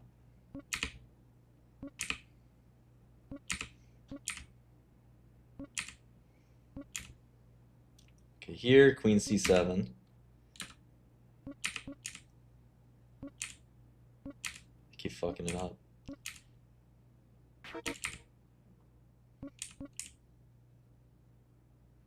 H6.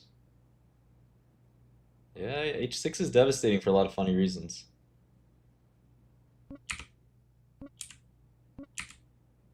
Okay, yeah, this is a mistake. This I could have gotten perpetual right here. I missed bishop takes here.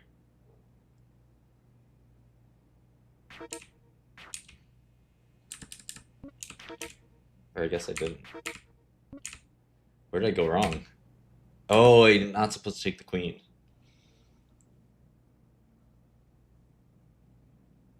Interesting.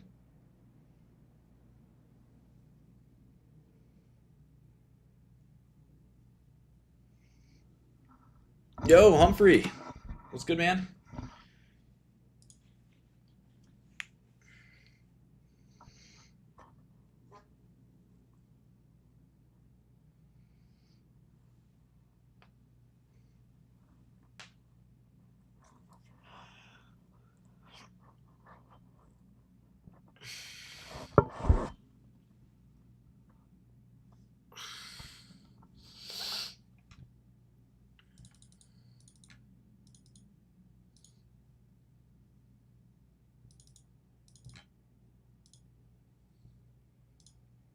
Order partially filled. Order filled. Yeah, Quantum's on fire today. We got this. I'm out of faith on completely. I traded it long, traded it short. I made $767. I'll live.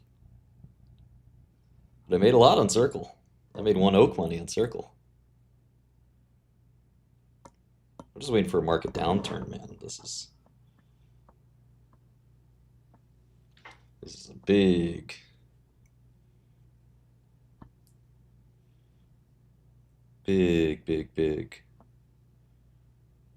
rally we've had.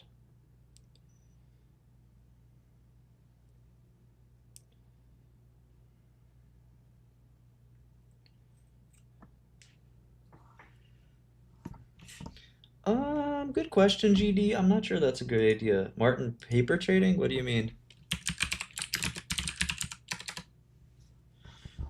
What is that?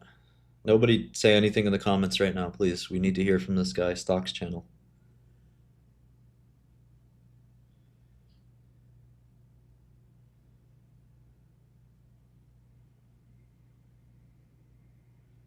Did I not make myself clear, Mr. Tomato?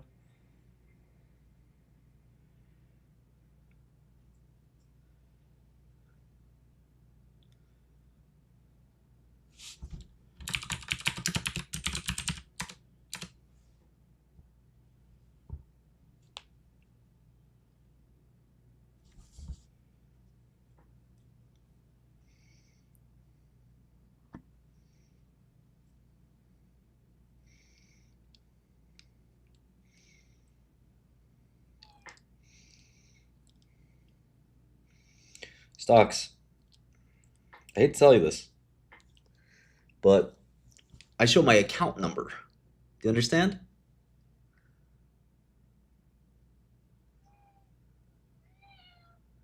You kind of some special kind of retard, right? I streamed for 3 or 4 months. I made 2.4 million, and I showed my account number in the stream.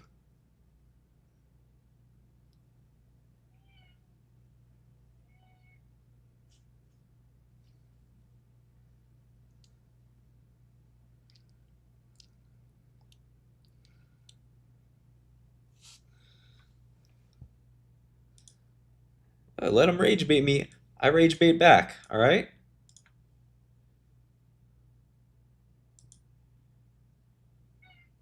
Don't worry about that, Stephanie. That's not for you. Who said that's for you?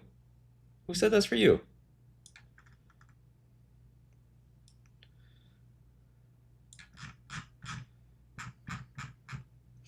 Most of what I traded today was Fathom.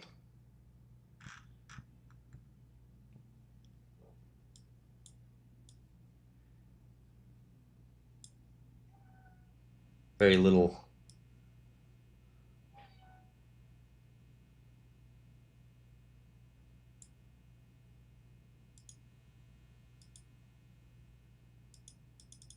Well, usually in software you want to separate concerns. You don't want one person to, I mean, you don't want to like your one app to do a million different things.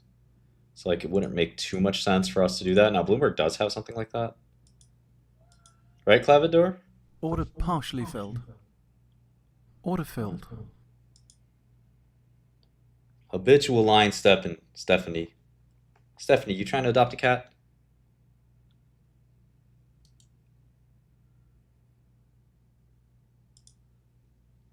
What? What are you saying, Stephanie? Oh my god. Stephanie, you're out of control.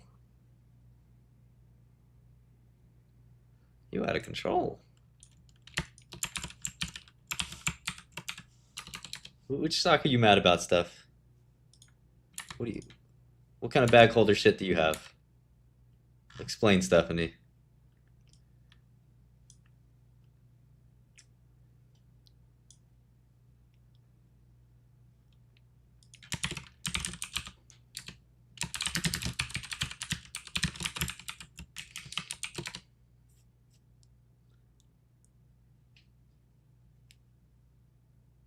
You gotta explain that shit to us, Stephanie.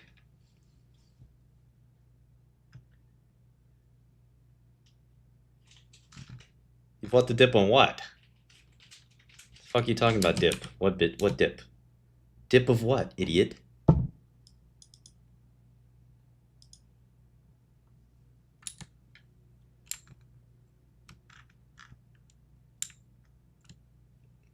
Stephanie, you from the South?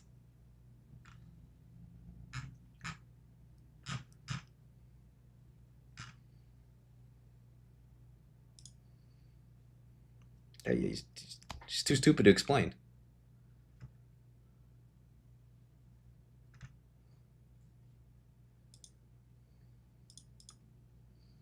You're outperforming me? Really? Did you get Sarepta? You got Sarepta, right? Did you get Cassava?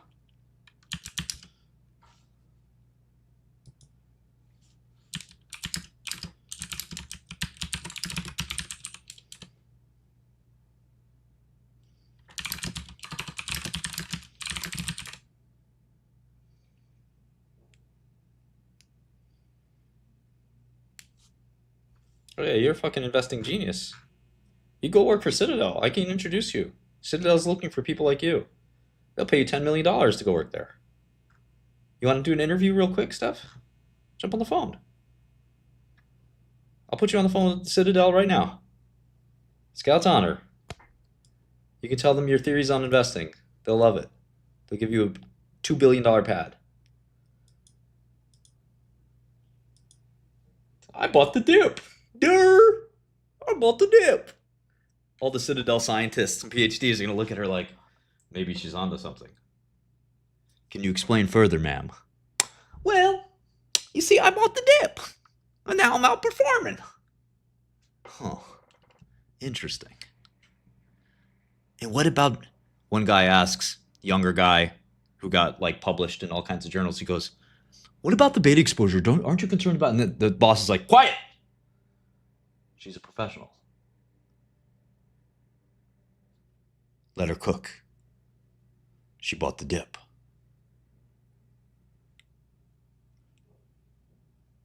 And the guy is like, the nerd who's like, breaks his pencil, like, just, damn it. And she says, but to answer that, I don't even know what beta is. And one of the guys gasps. Another guy's head explodes. And the big boss is like, let's give her $2 billion. Fuck it. Let's give her the money. She doesn't know what beta is. She's never heard of it. The only beta she heard of was when she rushed the sorority. You mean Beta Phi? Those bitches were skanks.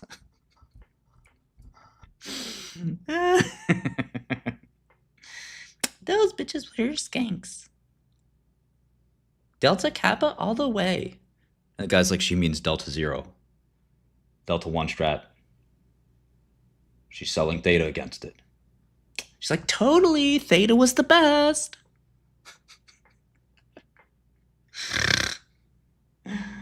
You're up 29%. You're beating Citadel. Citadel's up 1% this year. We got to get you on that phone call immediately. What do you think about factor investing? It's the Chicago school. No, not for you. You like momentum. How do you scale momentum factor?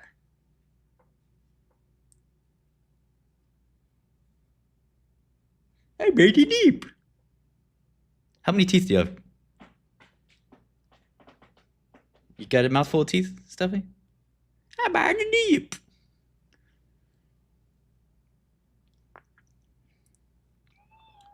buy pumpkin spice latte, then I buy the dip.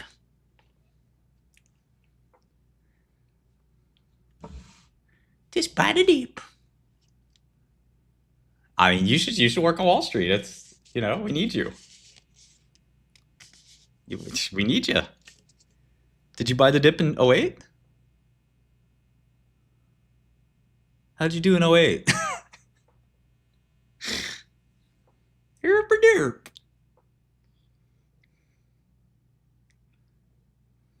I bought the dip in 2000. Then I bought it again in 2001. Then I bought it again in 2002. What? How are you buying the dip each time? What? Oh, you probably have income. You take the income and that's where you buy the dip from, right? What are you managing, Steph? A couple $100 million? Who's got money with you? Which families? What are you charging? 2 and 20? Let me in. Let me in. I want to put 10 in at least.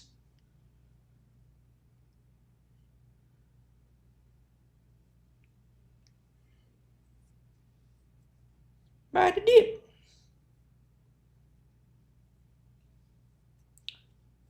Christ almighty.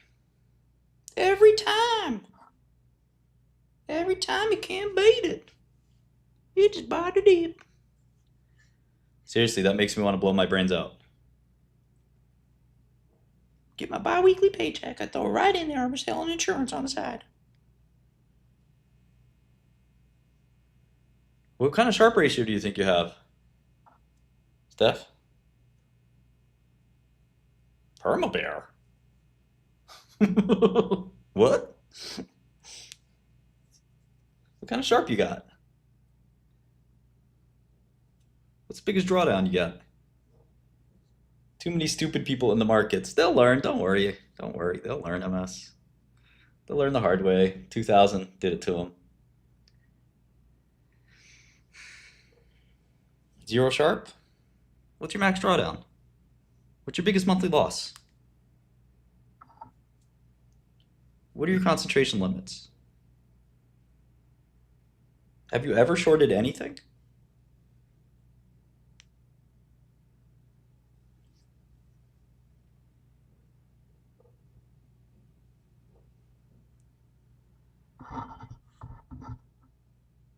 The female Bagajandro, welcome. We collect baggies over here.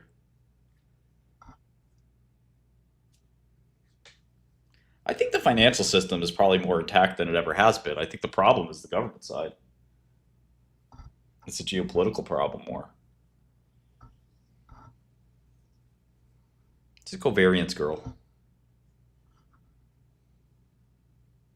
When I buy the dip, you buy the dip.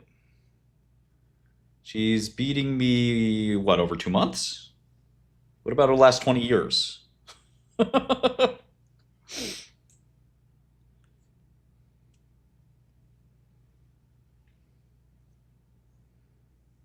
Michael Saylor, that man a problem. That man a problem. You make me want to short Tesla, honestly.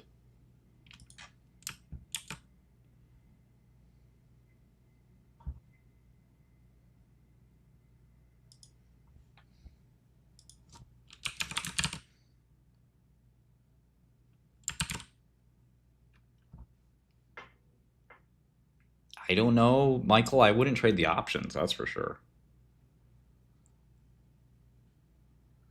Steph, you got to call in. You got to call in. We'll give you $100 if you call in, Steph. $100, Cash App.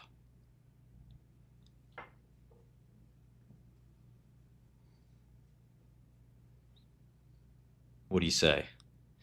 I think Saylor will blow up. He's you know. It's not. I don't. I think it's gonna. I think it'll blow up. Take a look. Is in a book. Spencer, make sure you sign up for Godel. GodelTerminal.com. Never believed in magic till my dog turned to a snake.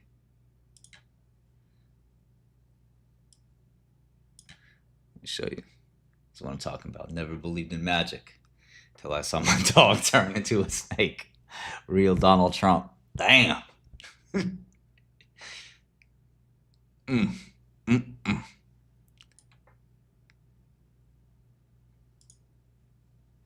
Yeah, I don't think Seller's a druggie.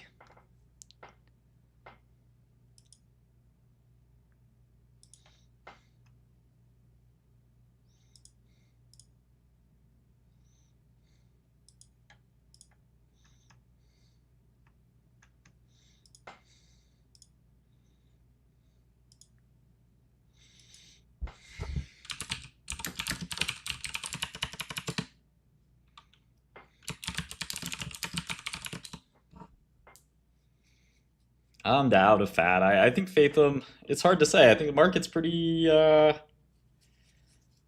market figured it out fast. Not much there. When you say naked short, Michael, that's just, to professionals, that's just short. We don't say naked short. Naked short is when you don't have a borrow.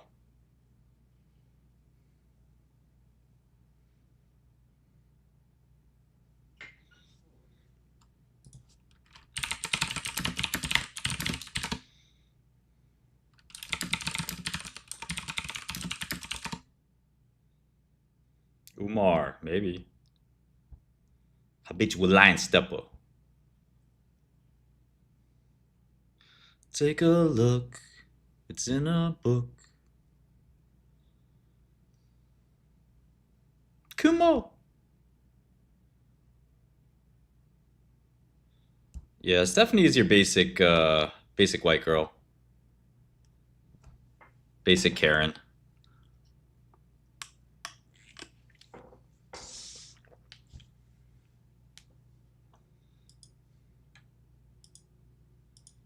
I don't know if you should look at any price metrics, to be honest. Price ratio metrics are very paper-thin analysis. You know, if you're going to do fundamental analysis, you do it right. You got to go do it right. The same thing with any other kind of analysis. You got to be really serious and disciplined. Now, when I do it, I do it a little bit sometimes too fast because I want to keep you guys interested and entertained. But the reality is, you know, the way you're supposed to plan this out is you have 20 or 30 guys you're working with. Automatically, obviously, most of us don't have that. You got 20 or 30 guys you're working with. Maybe they could look at 3 stocks a day. Maybe. Okay? So it's 100 stocks a day total across your team. All right? And that's if they're focused and working hard and fully productive. Usually they're half productive. But let's say they're fully productive. You got 100 guys. You're paying each of these guys $1 million a year. And, you know, you got 250 trading days. So they can look at new stocks, they can look at the old stocks, but at the end of the day, it's a lot of work. And the edge is microscopic. Do you know how many buildings there are here in New York of these teams, and they still don't make money? It's not enough to just do the work. You got to be good at it. You got to be talented. Right? You can just show up. That'd be easy. You got to be actually talented. You have to be really, really solid. And how do you do that? Well, it's not about school. It's not about, you know, I wouldn't even say it's about necessarily about luck. It's about, you know, patience, discipline, cerebral approach, learning from your mistakes, being humble, training under somebody you really admire and believe in and you have conviction in. And it's hard, you know? And so 100 stocks a day, 250 trading days, you can cover basically all tradable stocks in the US. If you're covering one sector, you really can cover it with even 10 people, I would say. But you think you can find the best stocks in the stock market all by yourself? With no plan? No battle plan? You're just looking at a couple stocks here and there? You buy something you like because you saw it on a website or something? It's a chat. That's not investing. That's not trading. That's you basically LARPing, right? That's like when I go to karaoke and I get on the mic. right? That's the same thing. That's like me telling Katy Perry, watch this. Hit that fireworks song. Let me do this. Firework. And she's like, yeah, Martin, you got it, man. You're going to sell out stadiums. You're good.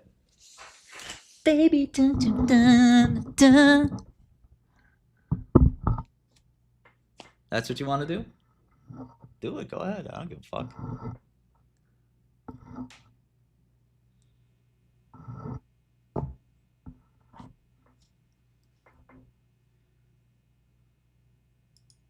No, I believe in building a team.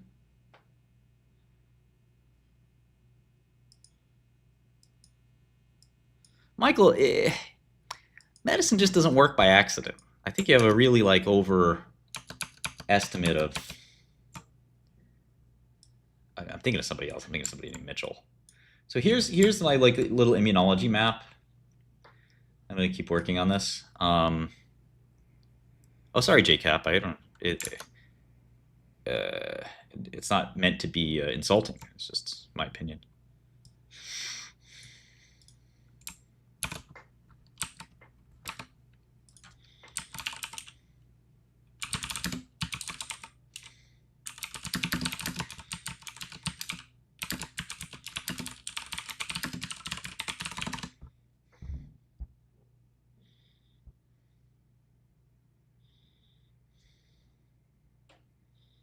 Oh, Alejandro, did you get out of IonQ, or you're in it? Or are you both? You're in superposition.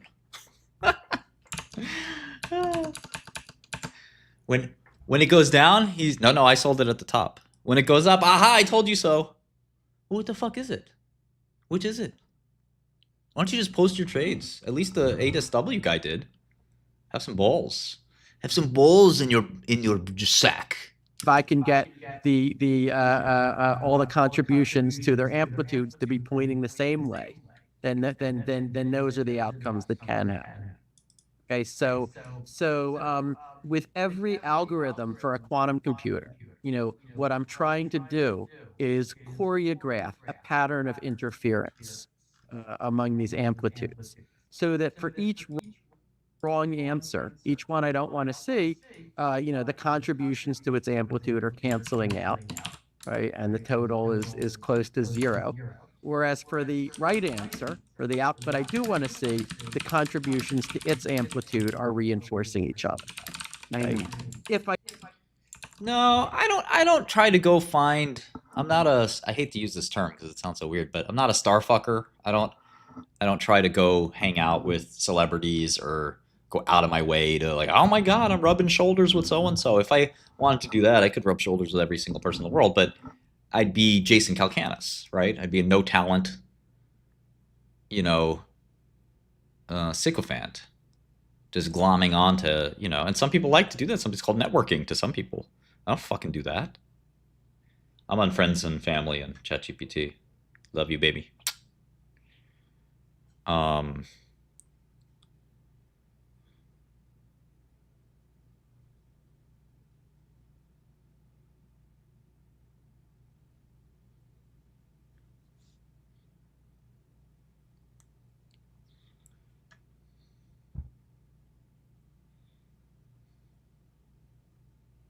Yeah, who wants to be somebody else's boy? I'm gonna be myself. I'm me. I got just as much love for Uncle Larry down the block, Sheepshead Bay, than I do for Michael Jordan. What difference does it make? When you go to the grave, you're not going to say, I knew so-and-so. You're going to care about the people that you loved, that you built real relationships with. Not, this one time I was standing next to Katy Perry. She said she liked my shirt, and it made my day. Man, who gives a fuck?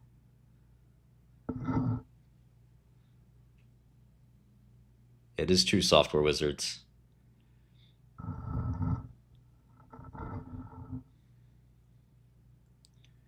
Let's go, Josh. Yeah, that's right, AL. That's right. And that's why, when I do talk to famous people, it's not because they're famous or I'm I want to be famous, or they want to talk to me or whatever because I'm famous. It's because there's a true desire to connect on some other level. And if not, like, I had some famous people contact me all the time, and I just leave them on red. And I just like, I got nothing to do with you. I got other stuff to do.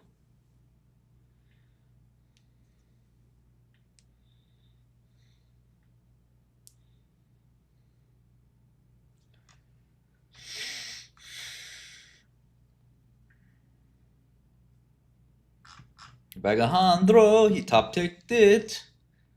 La da da da da. Bagajandro, what's the next big stock? He top ticked it. He's never going back in. I don't know. Who cares? Fuck Jackson. I'm more successful than Alan Barrett, so I'm not worried about him.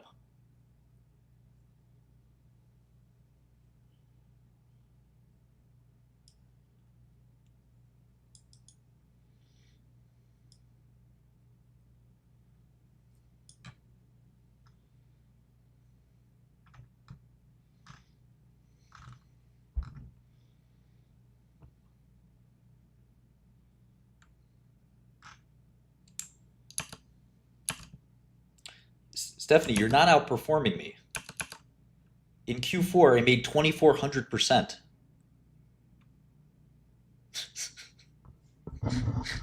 You'll never outperform me, Stephanie. You're just some fucking clown Karen who's got $500. What are you using? Robinhood? You on the hood? What you got? Robinhood? Schwab? What you got? Interactive? You graduate to Interactive yet? Well, who the fuck you think you're talking to? Just because it's the internet and you can talk to anybody doesn't mean you can talk to me like that. I'm gonna fucking clown on you.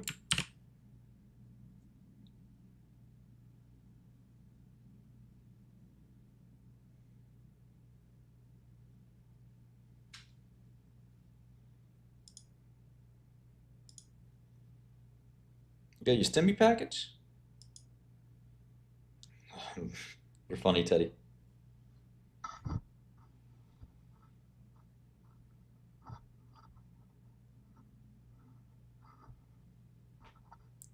I was streaming it, Marwan. It was November, December. It was a cassava, what do we call it? Stakeout. We were watching them all day and all night.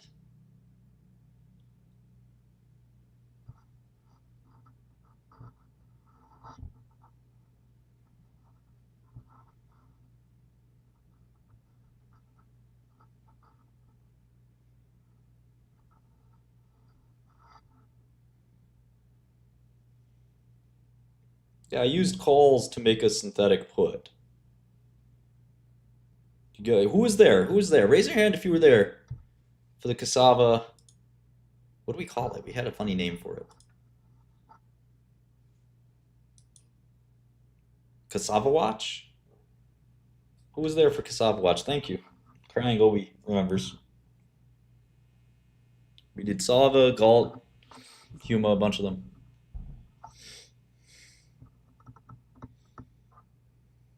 Thanks, Josh. Yeah, I guess you weren't there, Stephanie. That's a shame.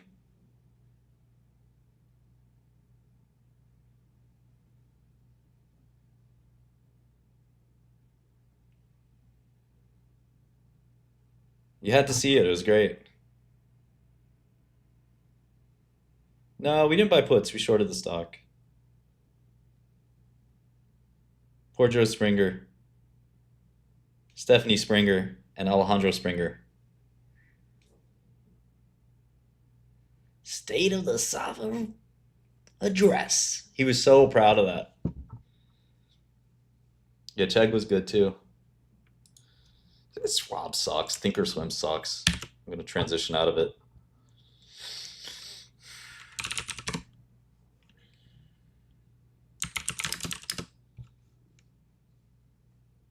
This is my little Nibbles. Hey, Nibbles, what happened to your tooth? I see you got one fang there. Ow! You got one fang there. Hey, what happened? Did you lose a fang? Oh, my little baby, I'm so sorry. I love you. Oh, you little beast. Oh, you're such a little beast. You lost a tooth in the war. You're only 10 weeks old. Already down a toothy. Little toothy, let me 10 see. weeks old. Let me see your toothy. Hey, ow. Ow, you're biting me. Oh, I'm dead. I'm deceased. Oh, look at those little teethies. Hey, Nibbles, what happened to your tooth? I see you got one fang there. Ow. You got one fang there. Saturday. Hey, what happened? Look at the missing tooth. She grew it back. She was only 10 weeks old. I don't give a fuck. She was wild. She's still wild. QUBT is pissing me off.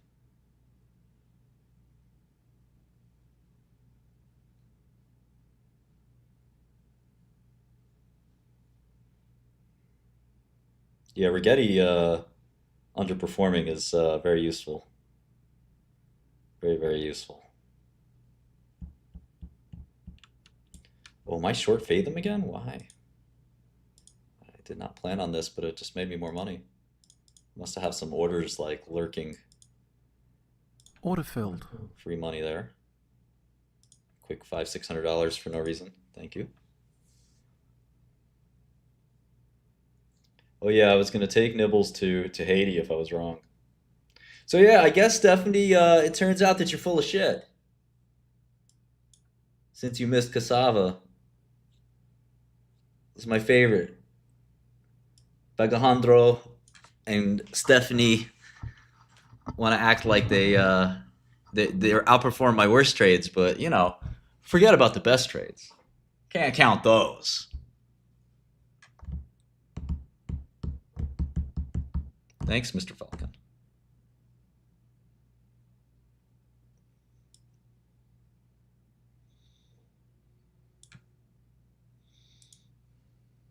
SPY's holding up 1.1%. I think Sarepta's a $70 stock, something in that territory. 70 to 100. Oh yeah, I wanted to pull up the State of the Sava address.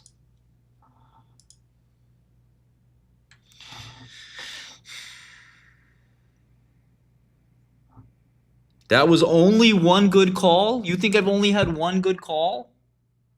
Stephanie, what the fuck is wrong with you? Who hurt you? What man hurt you? Seriously. Where are you at, Stephanie? I gotta put some sense into you and put something else into you too. You think I got one good trade?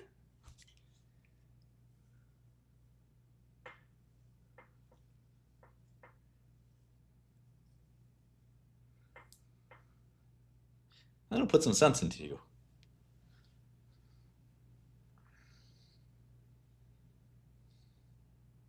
You got some issues. Somebody hurt you somewhere. Some man hurt you at some point. And I'm sorry for that. Not every one of us is good, but I'm a gentleman. Okay? And you know, I apologize on behalf of whatever man did this to you, because it's wrong.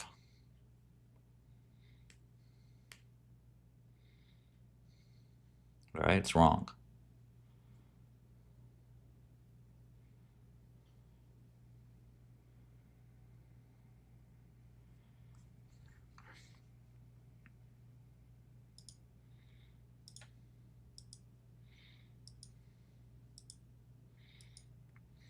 I'll beat him up if you want. I'll fuck him up. I don't give a fuck. Stand up for women everywhere. I'm a woman protector and a woman respecter.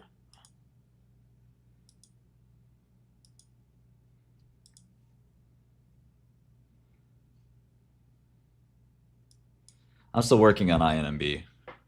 My general sense is that it's hard to predict in an immunological or inflammatory state what drug's going to work, because they'll all show preclinically kind of BS findings. But what really matters is what works in the clinic. And as you can see, it's really not obvious or simple to predict what is going to work. Schmurda I met a long time ago. Always have dry powder and baking soda.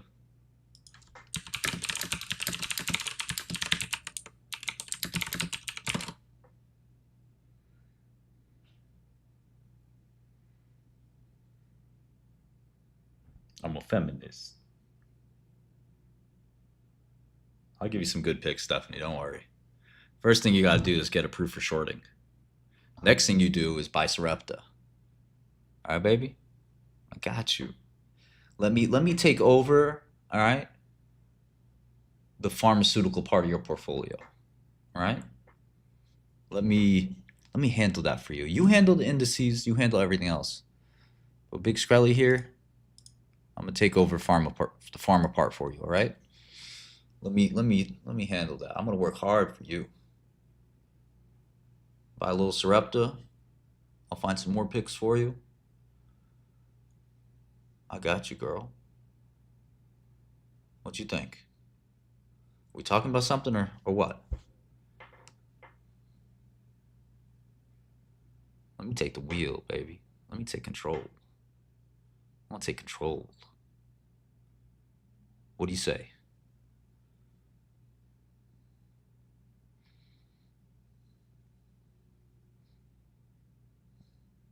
You can buy the dip all day.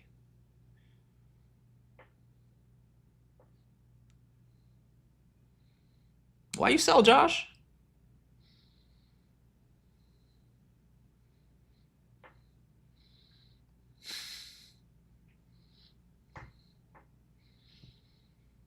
All right, I'm gonna let you think about it.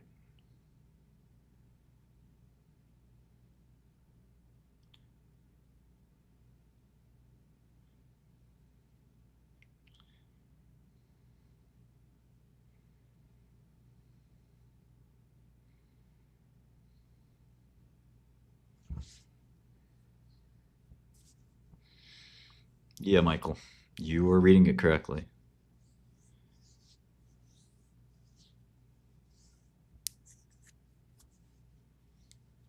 I mean, this happens to Quantum all the time. So, not really software wizards. I'm just glad to have some other trades to offset the pain, so. Kind of like deferred profits.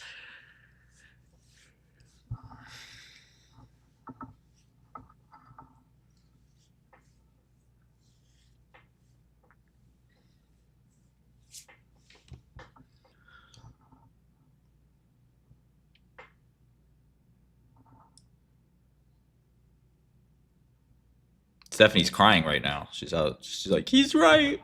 He's right. That asshole.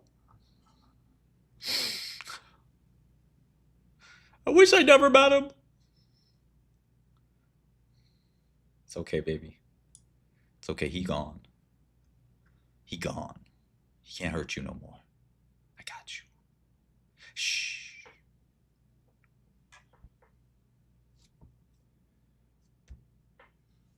Cry right here, right on the shoulder. You can buy the dip.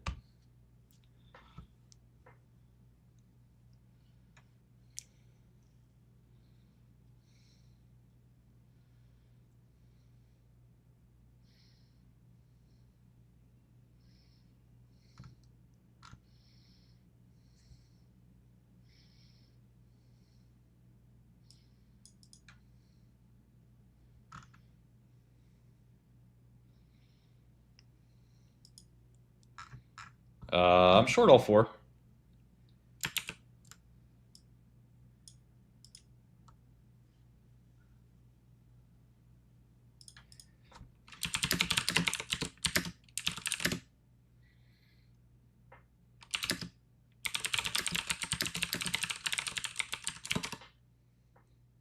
Exactly, Clavador. They buy ETFs, they buy index funds, then the index funds buy the shitty stocks go up for no reason. We sit here scratching our heads. The shitty stocks go even crazier. The weekended shorts cover, and we're just sitting here watching shit.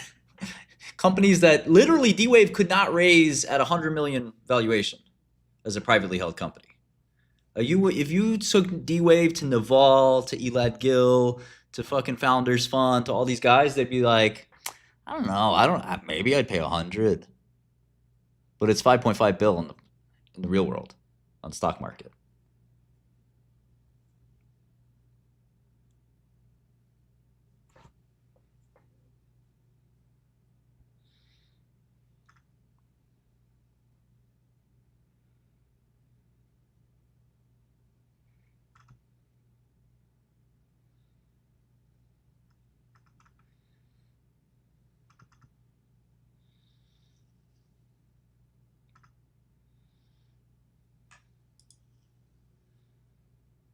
Who the fuck you talking to, Cody?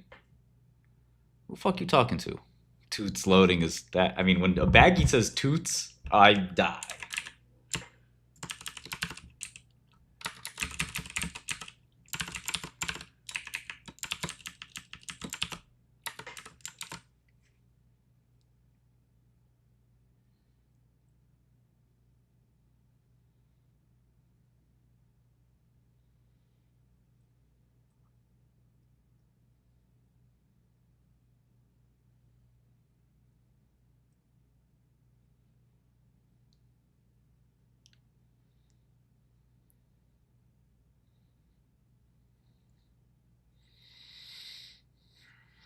I don't know what it is, Alfonso. Remember that retail involvement in the stock market is an all-time high. Could it go higher? Maybe, but at some point, retail is going to realize the folly of borrowing on margin, quitting your day job to trade the stock market, all that stuff.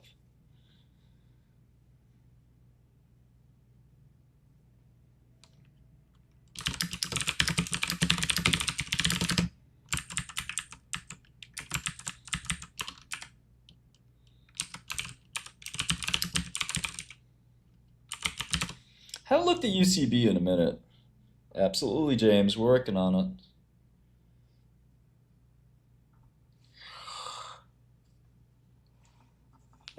Yeah, I would avoid Tesla. I mean, it's because, it's obviously a great company. It's just, depends on your outlook. If you can wait 5-10 years, I mean, it's probably still a good long. I'm up on Sarepta for not quite all the accounts. Let me check here. Let me check right now. Let me see what my average is on the Schwab account. Sarepta 43.17. No, that's the mark. What is this? I don't understand. Trade price 40.31. Does that sound right? I bought a little bit of Sarepta at 61. No joke, 61.67. Then 52.09. Then 57.62. Then 49.39. Then I got clobbered and I just started buying a lot at 38 and 36. So yeah, I'm up. It's pretty wild. My average cost is 40.31 in this account. So, patience. A lot of patience, it worked out.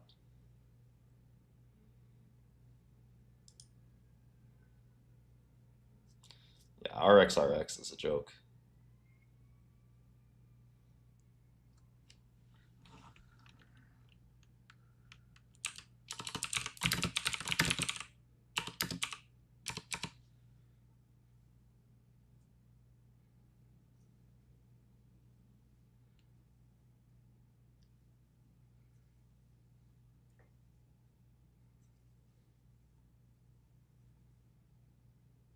Let's go, Lander.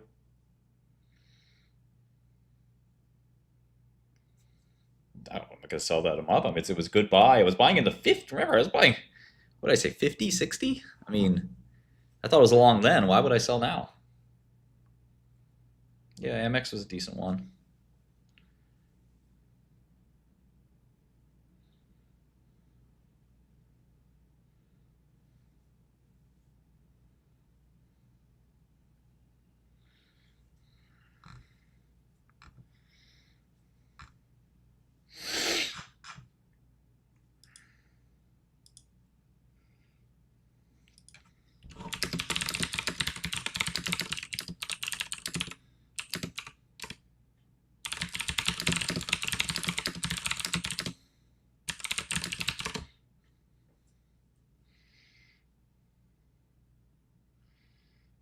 a lot of people that work at Sarepta.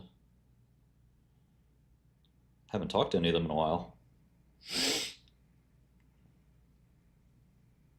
I think I'd start selling at 70.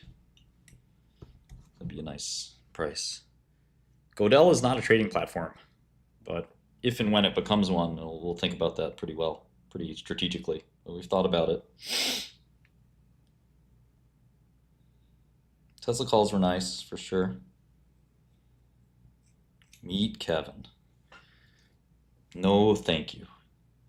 Crapper Core we're going to worry about after INMB. Tasty Trade is real as far as I know.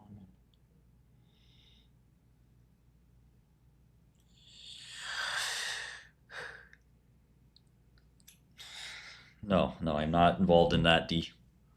I don't know about Europe SVH, otherwise I'd tell you. I'd like to learn it. You could tell me, I'd like to know. I need some good Euro friends. I have some European developers who are very smart.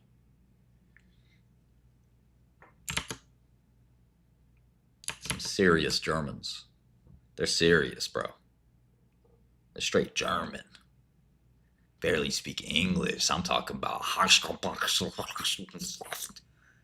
they're spitting all kinds of shit.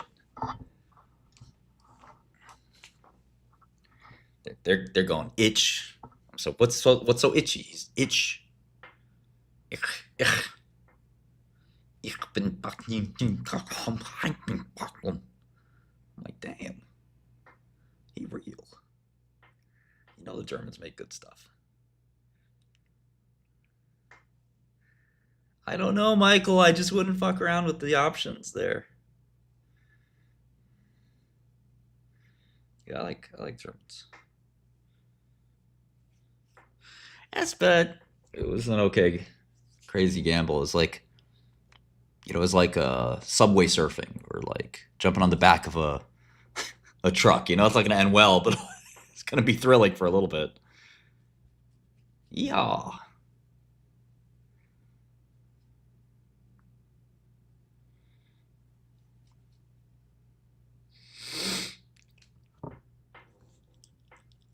Okay, Kami.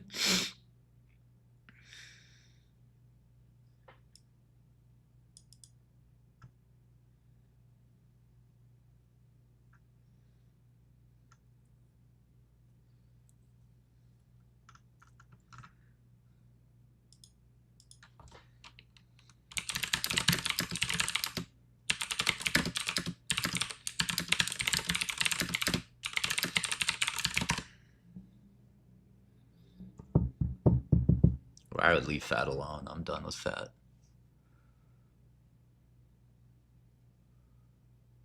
Okay, Balaja Trader. Equity research startup. What are you going to do? That's too much squeege.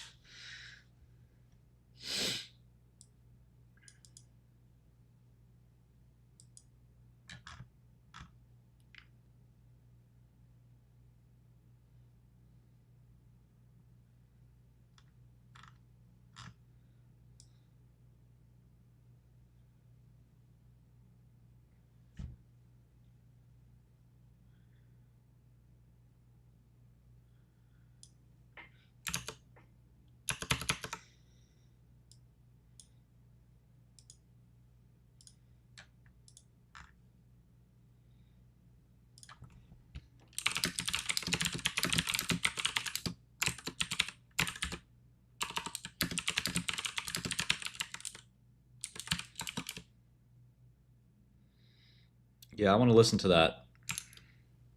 Thanks for the look. If I can arrange that, then when I measure, I'll see the right answer with a high probability. And if the probability is not 100%. I'm trying to get to 100,000 subscribers, so please, something good happens to me, I think, at 100,000, so please subscribe. There was a 5-year waiting list, and we got a rotary telephone. But it dramatically changed our lives. People would come to our house to make calls to their loved ones. I would have to go all the way to the hospital to get blood test records, and it would take 2 hours to go, and they would say, sorry, it's not ready, come back the next day. 2 hours to come back. And that became a 5-minute thing. So as a kid, this light bulb went in my head, this power of technology to kind of change people's lives. We had no running water. It was a massive drought. So they would get water in these trucks, maybe 8 buckets per household. So me and my brother, sometimes my mom, we would wait in line, get that and bring it back home. Many years later, we had running water and we had a water heater, and you could get hot water to take a shower. For me, everything was discreet like that. And so I've always had this thing, first-hand feeling of how technology can dramatically change your life and the opportunity it brings. I think if PDOM is actually high, at some point, all of humanity is aligned in making sure that's not the case, right? And so we'll actually make more progress against it, I think. So the irony is, there is a self-modulating aspect there. I think if humanity collectively puts their mind to solving a problem, whatever it is, I think we can get there. So because of that, I think I'm optimistic on the PDOM scenarios. But that doesn't mean I think the underlying risk is actually pretty high. But I have a lot of faith in humanity kind of rising up to meet that moment. Take me through that experience when there's all these articles saying you're the wrong guy to lead Google through this. Google is lost. It's done. It's over. The following is a conversation with Sundar Pichai, the CEO of Google and Alphabet, on this, the Lex Friedman podcast. Your life story is inspiring to a lot of people. It's inspiring to me. You grew up in India, whole family living in a humble 2-room apartment, very little, almost no access to technology.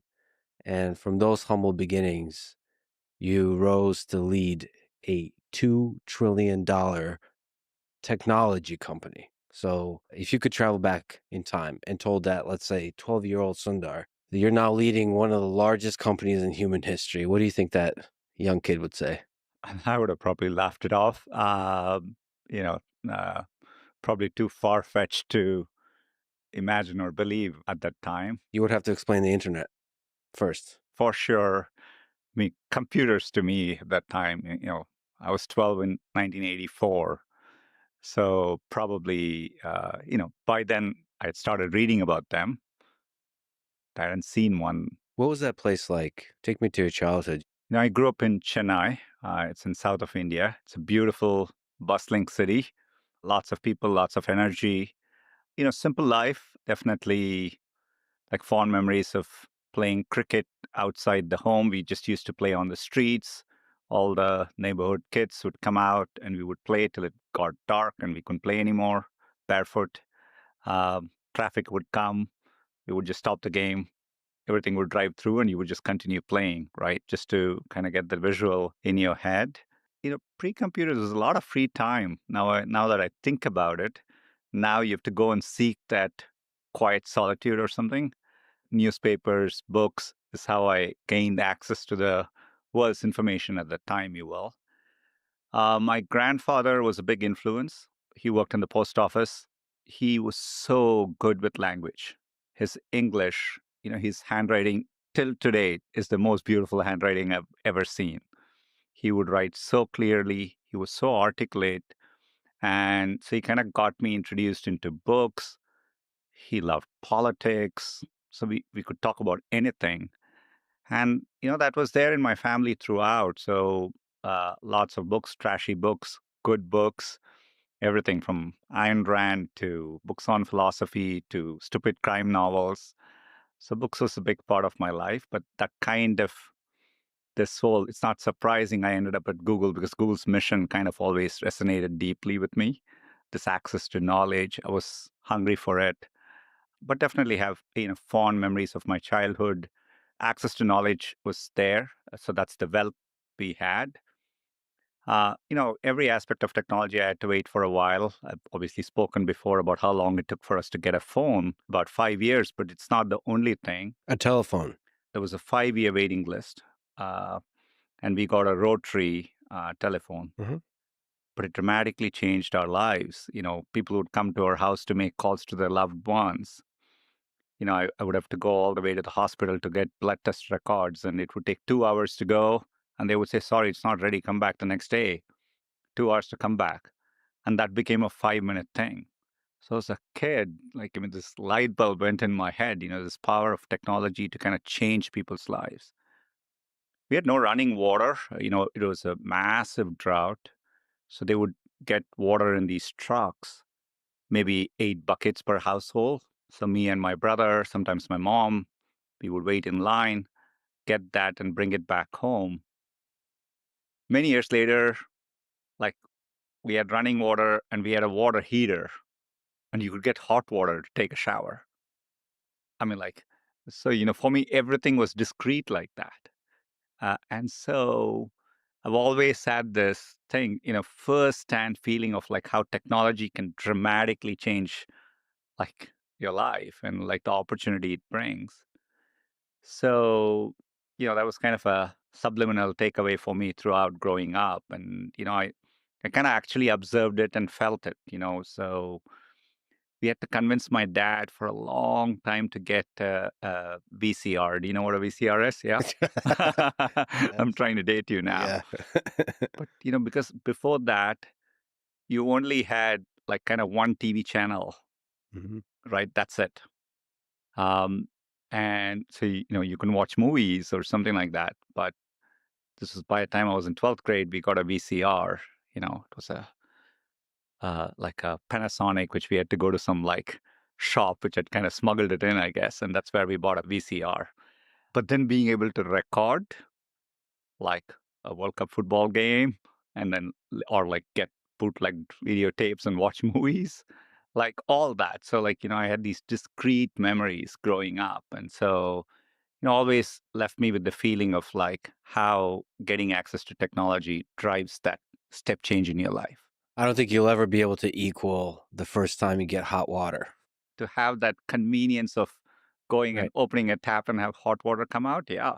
It's interesting. We take for granted the progress we've made. If you look at human history, just those plots that look at GDP across 2,000 years, and you see that exponential growth to where most of the progress happened since the Industrial Revolution. And we just take for granted. We forget how far we've gone. So our ability to understand how great we have it and also how quickly technology can improve is quite poor. Oh, it's extraordinary. I go back to India now, the power of mobile. It's mind-blowing to see the progress through the arc of time. It's phenomenal. What advice would you give to young folks listening to this all over the world who look up to you and find your story inspiring? Who want to be maybe the next Sundar Pichai, who want to create companies, build something that has a lot of impact in the world?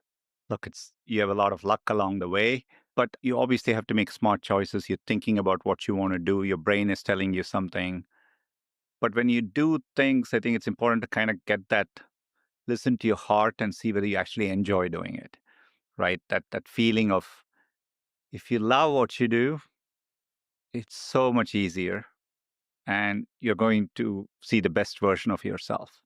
And it's easier said than done. I think it's tough to find things you love doing. But I think kind of listening to your heart a bit more than your mind in terms of figuring out what you want to do, I think is one of the best things I would tell people. The second thing is, trying to work with people who you feel at various points in my life, I worked with people who I felt were better than me. Right? Kind of you almost are sitting in a room talking to someone and they're like, wow, and you want that feeling a few times, trying to get yourself in a position where you're working with people who you feel are kind of stretching your abilities is what helps you grow, I think. So putting yourself in uncomfortable situations. And I think often you'll surprise yourself. So I think being open-minded enough to kind of put yourself in those positions is maybe another thing I would say. What lessons can we learn, maybe from an outsider perspective? For me, looking at your story and gotten to know you a bit, you're humble, you're kind. Usually when I think of somebody who has had a journey like yours and climbs to the very top, of leadership, they're usually in a cutthroat world. They're usually going to be a bit of an asshole. So, what wisdom are we supposed to draw from the fact that your general approach is of balance, of humility, of kindness, listening to everybody? What's your secret? I do get angry. I do get frustrated. I have the same emotions all of us do, right, in the context of work and everything. But a few things, right? I think, over time, I figured out the best way to get the most out of people. You kind of find mission-oriented people who are on the shared journey, who have this inner drive to excellence, to do the best, and you kind of motivate people, and you can achieve a lot that way, right? And so it often tends to work out that way. But have there been times like I lose it? Yeah, but not, maybe less often than others, and maybe over the years, less and less so, because I find it's not needed to achieve what you need to do. So losing your shit has not been productive. Yeah, less often than not. I think people respond to that. Yeah. They may do stuff to react to that, like what you actually want them to do the right thing, and so maybe there's a bit of like sports. I'm a sports fan. In football, coaches in soccer, that football. People often talk about like man management, right? Great coaches too, right? I think there is an element of that in our lives. How do you get the best out of the people you work with? At times you're working with people who are so committed to achieving. If they've done something wrong, they feel it more than you do, right? So you treat them differently than, occasionally there are people who you need to clearly let them know, like that wasn't okay or whatever it is. But I've often found that not to be the case. And sometimes the right words at the right time, spoken firmly, can reverberate through time. Also, sometimes the unspoken words. People can sometimes see that, like, you're unhappy without you saying it. And so sometimes the silence can deliver that message even more. Sometimes less is more. Who's the greatest soccer player of all time? Messi or Ronaldo or Pele or Maradona? I'm going to make, in this question. Is this going to be a political answer? No. I will tell the truthful answer because the so it's truthful Messi. Answer. Okay. It is. It's been interesting because my son is a big Cristiano Ronaldo fan. And so we've had to watch El Clasicos together, with that dynamic in there. I so admire CR7's. I mean, I've never seen an athlete more committed to that kind of excellence. And so he's one of the all-time greats. But, for me, Messi is it. Yeah, when I see Lionel Messi, you just are in awe that humans are able to achieve that level of greatness and genius and artistry. When we'll talk about AI, maybe robotics and this kind of stuff. That level of genius, I'm not sure you can possibly match by AI in a long time. It's just an example of greatness. And you have that kind of greatness in other disciplines, but in sport, you get to visually see it, unlike anything else. And just the timing, the movement, this is genius. I had the chance to see him a couple of weeks ago. He played in San Jose, so against the Quakes. So I went to see the game. I was a fan had good seats, knew where he would play in the second half, hopefully. And even at his age, just watching him when he gets the ball, that movement, you're right, that special quality. It's tough to describe, but you feel it when you see it, yeah. He still got it. If we rank all the technological innovations throughout human history, let's go back, maybe the history of human civilizations 12,000 years ago. And you rank them by how much of a productivity multiplier they've been. So we can go to electricity or the labor mechanization of the Industrial Revolution, or we can go back to the first agricultural revolution 12,000 years ago. In that long list of inventions, do you think AI, when history is written 1,000 years from now, do you think it has a chance to be the number one productivity multiplier? It's a great question. Look, many years ago, I think it might have been 2017 or 2018, I said at the time, AI is the most profound technology humanity will ever work on. It'll be more profound than fire or electricity.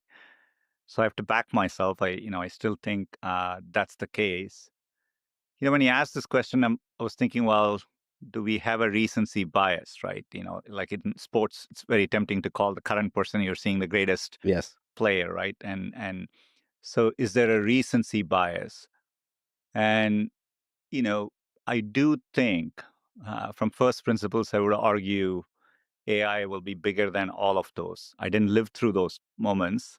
2 years ago, I had to go through a surgery, and then I processed that there was a point in time people didn't have anesthesia when they went through these procedures.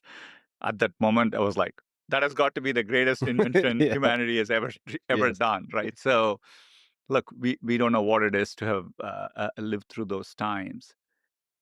But, and many of what you're talking about were kind of this general things which pretty much affected everything, electricity or internet, etc.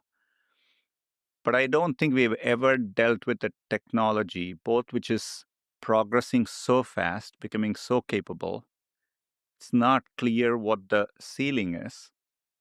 And the main unique, it's recursively self-improving, right? It's capable of that. And so the fact it's the first technology will kind of dramatically accelerate creation itself, like creating things, building new things, can improve and achieve things on its own, right? I think like puts it in a different league, right? And so different league. And so I think the impact it will end up having will far surpass everything we've seen before. Obviously, with that comes a lot of important things to think and wrestle with, but I definitely think that'll end up being the case. Especially if it gets to the point of where we can achieve superhuman performance on the AI research itself. So it's a technology that it's an open question, but it may be able to achieve a level to where the technology itself can create itself better than it could yesterday.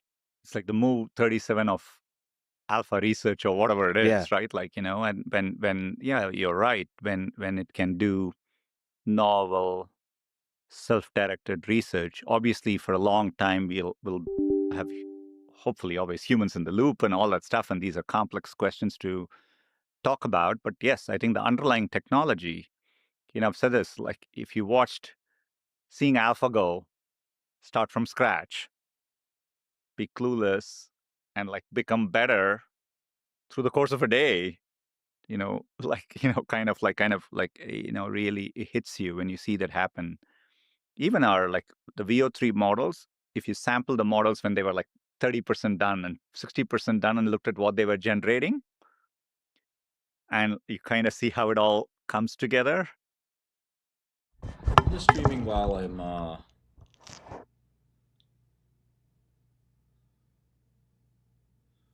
working.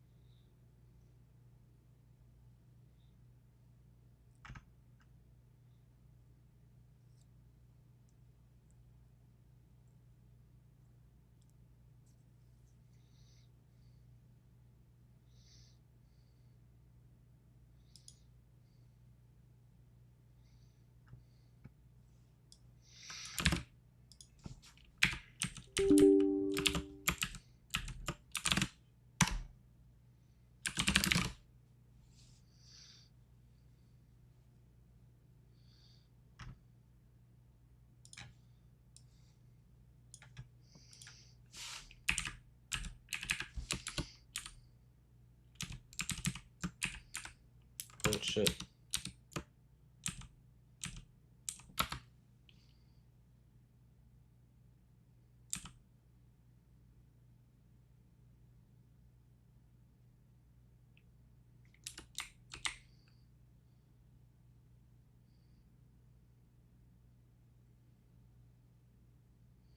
Let's go, James. That's what I fucking like to hear. Love you, bro.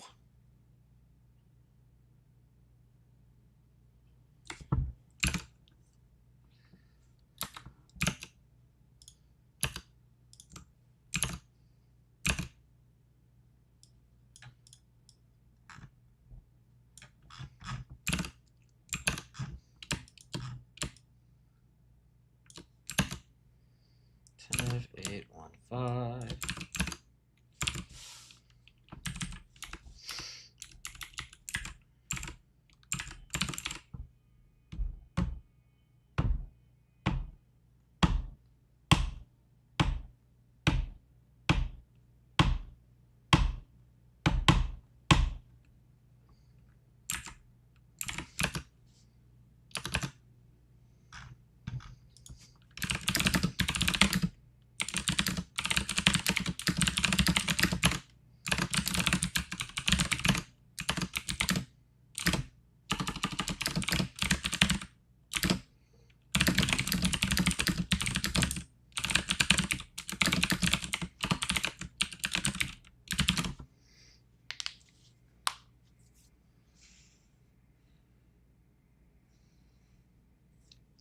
You want a desktop app?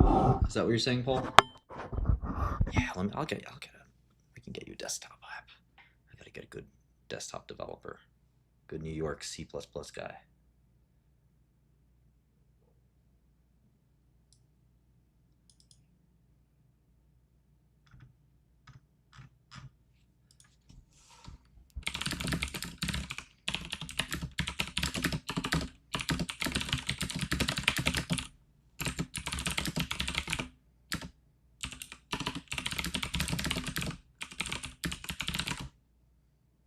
No, people don't want mobile apps for this kind of tool.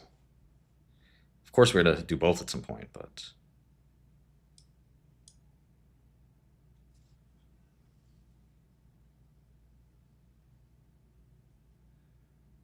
no, Prisma holders list are 13F filings that are filed quarterly with the Securities and Exchange Commission.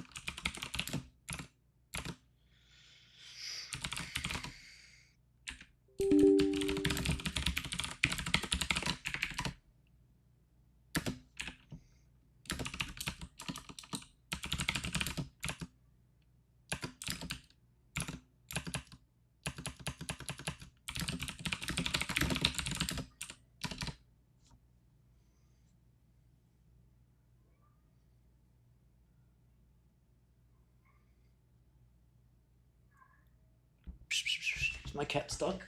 Here, Helen. What's happening?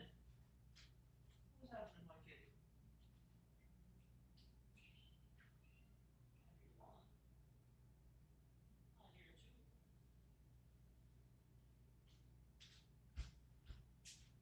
I heard him crying. I wondered, hope something wasn't wrong.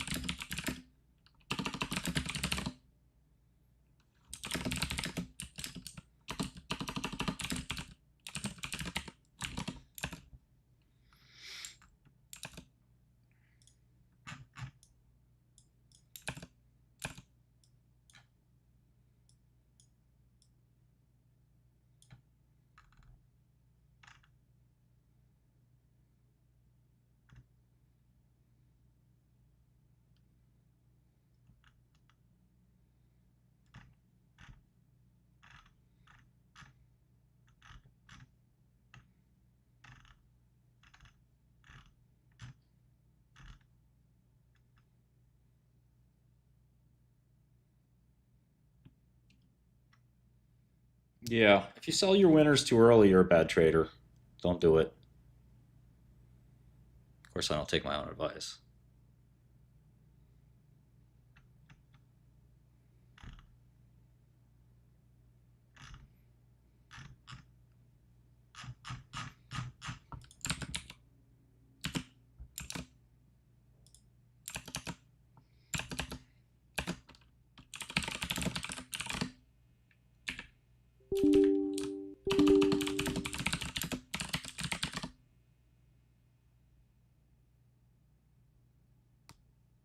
Are you speaking English, Ziris? Are you Russian, maybe?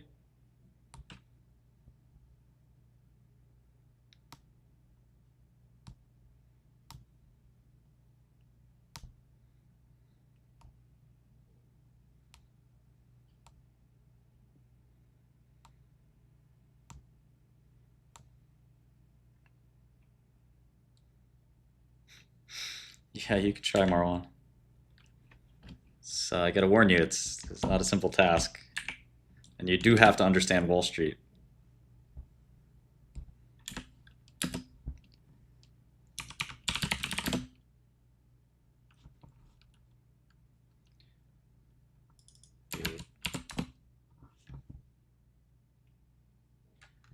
This is wrong. Is this doing this wrong? I'd be so upset.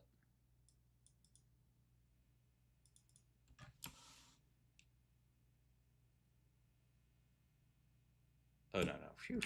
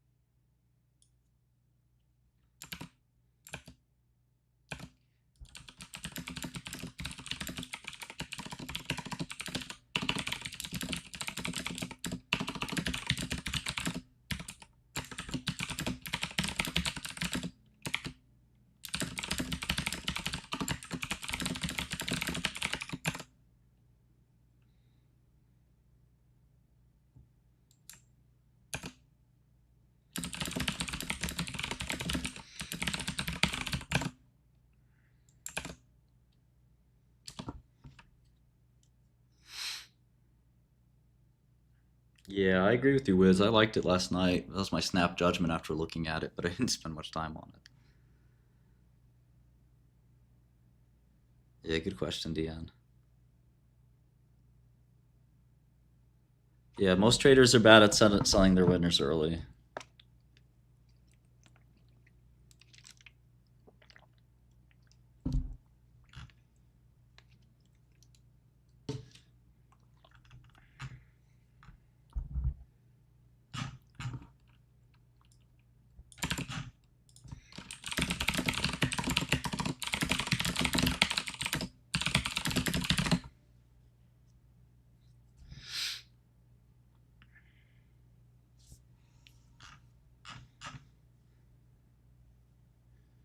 No, I don't know any. There aren't too many people focused on smoking cessation. I do think it's probably a problem amongst teens.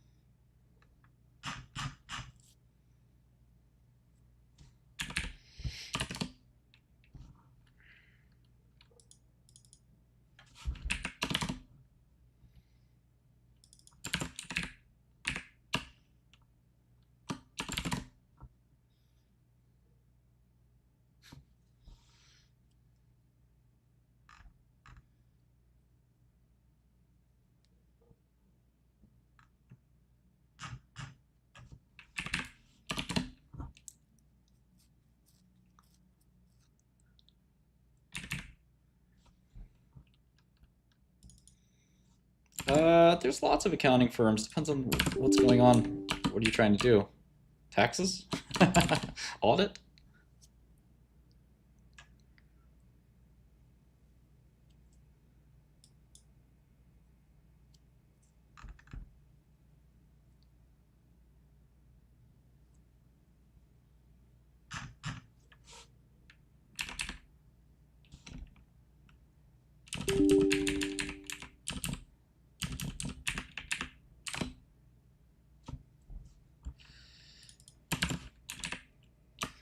Yeah, James, you got me.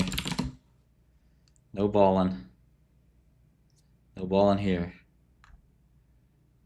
That's all I got left. Fed stick it all.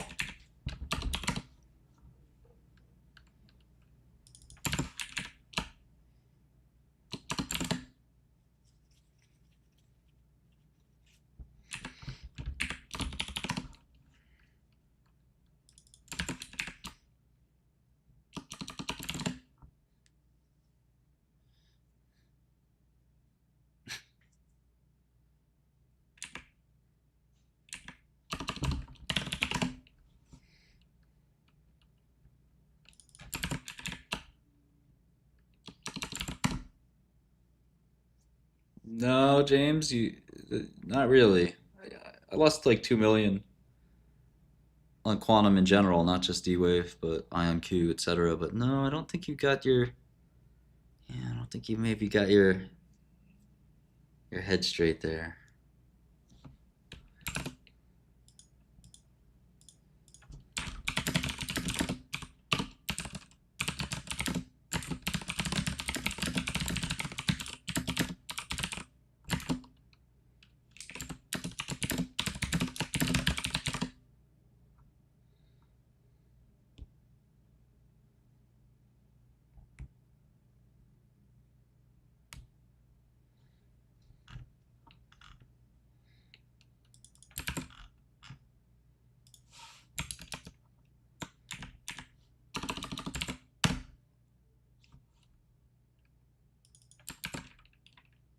No, I didn't cover.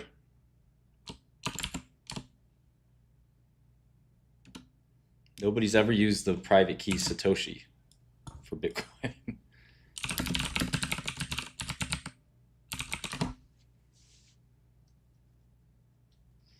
Yeah, D-Wave is the future of what exactly? A future indictment?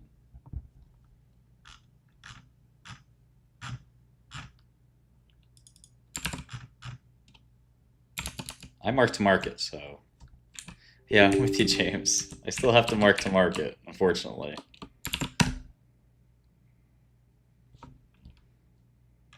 Yeah, NWBO is a fraud. Sorry to tell you. You probably heard about it from somebody, maybe on the internet.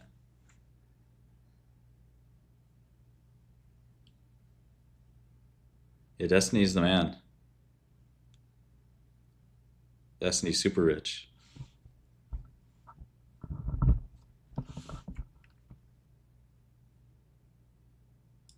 Yeah, we're losing right now. We're losing right now, you know. We're ready. It's all right. It's a setup. It's a minor setback for a major comeback. That's what I say. Like, why can't I move the, like, this is so ridiculous, right? Like, I have to go to the right exact pixel.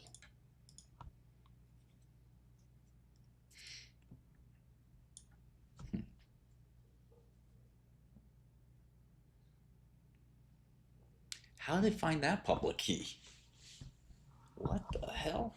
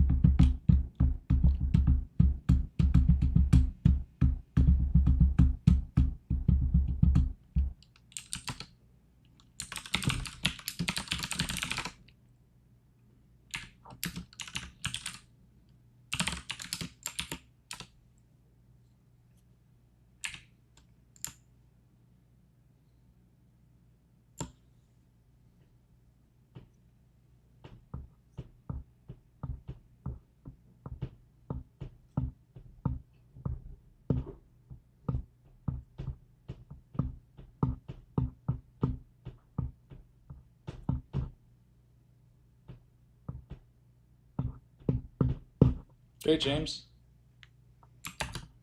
I'm not a big fan of RWA. I'm not really sure what it's all about, to be honest. I mean, I know what it's all about, but I just don't believe.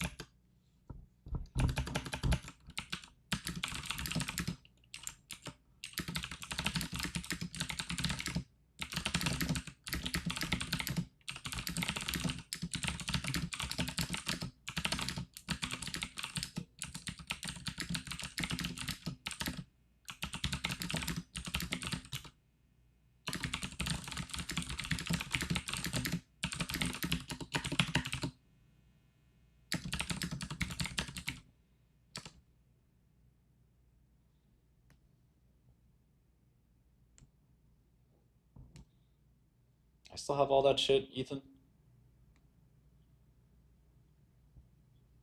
Zerius, there's a... You're not really... I don't think you know what I'm up to here.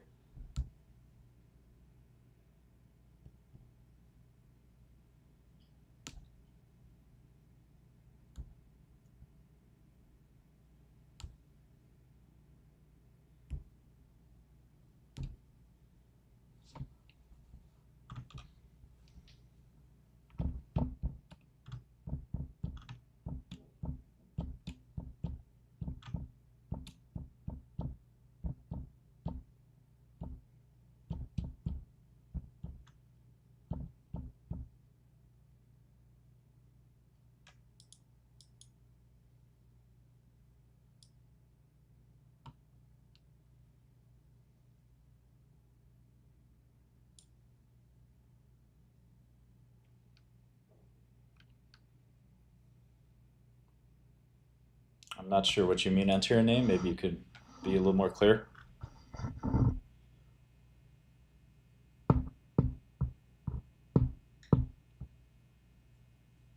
The hex encoding is encodes both the x coordinate and the y coordinate of the public key.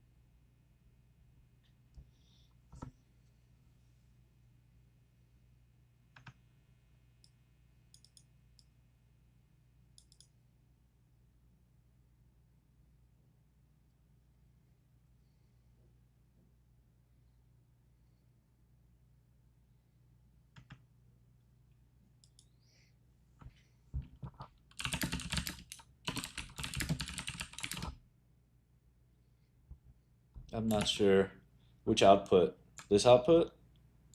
Or my command line output? Here? I don't know what you're looking at.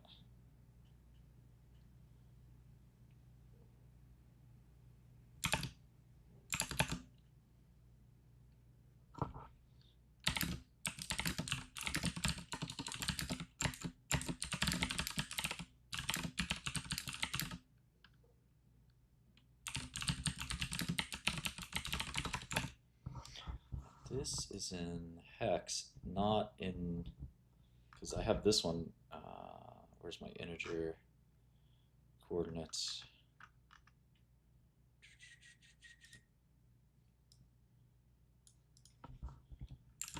Maybe I should represent them in hex.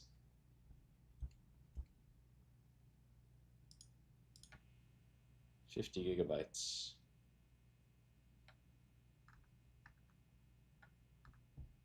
New accents, here it is.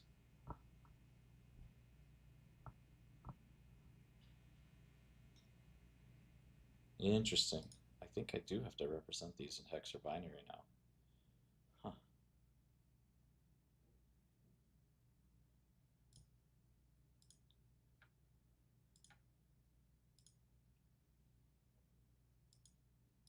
This and this.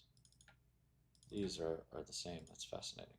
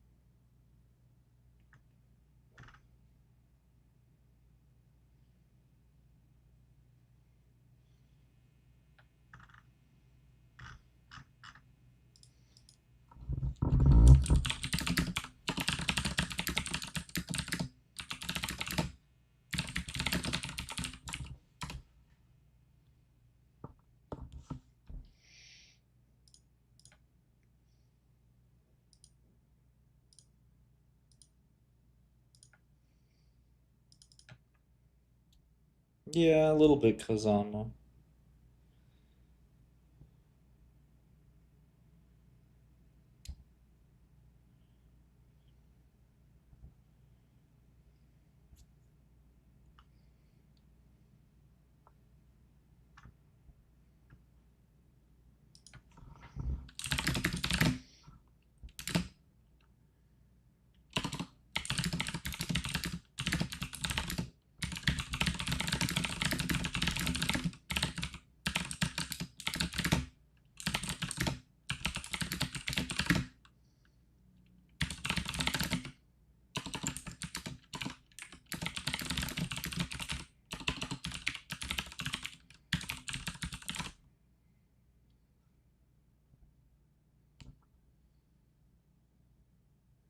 That's cool, WT81.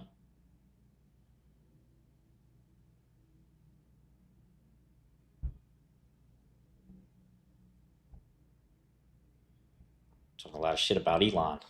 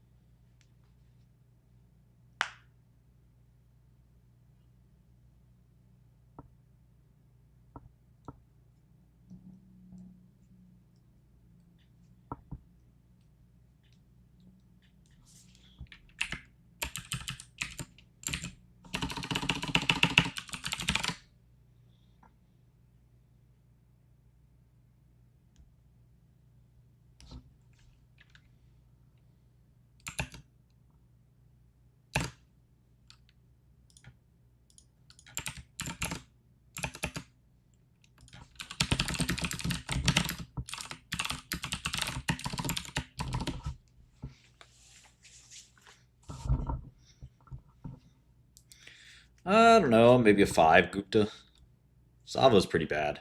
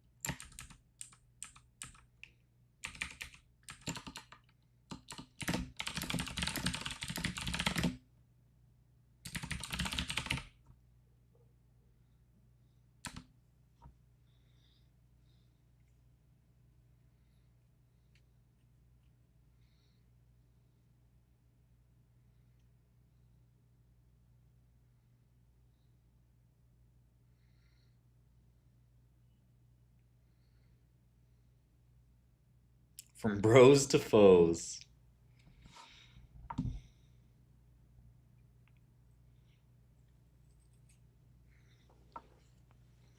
I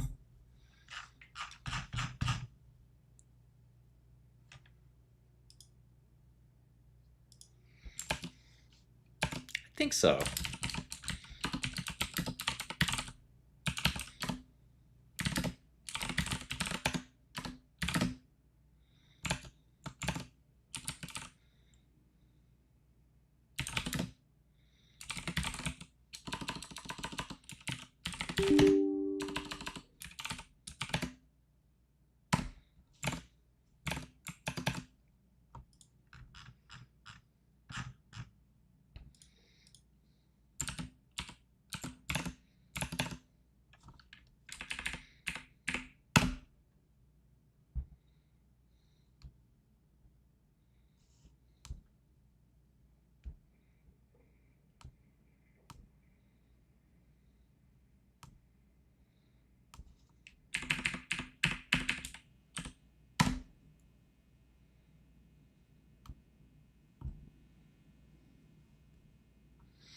Did not see any D-Wave 8K. Let's take a look.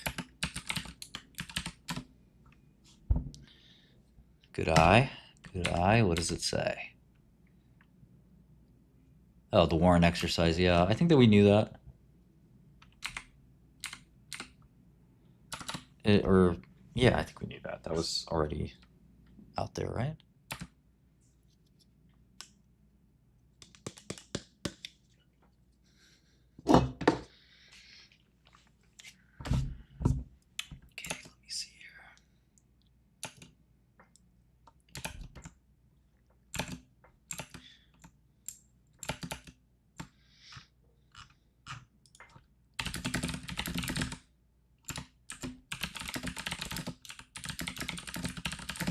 Yeah, I mean, they basically need a capital raise right away, Michael.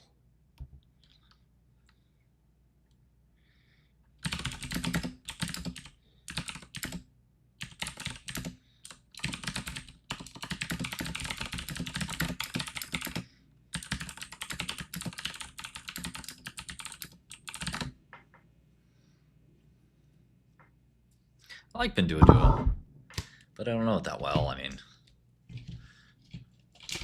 I'm not an e-commerce expert, you know?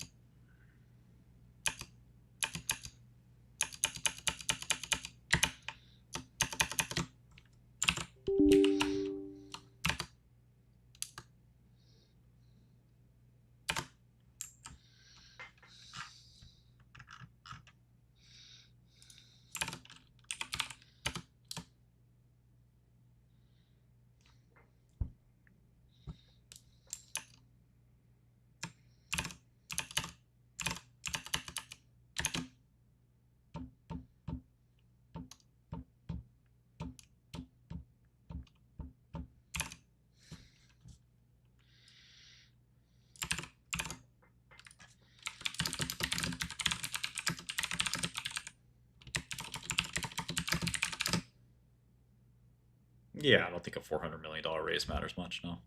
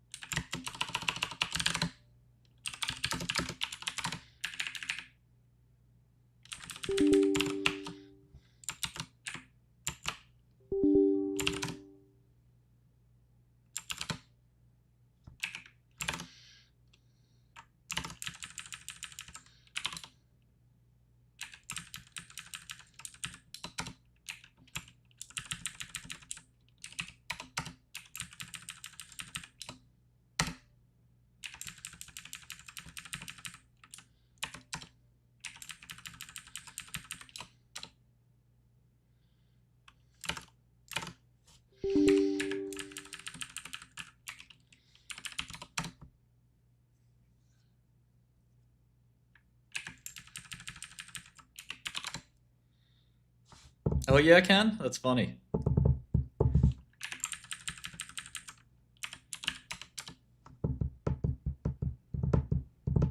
He was partners with some interesting mathematicians like Berlekamp and this guy Axe. No, I'm not worried about a webinar for a fake computer. I will be presenting or discussing on StockTwits on Monday morning. Make sure you're there.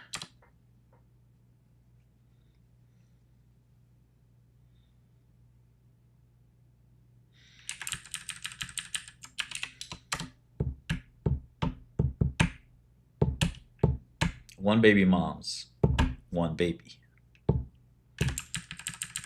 Why, you trying to cop? You trying to cop, homie? You need a baby?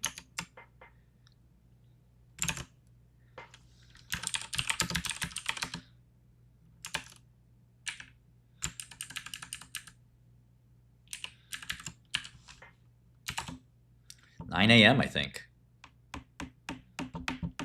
My little chunky Chucky. That's what I'm calling the baby.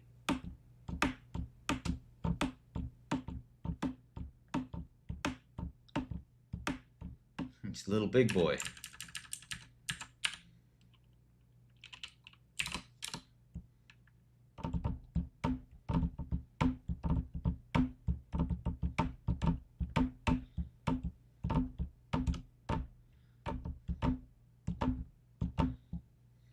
The chonkers.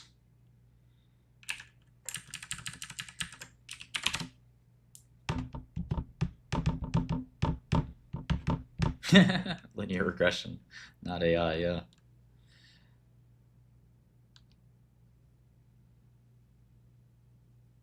Yeah, probably software squeech. But I know MedTech well. I mean, I don't know. Business is business. Business is business.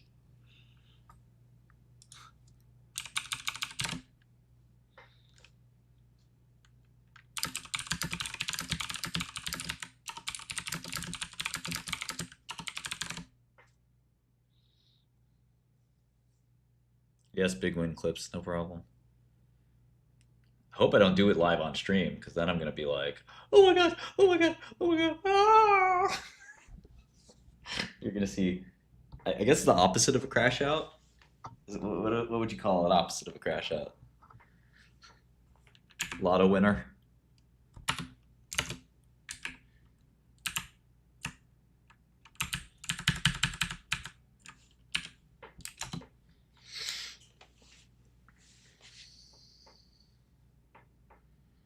A pop off? Is that what they call it?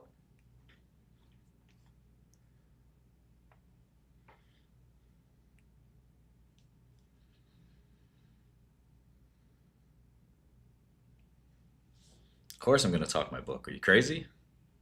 I don't go anywhere without talking my book.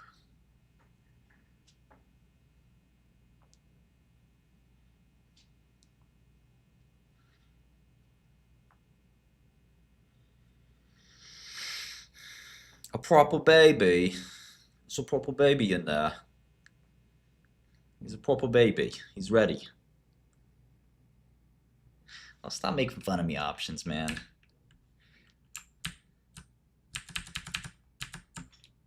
I love my wifey.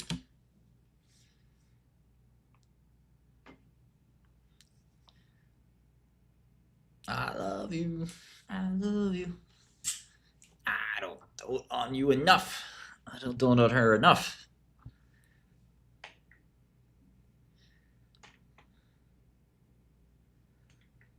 I love her. And I'm gonna love this little boy. He's gonna be the best.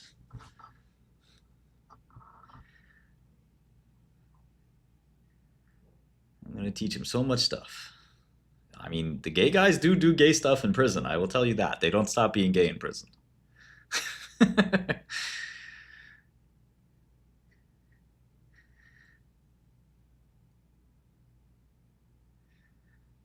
Talking my book is a Wall Street term for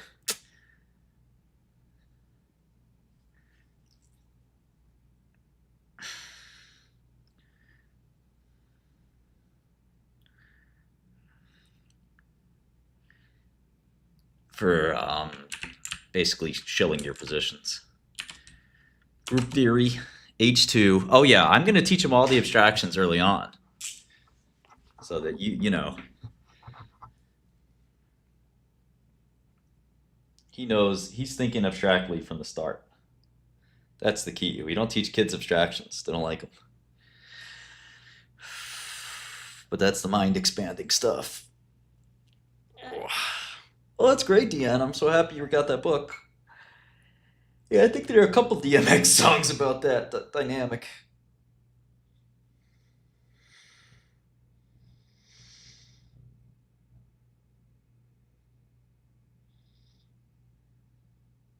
DMX, my dog's bite. That's a fact, Vincent. That's a fact. Thank you. I wouldn't mind totally transcendent music. I am so behind you. My guys are so busy. They don't have the time to fix everything. So that ticks me off. We definitely want to do that. I'm with you 100%, brother.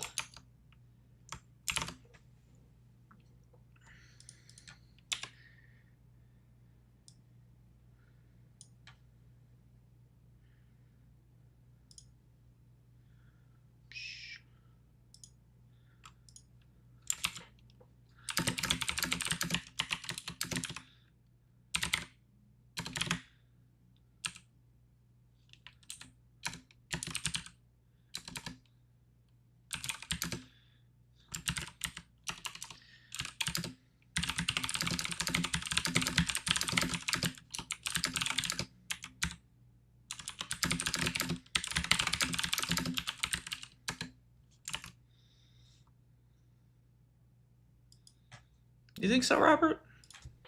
There's a bit of a reverse zero sum there, right? Because you have the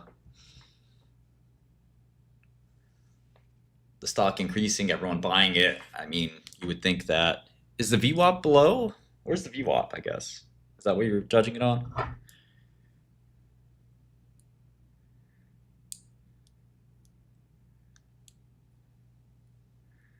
There's no requirements, WT81. I'm just in the general Discord chat. Don't subscribe to the Discord or anything. There's no special benefits that you get. So I just go to the voice channel. I'm mostly not in the text channels. I mostly just do the voice channel, but if I do the text channels, I'm just in main. I just don't have time to do every single thing, you know?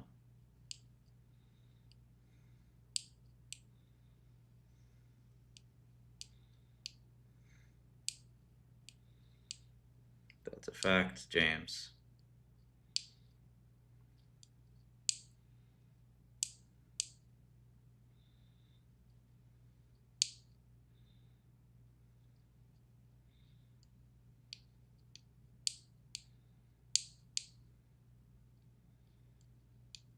Market closing momentarily. Yeah, that one too, SVH is pretty funny.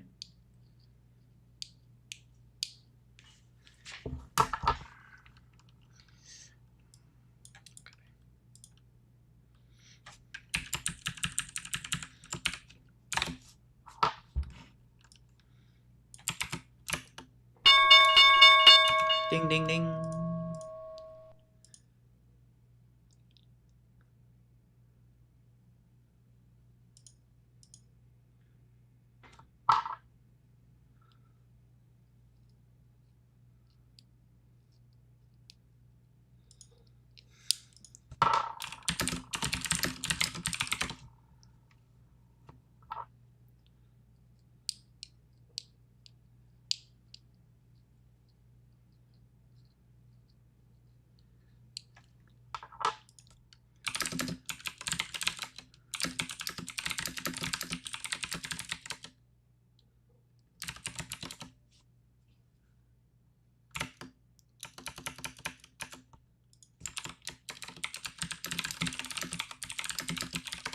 Bad day. Sorry to hear that. It was a decent week. You know, and I think Quantum, if you survived it, you know, with Circle and some other things, Sarepta, you know, you'll make the Quantum money back next week. So I kind of like that.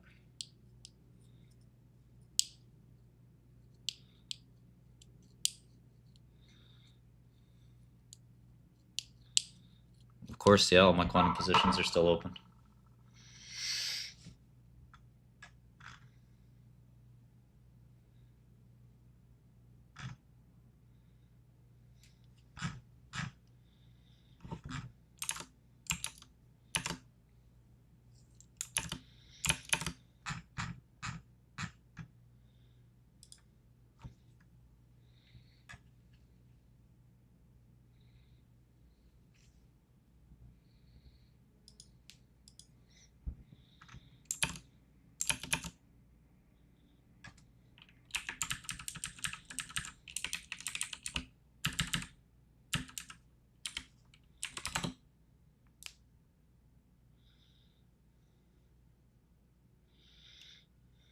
Interesting. I don't even know PLP partners. I thought that name rings a bell, Lennon.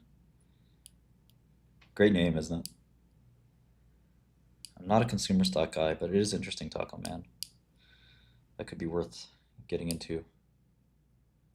I told you, Vincent, I like Sarepta. Qubits going to 1, I would say.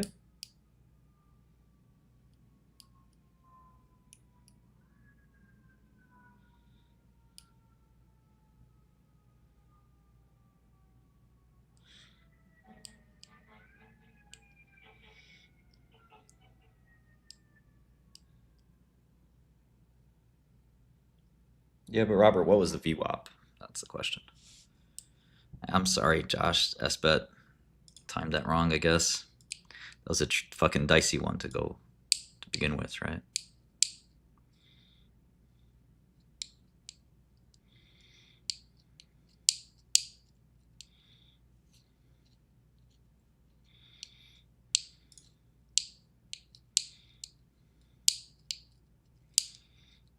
Yeah, he's relatively new on the scene, if I'm not mistaken, right?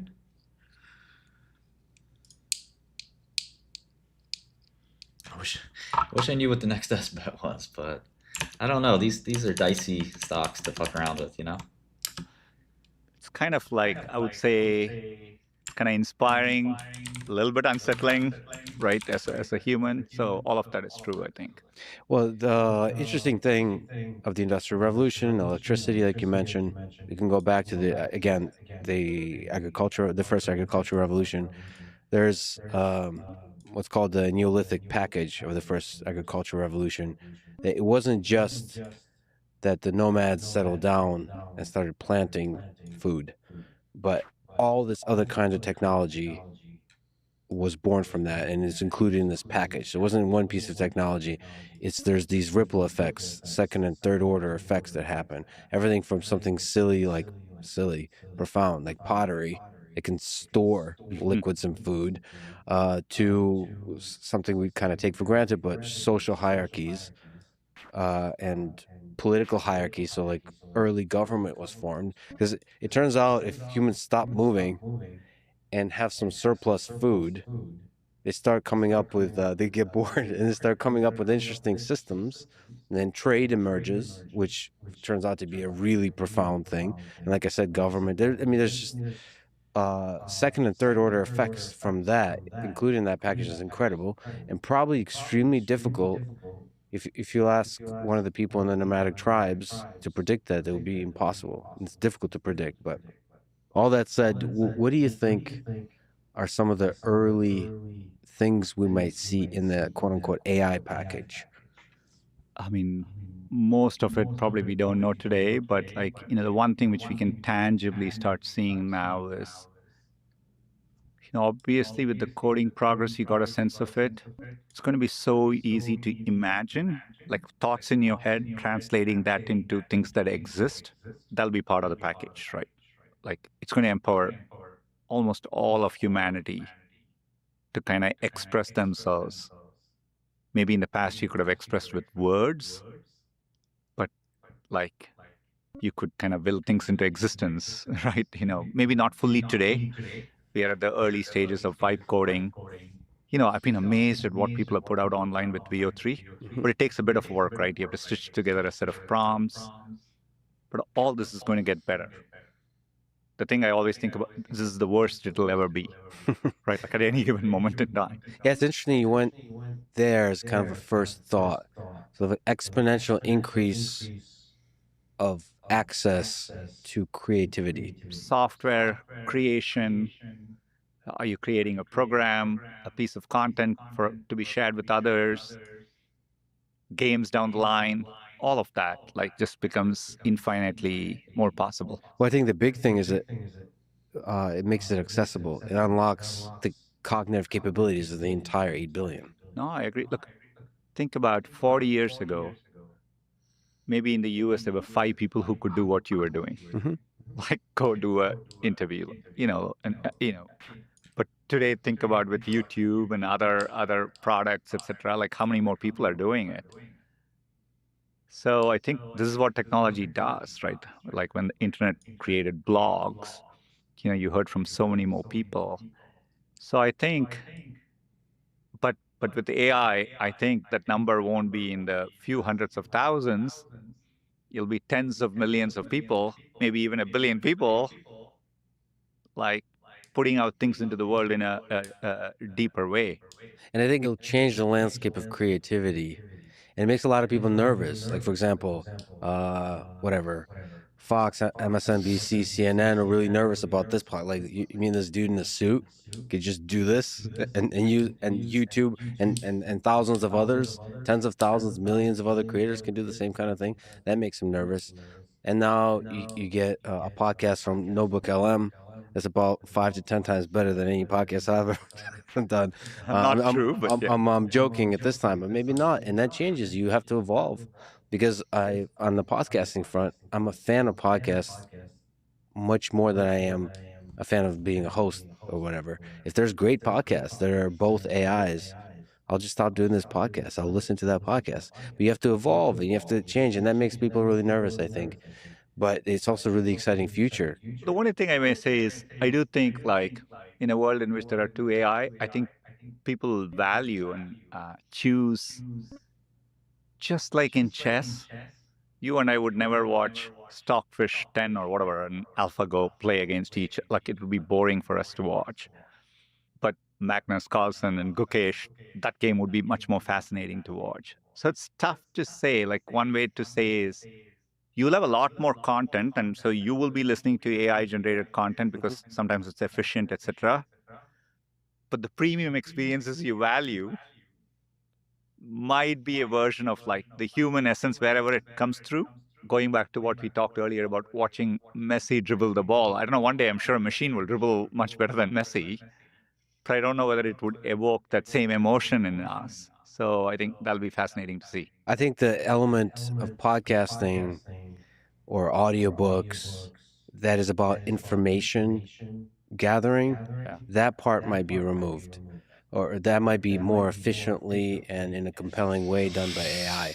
But then it'll be just nice to hear humans struggle with the information, contend with the information, try to internalize it, combine it with the complexity of our own emotions and consciousness and all that kind of stuff. But if you actually want to find out about a piece of history, you go to Gemini. If you want to see Lex struggle with that history. Then you look, or other humans, you look at that. But that's, the point is, it's going to change the nature, continue to change the nature of how we discover information, how we consume the information, how we create that information. The same way that YouTube changed everything completely, changed news, and that's something our society is struggling with. Yeah, YouTube enabled, I mean, you know this better than anyone else. It's enabled so many creators. There is no doubt in me that like we will enable more filmmakers than there have ever been, right? You're going to empower a lot more people. So I think there is an expansionary aspect of this, which is underestimated, I think.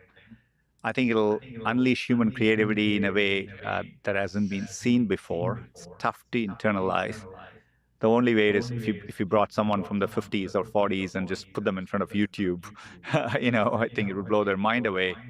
Similarly, I think we would get blown away by what's possible in a 10 to 20 year time frame. Do you think there's a future? How many years out is it that, let's say, let's put a marker on it, 50% of content, good content, 50% of good content is generated by VO 4, 5, 6? I think it depends on what it is for. Maybe if you look at movies today with CGI, there are great filmmakers. Like you still look at like who the directors are and who use it. There are filmmakers who don't use it at all. You value that. There are people who use it incredibly. Think about somebody like a James Cameron, like what he would do with these tools in his hands. But I think there'll be a lot more content created. Like just like writers today use Google Docs and not think about the fact that they're using a tool like that. Like people will be using the future versions of these things. Like it won't be a big deal at all to them. I've gotten a chance to get to know Darren Aronofsky well. He's been really leaning in and trying to figure out. It's fun to watch a genius who came up before any of this was even remotely possible. He created Pi, one of my favorite movies, and from there just continued to create a really interesting variety of movies. And now he's trying to see how can AI be used to create compelling films.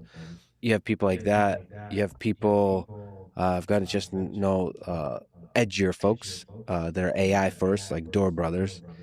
Both Aronofsky and Dor Brothers create at the edge of the Overton window of society. They push, whether it's sexuality or violence, it's edgy, like artists are, but it's still classy. It doesn't cross that line, whatever that line is. Hunter S. Thompson has this line that the only way to find out where the line is by crossing it. And I think for artists, that's true. That's kind of their purpose sometimes. Comedians and artists just cross that line. I wonder if you can comment on the weird place that puts Google. Because Google's line is probably different than some of these artists. How do you think about specifically VO and Flow, about like how to allow artists to do crazy shit, but also like the responsibility of like not for it not to be too crazy? I mean, it's a great question. Look, you mentioned Darren, he's a clear visionary, right? Part of the reason we started working with him early on VO is he's one of those people who's able to kind of see that future, get inspired by it, and kind of showing the way for how creative people can express themselves with it. Look, I think when it comes to allowing artistic free expression as one of the most important values in a society, right? I think, artists have always been the ones to push boundaries, expand the frontiers of thought.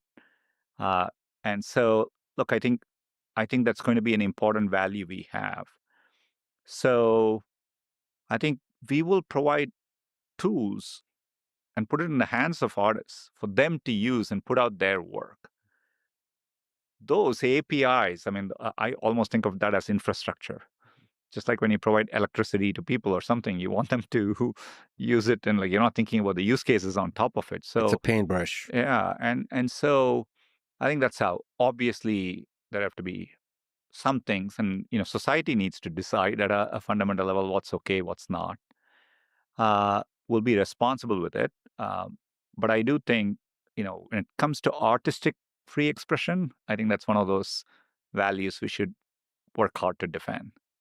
I wonder if you can comment on maybe earlier versions of Gemini were a little bit careful on the kind of things you would be willing to answer. I just want to comment on.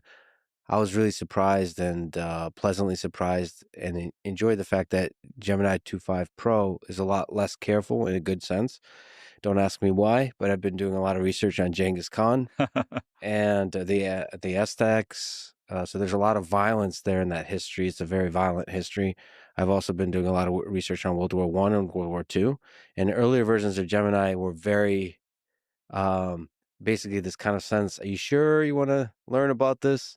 And now it's actually very factual, objective, talks about very difficult parts of human history and does so with nuance and depth. It's been really nice. But there's a line there that I guess Google has to kind of walk. I wonder if it's also an engineering challenge, how to do that at scale across all the weird queries that people ask. What can you just speak to that challenge? How do you allow Gemini to say, again, pardon my French, crazy shit, but not too crazy? I think one of the good insights here has been, as the models are getting more capable, the models are really good at this stuff, right? And so I think in some ways, maybe a year ago, the models weren't fully there. So they would also do stupid things more often. And so, you're trying to handle those edge cases, but then you make a mistake in how you handle those edge cases and it compounds. But I think with 2.5, what we particularly found is once the models cross a certain level of intelligence and sophistication, they are able to reason through these nuanced issues pretty well. And I think users really want that, right? Like, you want as much access to the raw model as possible, right? But I think it's a great area to think about, like, over time, we should allow more and more closer access to it. Maybe obviously let people custom prompts if they wanted to, and experiment with it, etc. I think that's an important direction. But look, the first principles we want to think about it is, from a scientific standpoint, like making sure the models, and I'm saying scientific in the sense of like how you would approach math or physics or something like that, from first principles, having the models reason about the world, be nuanced, etc., from the ground up is the right way to build these things, right? Not like some subset of humans kind of hard coding things on top of it. So I think it's the direction we've been taking, and I think you'll see us continue to push in that direction. Yeah, I actually asked, I gave these notes, I took extensive notes, and I gave them to Gemini and said, can you ask a novel question that's not in these notes? And it wrote, Gemini continues to really surprise me. It's been really beautiful. It's an incredible model. The question it generated was, you, meaning Sundar, told the world Gemini is churning out 480 trillion tokens a month. What's the most life-changing 5-word sentence hiding in that haystack? That's a Gemini question. But it gave me a sense. I don't think you can answer that, but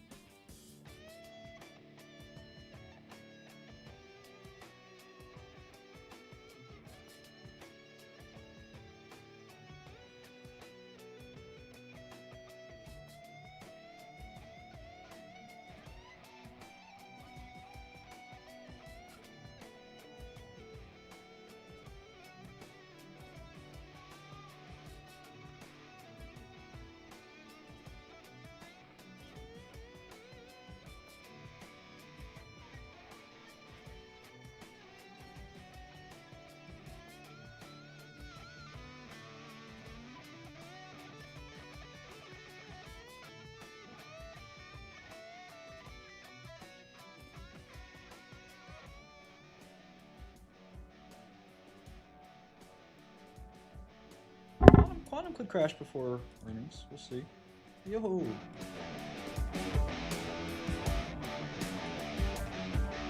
Recognize it?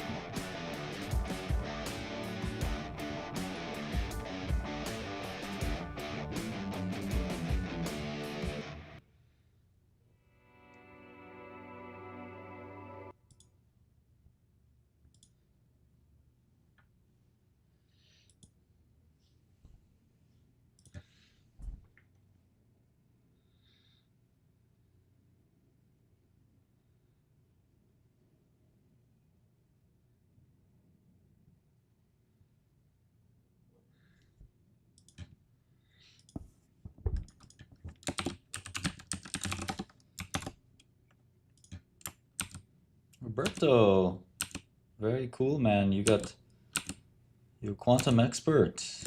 What's your favorite quantum algorithm?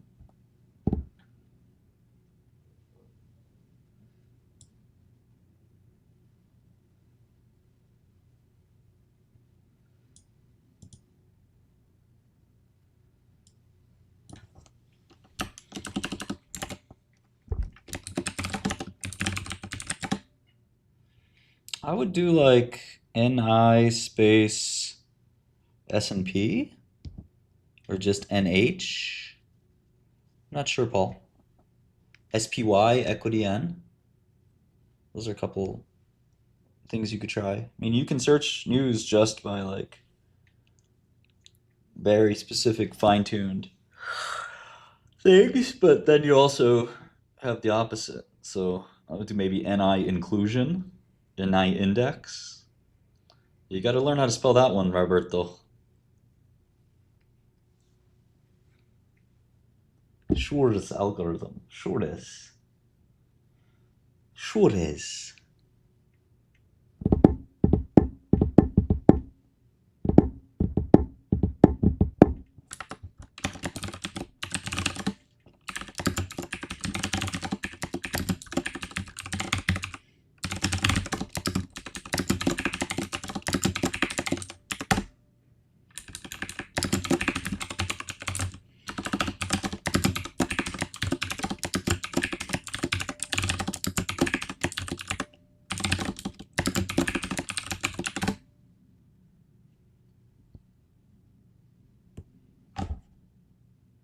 Yeah, definitely, Robert. I don't see why. ACM allows you to just change the terminal key, but we really do want to make it so it's a super Bloomberg. I mean, there's no reason why you shouldn't be able to do exactly what you want to do. You know, that's my dream. Assuming that it's rational, other people want to do it too. So I have some really cool plans for UI where like you can just like even like not even having to press enter, ideally.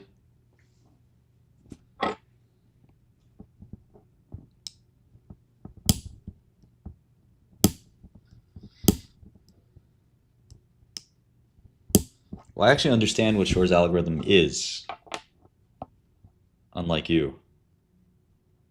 And I don't see how you would like Shor's algorithm, because Shor's algorithm doesn't really give you any commercial potential. So why would you even like that one? I don't know. It doesn't make any sense to me. You sound like you're full of shit. Bullshit. Whole bunch of bullshit.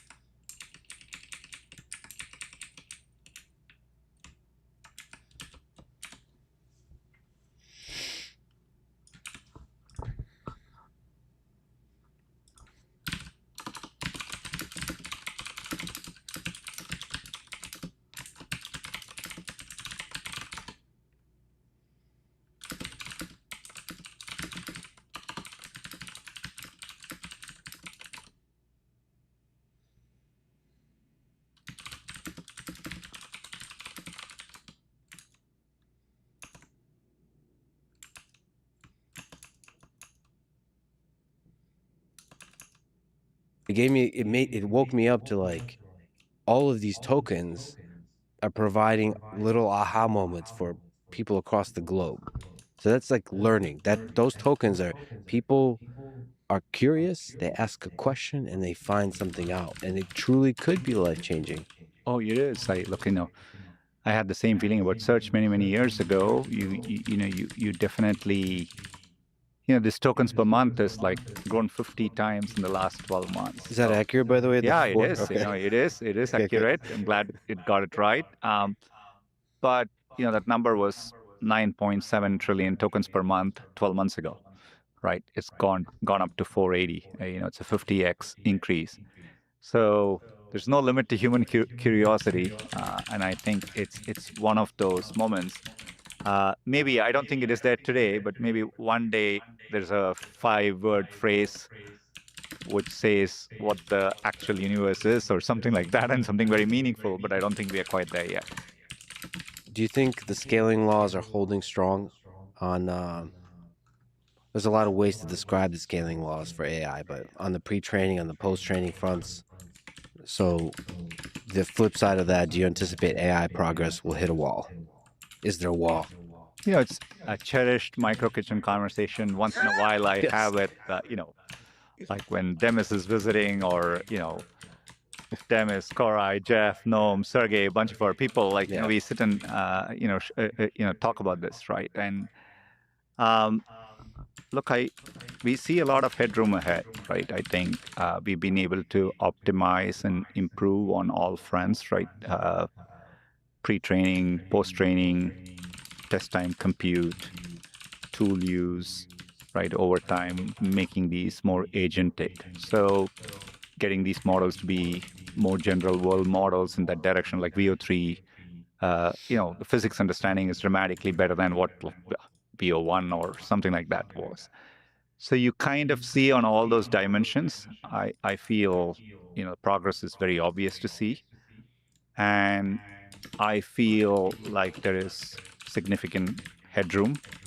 More importantly, I'm fortunate to work with some of the best researchers on the planet, right? They think there is more headroom to be had here.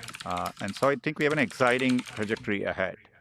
It's tougher to say, each year I sit and say, okay, we're going to throw 10x more compute over the course of next year at it, and will we see progress? Sitting here today, I feel like the year ahead will have a lot of progress. And do you feel any limitations like that, or the bottlenecks, compute limited, data limited, idea limited? Do you feel any of those limitations, or is it full steam ahead on all fronts? I think it's compute limited in this sense, right? We can all, part of the reason you've seen us do Flash, Nano Flash, and Pro models, but not an Ultra model. It's like for each generation, we feel like we've been able to get the Pro model at 80, 90% of Ultra's capability, but Ultra would be a lot more slow and a lot more expensive to serve. But what we've been able to do is to go to the next generation and make the next generation's Pro as good as the previous generation's Ultra, but be able to serve it in a way that it's fast and you can use it and so on. So I do think scaling laws are working, but it's tough to get at any given time. The models we all use the most is maybe like a few months behind the maximum capability we can deliver, right? Because that won't be the fastest, easiest to use, etc. Also, that's in terms of intelligence. It becomes harder and harder to measure performance, in quotes, because you could argue Gemini Flash is much more impactful than Pro, just because of the latency. It's super intelligent already. I mean, sometimes latency is maybe more important than intelligence. Especially when the intelligence is just a little bit less in Flash. It's still an incredibly smart model. Yeah. And so you have to now start measuring impact. And then it feels like benchmarks are less and less capable of capturing the intelligence of models, the effectiveness of models, the usefulness, the real world usefulness of models. Another kitchen question. So lots of folks are talking about timelines for AGI or ASI, artificial superintelligence. So AGI, loosely defined, is basically human expert level at a lot of the main fields of pursuit for humans. And ASI is what AGI becomes, presumably quickly, by being able to self-improve. So becoming far superior in intelligence across all these disciplines than humans. When do you think we'll have AGI? Is 2030 a possibility? There's one other term we should throw in there. I don't know who used it first. Maybe Karpati did. AJI. Have you heard AJI? The artificial jagged intelligence. Sometimes feels that way, right? Both there are progress and you see what they can do, and then like you can trivially find they make numerical errors or like counting R's in strawberry or something, which seems to trip up most models or whatever it is, right? So maybe we should throw that term in there. I feel like we are in the AJI phase where like dramatic progress, some things don't work well, but overall, you're seeing lots of progress. But if your question is, will it happen by 2030? Look, we constantly move the line of what it means to be AGI. There are moments today, like sitting in a Waymo in a San Francisco street with all the crowds and people and kind of work its way through. I see glimpses of it there. The car is sometimes kind of impatient, trying to work its way, using Astra, like in Gemini Live, or seeing, asking questions about the world. What's this skinny building doing in my neighborhood? It's a street light, not a building. You see glimpses. That's why I use the word AGI, because then you see stuff which obviously, we are far from AGI too. So you have both experiences simultaneously happening to you.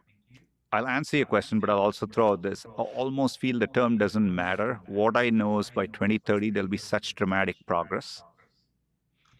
We'll be dealing with the consequences of that progress, both the positives, both the positive externalities and the negative externalities that come with it in a big way by 2030.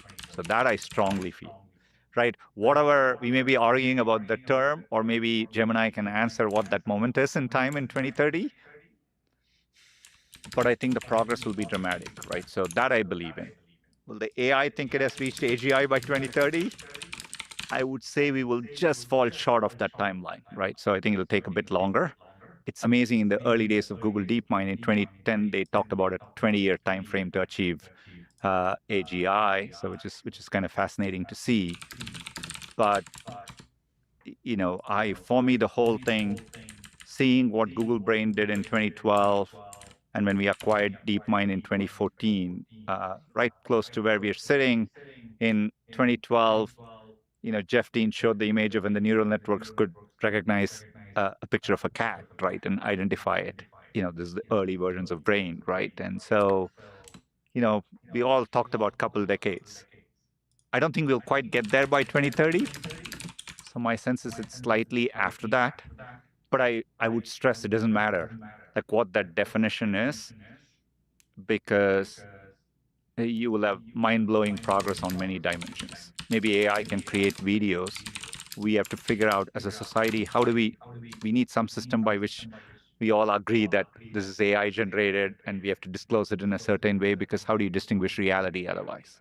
Yeah, there's so many interesting things you said. So first of all, just looking back at this recent, now feels like distant history with Google Brain. I mean, that was before TensorFlow was made public and open sourced. So the tooling matters too, combined with GitHub ability to share code. Then you have the ideas of attention transformers and the diffusion now. And then there might be a new idea that seems simple in retrospect, but will change everything. And that could be the post-training, the inference time innovations. And I think Shad Cien tweeted that Google is just one great UI from completely winning the AI race. Meaning like UI is a huge part of it. Like how that intelligence, I think Logan Kirkpatrick likes to talk about this right now. It's an LLM, but when is it going to become a system where you're talking about shipping systems versus shipping a particular model? Yeah, that matters too. How the system is manifests itself and how it presents itself to the world. That really, really matters. Oh, hugely so. There are simple UI innovations which have changed the world, right? And I absolutely think so. We will see a lot more progress in the next couple of years. I think AI itself on a self-improving track for UI itself. Like, today we are like constraining the models. The models can't quite express themselves in terms of the UI to people. But that is if you think about it, we've kind of boxed them in that way. But given these models can code, they should be able to write the best interfaces to express their ideas over time, right? That is an incredible idea. So their API is already open. So you can create a really nice agentic system that continuously improves the way you can be talking to an AI. Yeah. But a lot of that is the interface. And then, of course, the incredible multimodal aspect of the interface that Google's been pushing. These models are natively multimodal.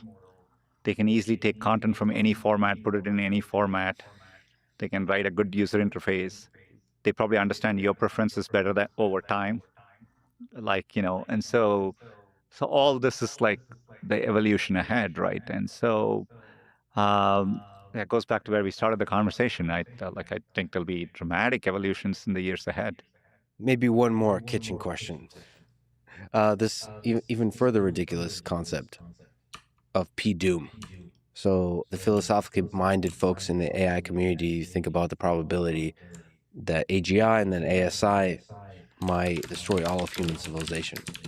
I would say my P-Doom is about 10%. Do you ever think about this kind of long-term threat of ASI? And what would your P-Doom be?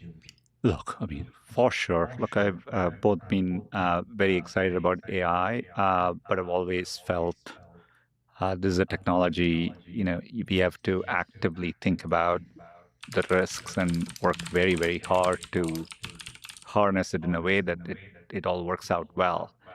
On the P-Doom question, look, it's wouldn't surprise you to say that's probably another micro kitchen conversation that pops up once in a while, right? And given how powerful the technology is, maybe stepping back, when you're running a large organization, if you can kind of align the incentives of the organization, you can achieve pretty much anything, right? Like, if you can get kind of people all marching in towards like a goal in a very focused way, in a mission-driven way, you can pretty much achieve anything. But it's very tough to organize all of humanity that way.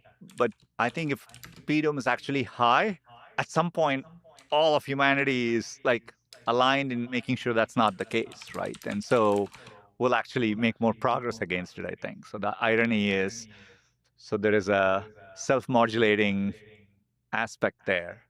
Like, I think if humanity collectively puts their mind to solving a problem, whatever it is, I think we can get there. So because of that, I think I'm optimistic on the P-Doom scenarios. But that doesn't mean, I think the underlying risk is actually pretty high. But I have a lot of faith in humanity kind of rising up to meet that moment. That's really, really well put. I mean, as the threat becomes more concrete and real, humans do really come together and get their shit together. Well, the other thing I think people don't often talk about is probability of doom without AI. So there's all these other ways that humans can destroy themselves, and it's very possible, at least I believe so, that AI will help us become smarter, kinder to each other, more efficient. It'll help more parts of the world flourish where it would be less resource constrained, which is often the source of military conflict and tensions and so on. So we also have to load into that. What's the P-Doom without AI? With AI, P-Doom with AI, and P-Doom without AI. Because it's very possible that AI will be the thing that saves us, saves human civilizations from all the other threats. I agree with you. I think it's insightful. Look, I felt like to make progress on some of the toughest problems, it would be good to have AI like pair helping you, right? And so that resonates with me for sure. Yeah. Quick pause. Bathroom break?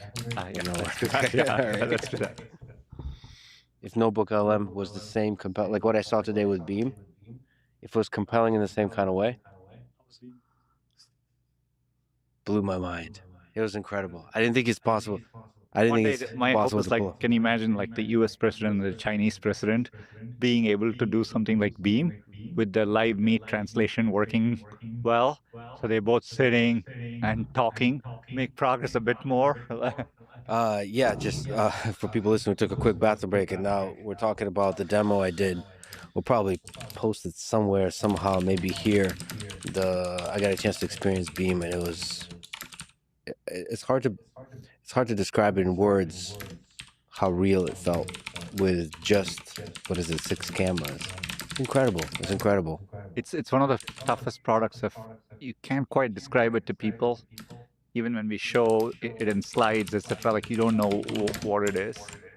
You have to kind of experience it. On the world leaders front, on politics, geopolitics, there's something really special. Again, we're studying World War II and how much could have been saved if Chamberlain met Stalin in person. And I sometimes also struggle explaining to people, articulating why I believe meeting in person for world leaders is powerful. It just seems naive to say that, but there's something there in person. And with Beam, I felt that same thing, and then I'm unable to explain. All I kept doing is what like a child does. You look real, and I mean, I don't know if that makes meetings more productive or so on, but it certainly makes them more. The same reason you want to show up to work versus remote sometimes, that human connection. I don't know what that is. It's hard to put into words. There's something beautiful about great teams collaborating on a thing that's not captured by the productivity of that team or by whatever on paper. Like some of the most beautiful moments you experience in life is at work. Pursuing a difficult thing together for many months. There's nothing like it. You're in the trenches, and yeah, you do form bonds that way, for sure. And to be able to do that, like somewhat remotely in that same personal touch, I don't know, that's a deeply fulfilling thing. I know a lot of people, I personally hate meetings because a significant percent of meetings, when done poorly, don't serve a clear purpose. So, but that's a meeting problem. That's not a communication problem. If you could improve the communication for the meetings that are useful, it's just incredible. So yeah, I was blown away by the great engineering behind it. And then we get to see what impact that has. That's really interesting, but just incredible engineering. Really impressive. No, it is. And obviously, we'll work hard over the years to make it more and more accessible. But yeah, even on a personal front outside of work meetings, a grandmother who's far away from her grandchild and being able to, have that kind of an interaction, right? All that I think will end up being nothing substitutes being in person. It's not always possible. You could be a soldier deployed, trying to talk to your loved ones. So I think, so that's what inspires us. When you and I hung out last year and took a walk, I remember, I don't think we talked about this, but I remember, outside of that, seeing dozens of articles written by analysts and experts and so on that Sundar Pichai should step down because the perception was that Google was definitively losing the AI race, has lost its magic touch in the rapidly evolving technological landscape. And now, a year later, it's crazy. We showed this plot of all the things that were shipped over the past year. It's incredible. And Gemini Pro is winning across many benchmarks and products as we sit here today. So take me through that experience when there's all these articles saying you're the wrong guy to lead Google through this. Google is lost, it's done, it's over, to today where Google is winning again. What were some low points during that time? Look, lots to unpack. Obviously, the main bet I made as a CEO was to really, make sure the company was approaching everything in a AI first way. Really, setting ourselves up to develop AGI responsibly, right? And make sure we're putting out products which embodies that things that are very, very useful for people. So look, I knew even through moments like that last year, I had a good sense of what we were building internally, right? So I'd already made. Okay, I'm gonna take off, guys. See y'all. If you need more Martin Shkreli, I'll be in the Discord, and so see you there if you want to hang out there. Thanks so much.